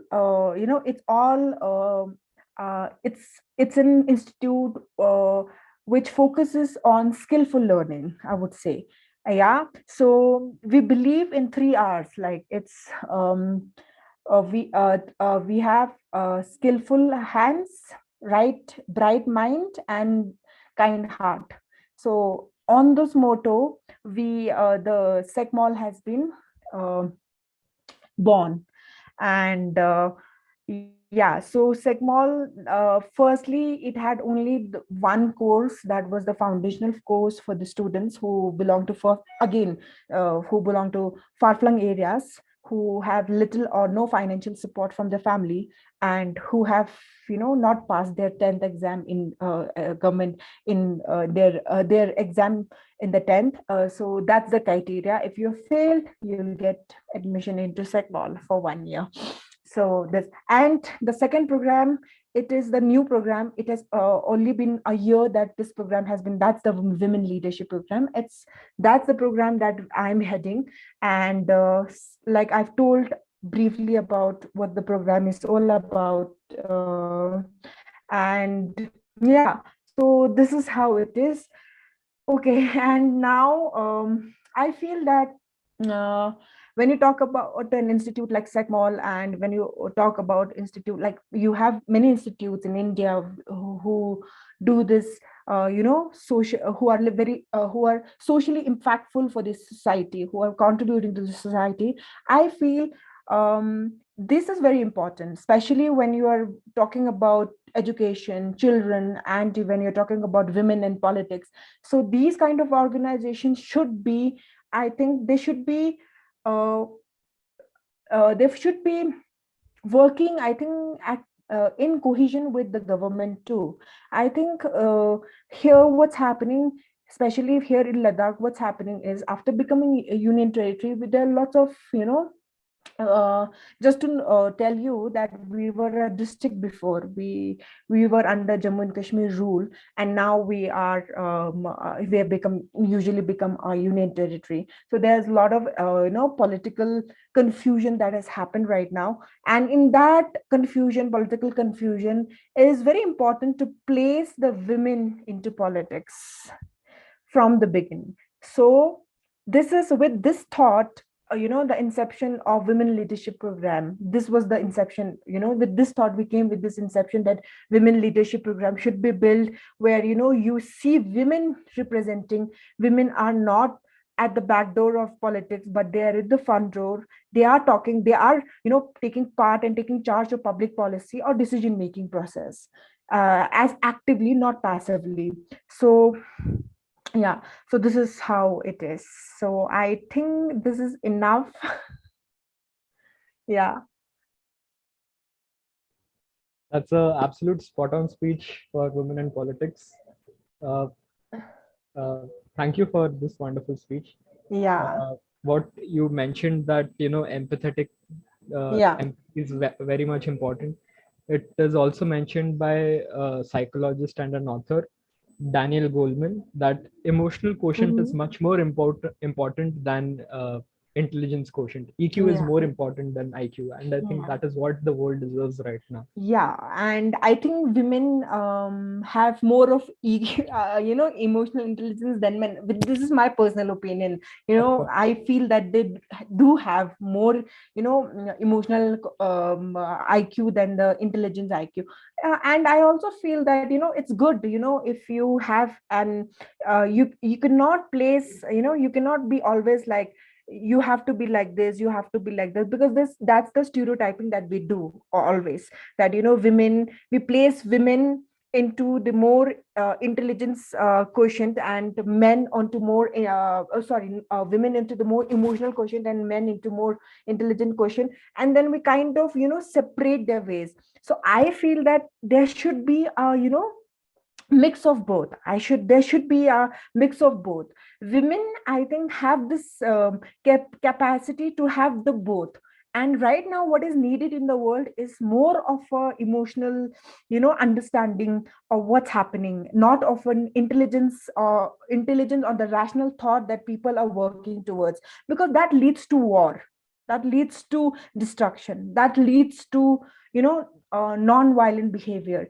And if you have the other way around, and if you have the emotional quotient in you, and if you have the emotional understanding to understand the situation, that makes the world much easier. And and it's very important to have women on board when you're making a policy, right? You cannot be, it feels very, I don't know, it bothers me when I go to the local administration and I see men sitting there making decisions for women, when they do not understand what the issue of the women. They cannot empathize with women, but they're making unfortunately to say, they're making like ridiculous policies for women here, and because they do not know, and we do not have one woman on board who is there to speak for women. So that needs to be changed. And I also understand the fact that change cannot come overnight. You really have to work really hard, and it takes generation to generation to change, to get change. But yeah, someone needs to start that change. And I'm happy that in my region in Ladakh, this is the first kind of program ever done by any organization, have not done any organization. This is the first organization who has done this kind of a program, so it's like a first step toward change. So yeah, it's good. It's good, and I hope that women would be leading forward, and and I also feel that women should not lead only themselves, and only themselves. Women should lead other women too when they are coming forward. You need to understand that you alone cannot bring change. You need to come forward with a group of women who would have the same thought process, and who can who has the aspiration to do something for the community, to give back to the community, and to be a change maker in the society. So these kind of women you need in the policy making, and these kind of women you need to be representative, not only at local level but also at national level, because even in parliament we do not see much women, right? We do not see. So it scales everywhere in India. So it's really important to get women, and to get women is very important to give them the opportunity. The opportunity has to be given, and for that opportunity you need to change the structure. It's a structural problem that is that you need to address. So I feel that structure needs to be changed, whether it's party structure, the party policies that you have it, regional or national party policies. So whatever be whatever it is, it needs to be changed. Yeah. Right. We have a question they want to ask. We would like to ask you, what significant change are you expecting to see when, and I'll say when, and not if, when a woman is elected and is selected as a leader in Ladakh? What immediate and significant change do you observe, do you expect to see? What are the changes which will take place when women are elected and selected as leaders in Ladakh? Okay. Yeah, I would say one of the so talking about Ladakh, Leh is the urban area. So if a woman is elected over here, I think women they would take charge. If you say me, for example, if I'm being elected as a leader tomorrow, the first change that I would like to bring, that I would like to see, that I would make sure that that after me a women is elected. That's how I would see. After me, another woman, if not me, another woman is elected. And the issue that I would like to take forward is the basic issues of sanitation, housing, the basic issues of you have of water, accessibility to water. These are the basic issues that I think that women can take more responsibility of, right? And I think this is the change that we in Leh, like if I see women, they would be able to bring about. And when you talk about rural areas in Ladakh, so I see if a woman is elected from a rural region, from representing a rural area, so I feel that there women would be taking care of women's health, because we have a lot of women health problems in rural areas. So basic amenities, giving, be it talking about taking care of the menstrual health that women face, the problems that they face. So I do not see any political leader taking those issues, not even talking once about those issues. And also I'm in favor of reservation for women. So even if you have, if that's the significant change that I think I would bring if I'm elected as a representative, that I would bring a reservation where women are elected. Yeah. That's a good chain philosophy you're trying to bring in with when I'd again rephrase, when you are elected or a woman is elected, and we really hope to see that change which comes into Ladakh. Yeah. We would like to also ask you, how was working with Mr. Wangchuk as an experience with you? It's an amazing experience. You learn a lot, and I would say that he is a person who genuinely thinks about the society, who genuinely thinks about the community, who um, who always have the first idea. He is the one who always sees. He has the critical thinking of what's happening. So a leader has to be like that. He thinks that, he thought about it, that women are not representative, and he is the first person from Ladakh who is doing something about it if women are not being represented in the local politics. So it's an amazing experience. There's so much to learn from him, and I'm looking forward to learn a lot from him, and also the girls over here are looking forward to learn a lot from him. So it's a good experience, and I think we are fortunate that we have someone like him in among us who can guide us and mentor us. That's wonderful. Yeah. As I really hope that this platform brings positive change and people come to know about how the current scenario in Leh Ladakh is with you as a speaker through our medium. We'd also, with this opportunity, we'd also like to understand what are the complications which are being faced by people in Leh Ladakh. Okay. And be a good platform. Yeah. So I would say, so what happened in Leh Ladakh is, before, like I've mentioned, we were a UT in Jammu and Kashmir. We were part of Jammu and Kashmir, and then we were a district, sorry, and then now we have become a UT. So when we were under Jammu and Kashmir, we had protection of Article 370 and 35A. You must be knowing what the protection of Article 370 and 35A. So we had the job, we had the protection of jobs, of culture, tradition, of land, of everything. Now that we are UT, in territory, the kind of protection that we had, it is no more. So when Ladakh became UT, it created a lot of chaos and a lot of confusion among the people of Ladakh. And this chaos and this confusion has led to demand of inclusion of Ladakh into sixth schedule. A sixth schedule of Indian Constitution, just like you have Garo Hills in Meghalaya, and you have Karbi Anglong in Assam, where they have the autonomously the local administration have some autonomy to look after the people and the area over there. So this is the issues, complications that we are facing. We are always as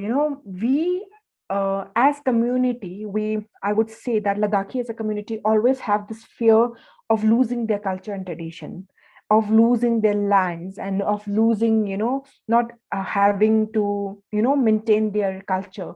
So they always have this fear. So that fear has led to this demand. And until now, we are still demanding of some kind of protection from the Indian government. And we are very, we hope that Indian government would listen to the demands, or would pay heed to the grievances of the people of Ladakh, where we are given some kind of protection so that we do not lose our distinct indigenous knowledge culture that we hold so dear to ourselves. So this is the issue that we are right now facing. And when you talk about Leh as a whole, the economy, if you talk about the economy of Leh, we are dependent on tourism, because it's a tourist destination place. Leh is a tourist destination place. So the kind of rapid westernization and the kind of modernization that is taking place in Leh is kind of worrisome. And also it's worrisome from the environmental ecological perspective, because Ladakh has a very fragile ecosystem. It's a Himalayan belt, so we do not want that to happen. So that is the responsibility rests upon the people of Ladakh. That is the responsibility that rest upon us that how to protect the ecosystem, the fragile ecosystem of our region, because we do not want to see, anything. We do not want to see Leh, becoming another kind of a Delhi. No, we do not want, where you cannot breathe. Yeah. So it's like, uh, environmentally I'm speaking, that we do not want that to happen. So this is what we are trying to do. And also I would like to mention and point that on your platform that the since the time we have become union territory, I feel the policymakers, they mainly come from Delhi, the center. From the center, the policymakers are them. So I feel that it is very important to have local indigenous people among, like, experts in the policy making, because a person who has come from Delhi and who are making their policies, sitting in Delhi, cannot know what's happening in Leh. Leh is a place, Ladakh as a whole is a place, we have 4 to 5 months of winter, harsh winter, where we have no connection other than the airplanes. So these are the kind of issues that only a local person would know. So the policy making has to be inclusive inclusive of local experts too. I feel that administration should take this into consideration, that while making policies for Leh, it has to be contextual. You cannot make the same policy which is applied to Mumbai or to Delhi to be applied in Leh Ladakh. That cannot happen here. So this is what, from your medium, I would like to request, the ones who are making the policies, that you need to take in account of the people who are living here, who have indigenous knowledge, who know what is best for them. It's not one size fits for all. That cannot work here. That is not workable here in Ladakh. Yeah, That's absolutely correct. And Yeah. I really think that the proper regional context is such an essential part Yeah. for any place, be it Mumbai as an urban place, or be it Leh Ladakh, or be it any of the southernmost places in Yeah. India, or be it the northeastern side. Yeah. Regional context is very important, and I really think good regional plan and policy making together should be helpful for Ladakh. Yeah. Ma'am, in the last, I'd like to ask you one small question, that Yeah. if you have a short message for the youth, and would you like to give a small message? Yeah, so I feel that youths are the future of nation. And when I say the future of nation, you have to really think about when you need to think about what is good for your nation and for your community. And if a youth is driven by his tradition, his culture, and is well known about his roots, I think they can take nations forward. They are the ones who are the future of our nation, right? And I also feel whenever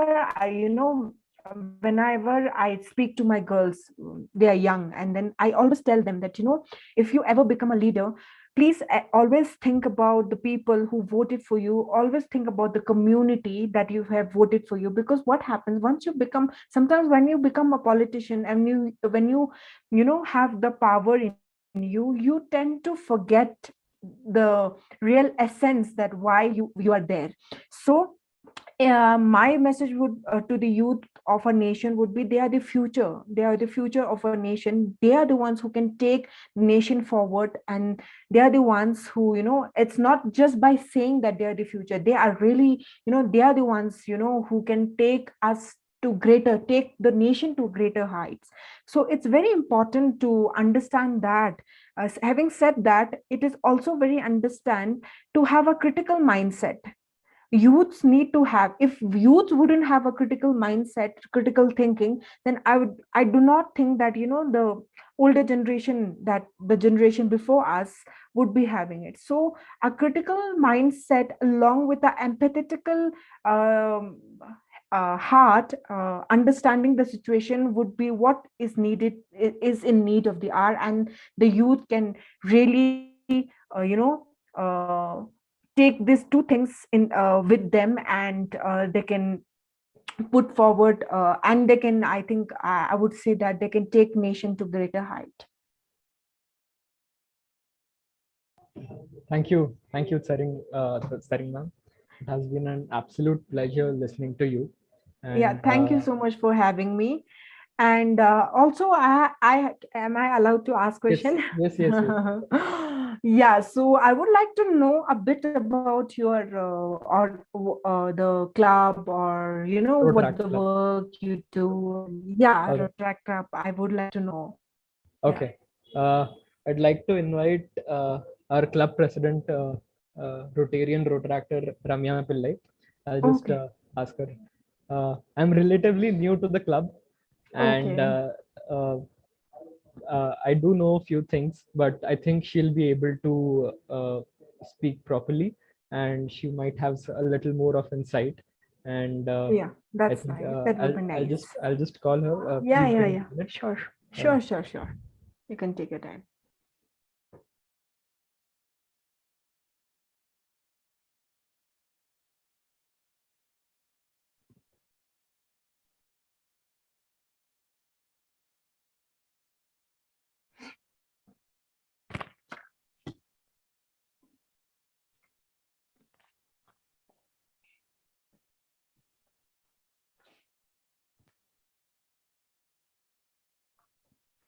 Hi, Tsaring.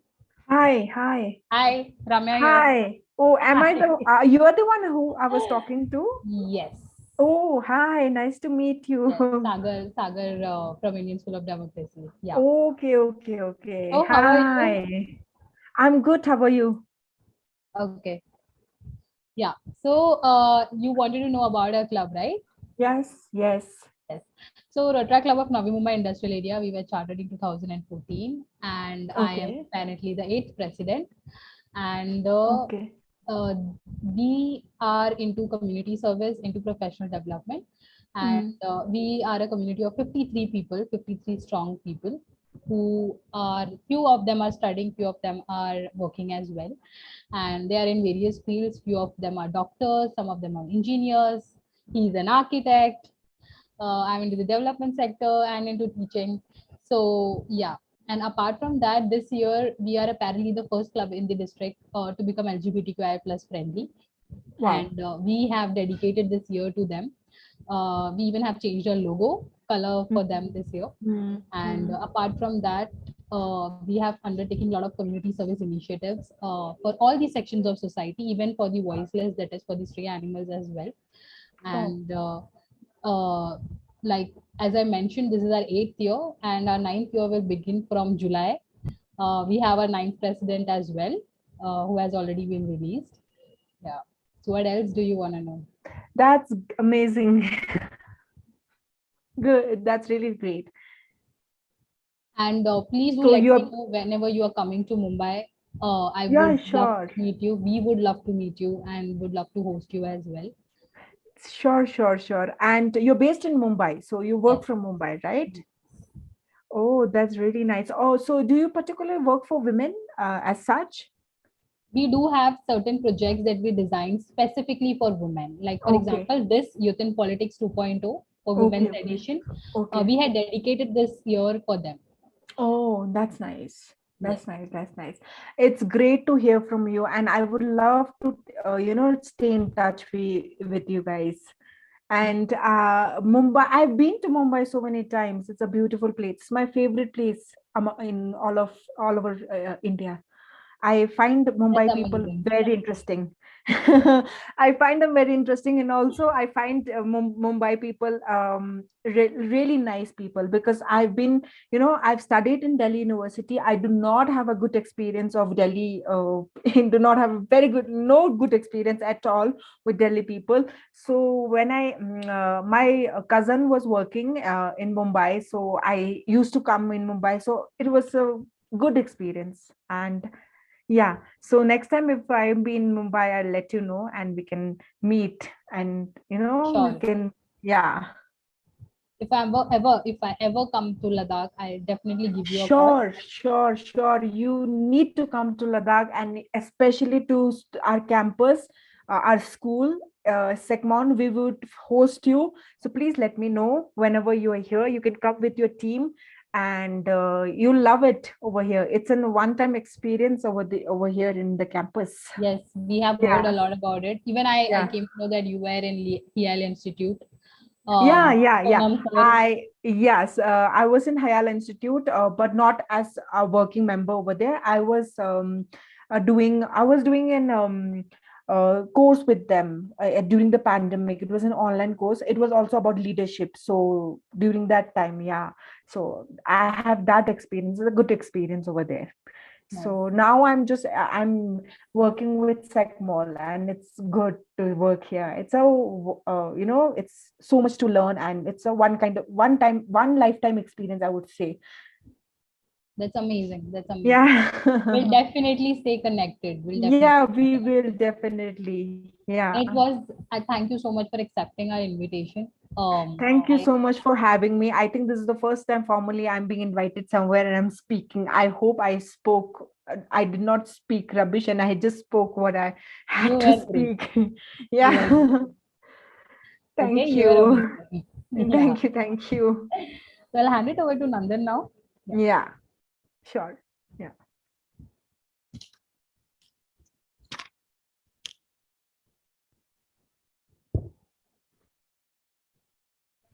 Thank you, Saring ma'am. Thank you. Please do not call me ma'am. Okay. Okay, please. It's Alright. Nodon is fine. Okay. Okay. Yeah, yeah.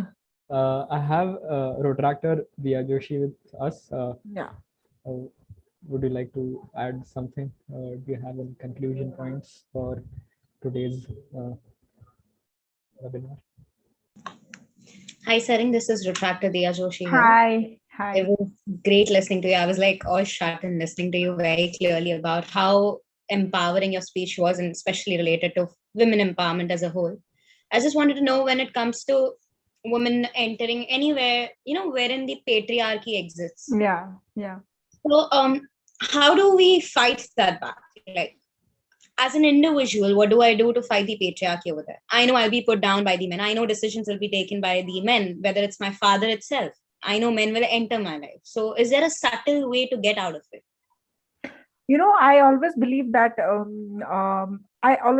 men are not at fault. It's the patriarchy,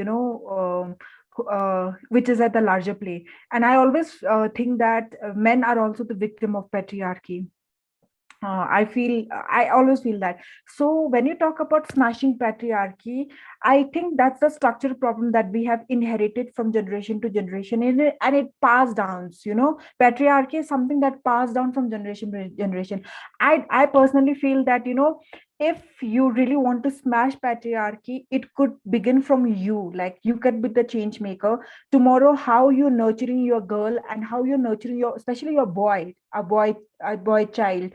So that's how you need to smash patriarchy. That's how you fight patriarchy, by not inculcating stereotypical mindset in the male child. So I feel that that's how we can fight it off. This is how and patriarchy is something which is a structural problem, and which has come from generation. I think it's been years and years, and people have been fighting patriarchy. And thanks to people, feminists before us, who fought patriarchy, that we have today the right to vote. Otherwise, women wouldn't be allowed to vote anywhere in the world, right?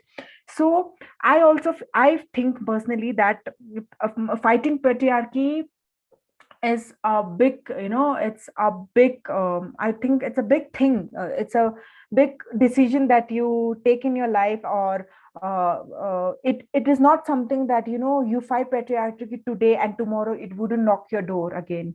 It's not like that.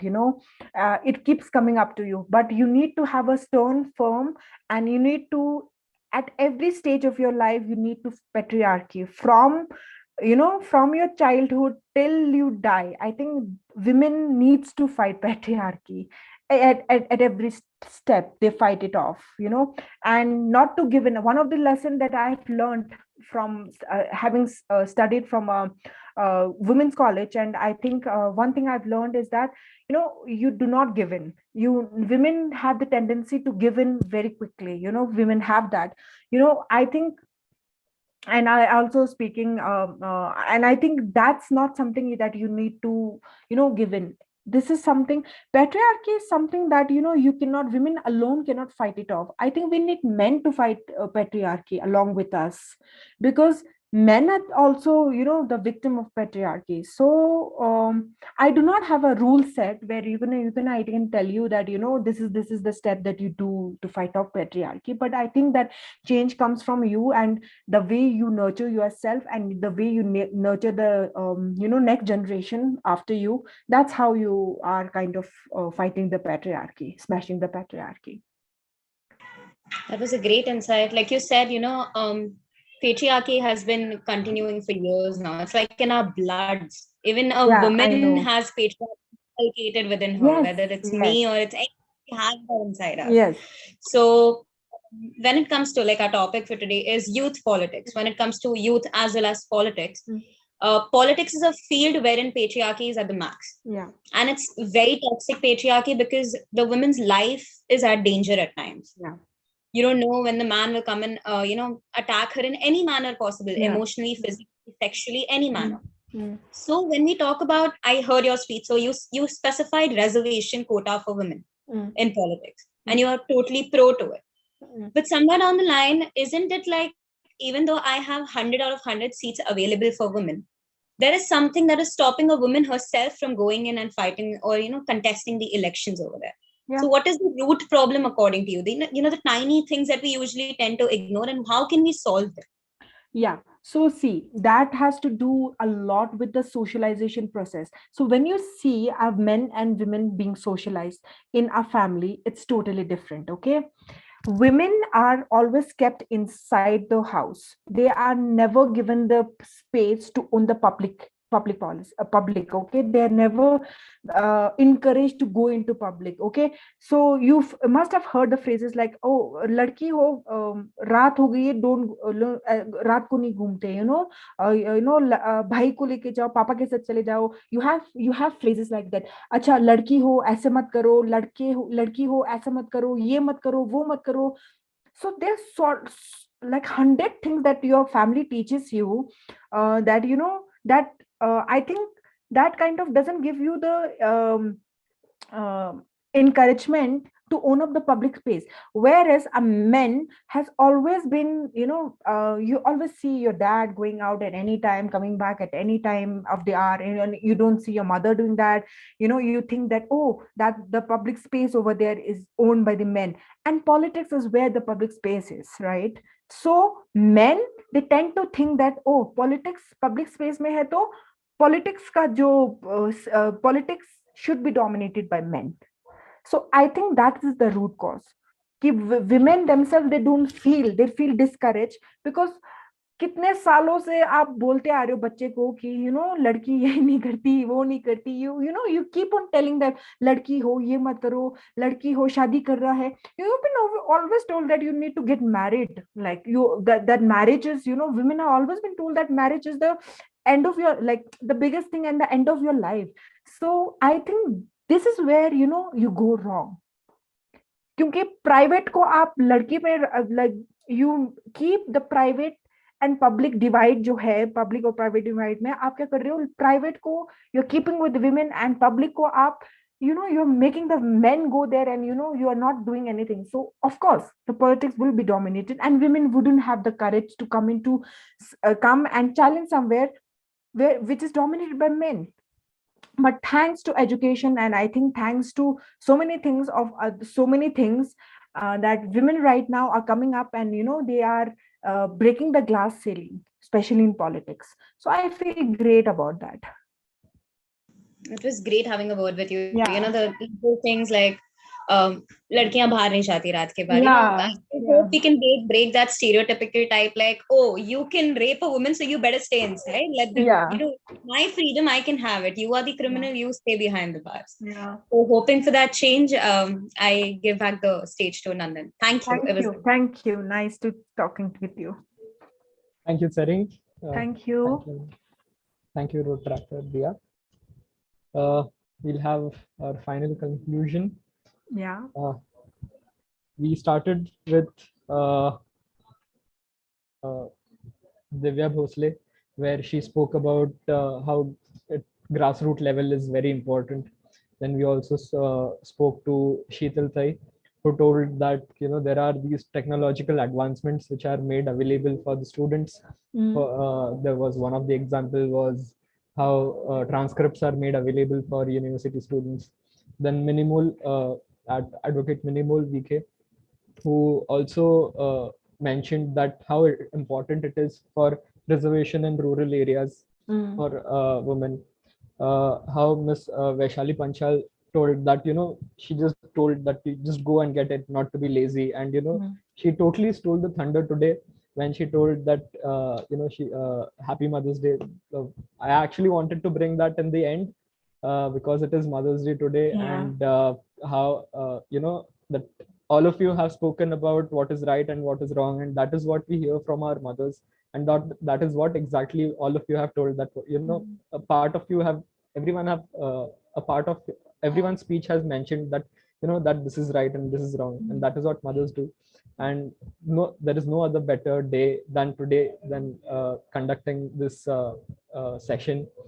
Also with Anne from Kerala, she told that she had a different opinion of breaking the barrier and cutting the reservation, and being consistent in her path.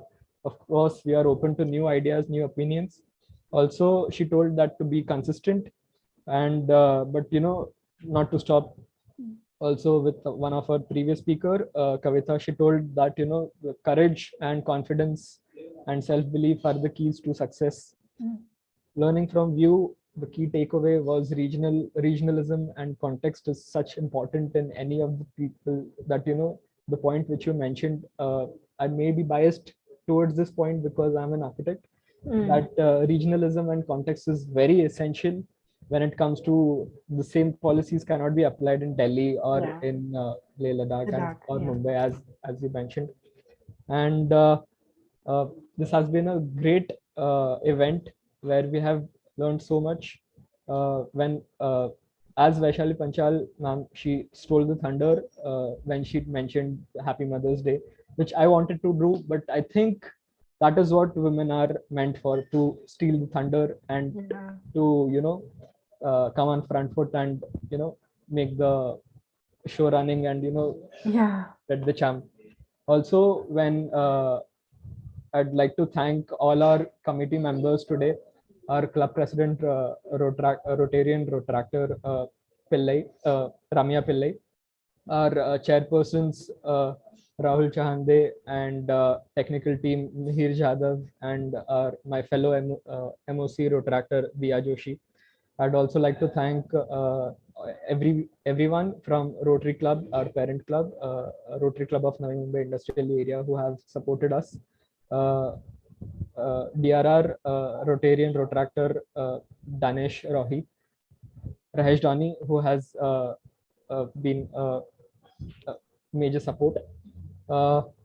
In the end, I'd like to conclude that how women are important in politics. In the same way, we have had many advocates who are speaking. We have Rotractor Diya Joshi, who is also planning to enter into law school. And one of the prominent example of a woman at a place where is in the court, in the High Court and in the Supreme Court, where we see the Lady Justice statue, where she is blindfolded and she is totally unbiased. That is what the world needs. without any biases. And there is a reason why it is a lady and not a masculine person over there. Yeah. It's because that person has to have the touch of mercy, which is evident in mother, which is evident in women. And as you mentioned, that there is a fair amount of EQ, which is more evident in women rather than it is in men. And I think that is the reason why women in politics are really important. Youth, young women need to be in politics. And thank all of you speakers for giving this wonderful inserts from your life and your journeys. And thank you, everyone. Thank you. Thank you for having me. Thank you. Thank you. Thank you. I'd like to adjourn the meeting. I'll ask our club president to adjourn the meeting. Yeah.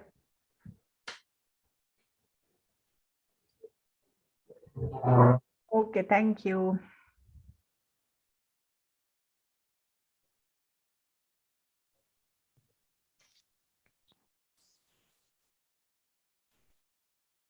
So finally, Youth in Politics 2.0 adjourned. Thank you. Thank you. Thank you. Thank you so much. Thank you. Good night, everyone. Good night. Bye. Thank you Good to night. all the speakers who have Bye. been here and took out their time from their busy schedule and gave out their beautiful insights. It's a really wonderful movement wherein people are taking an effort and initiative to motivate the youths to join the political line. So thank you so much, and let's meet next year with another edition. Yeah. And at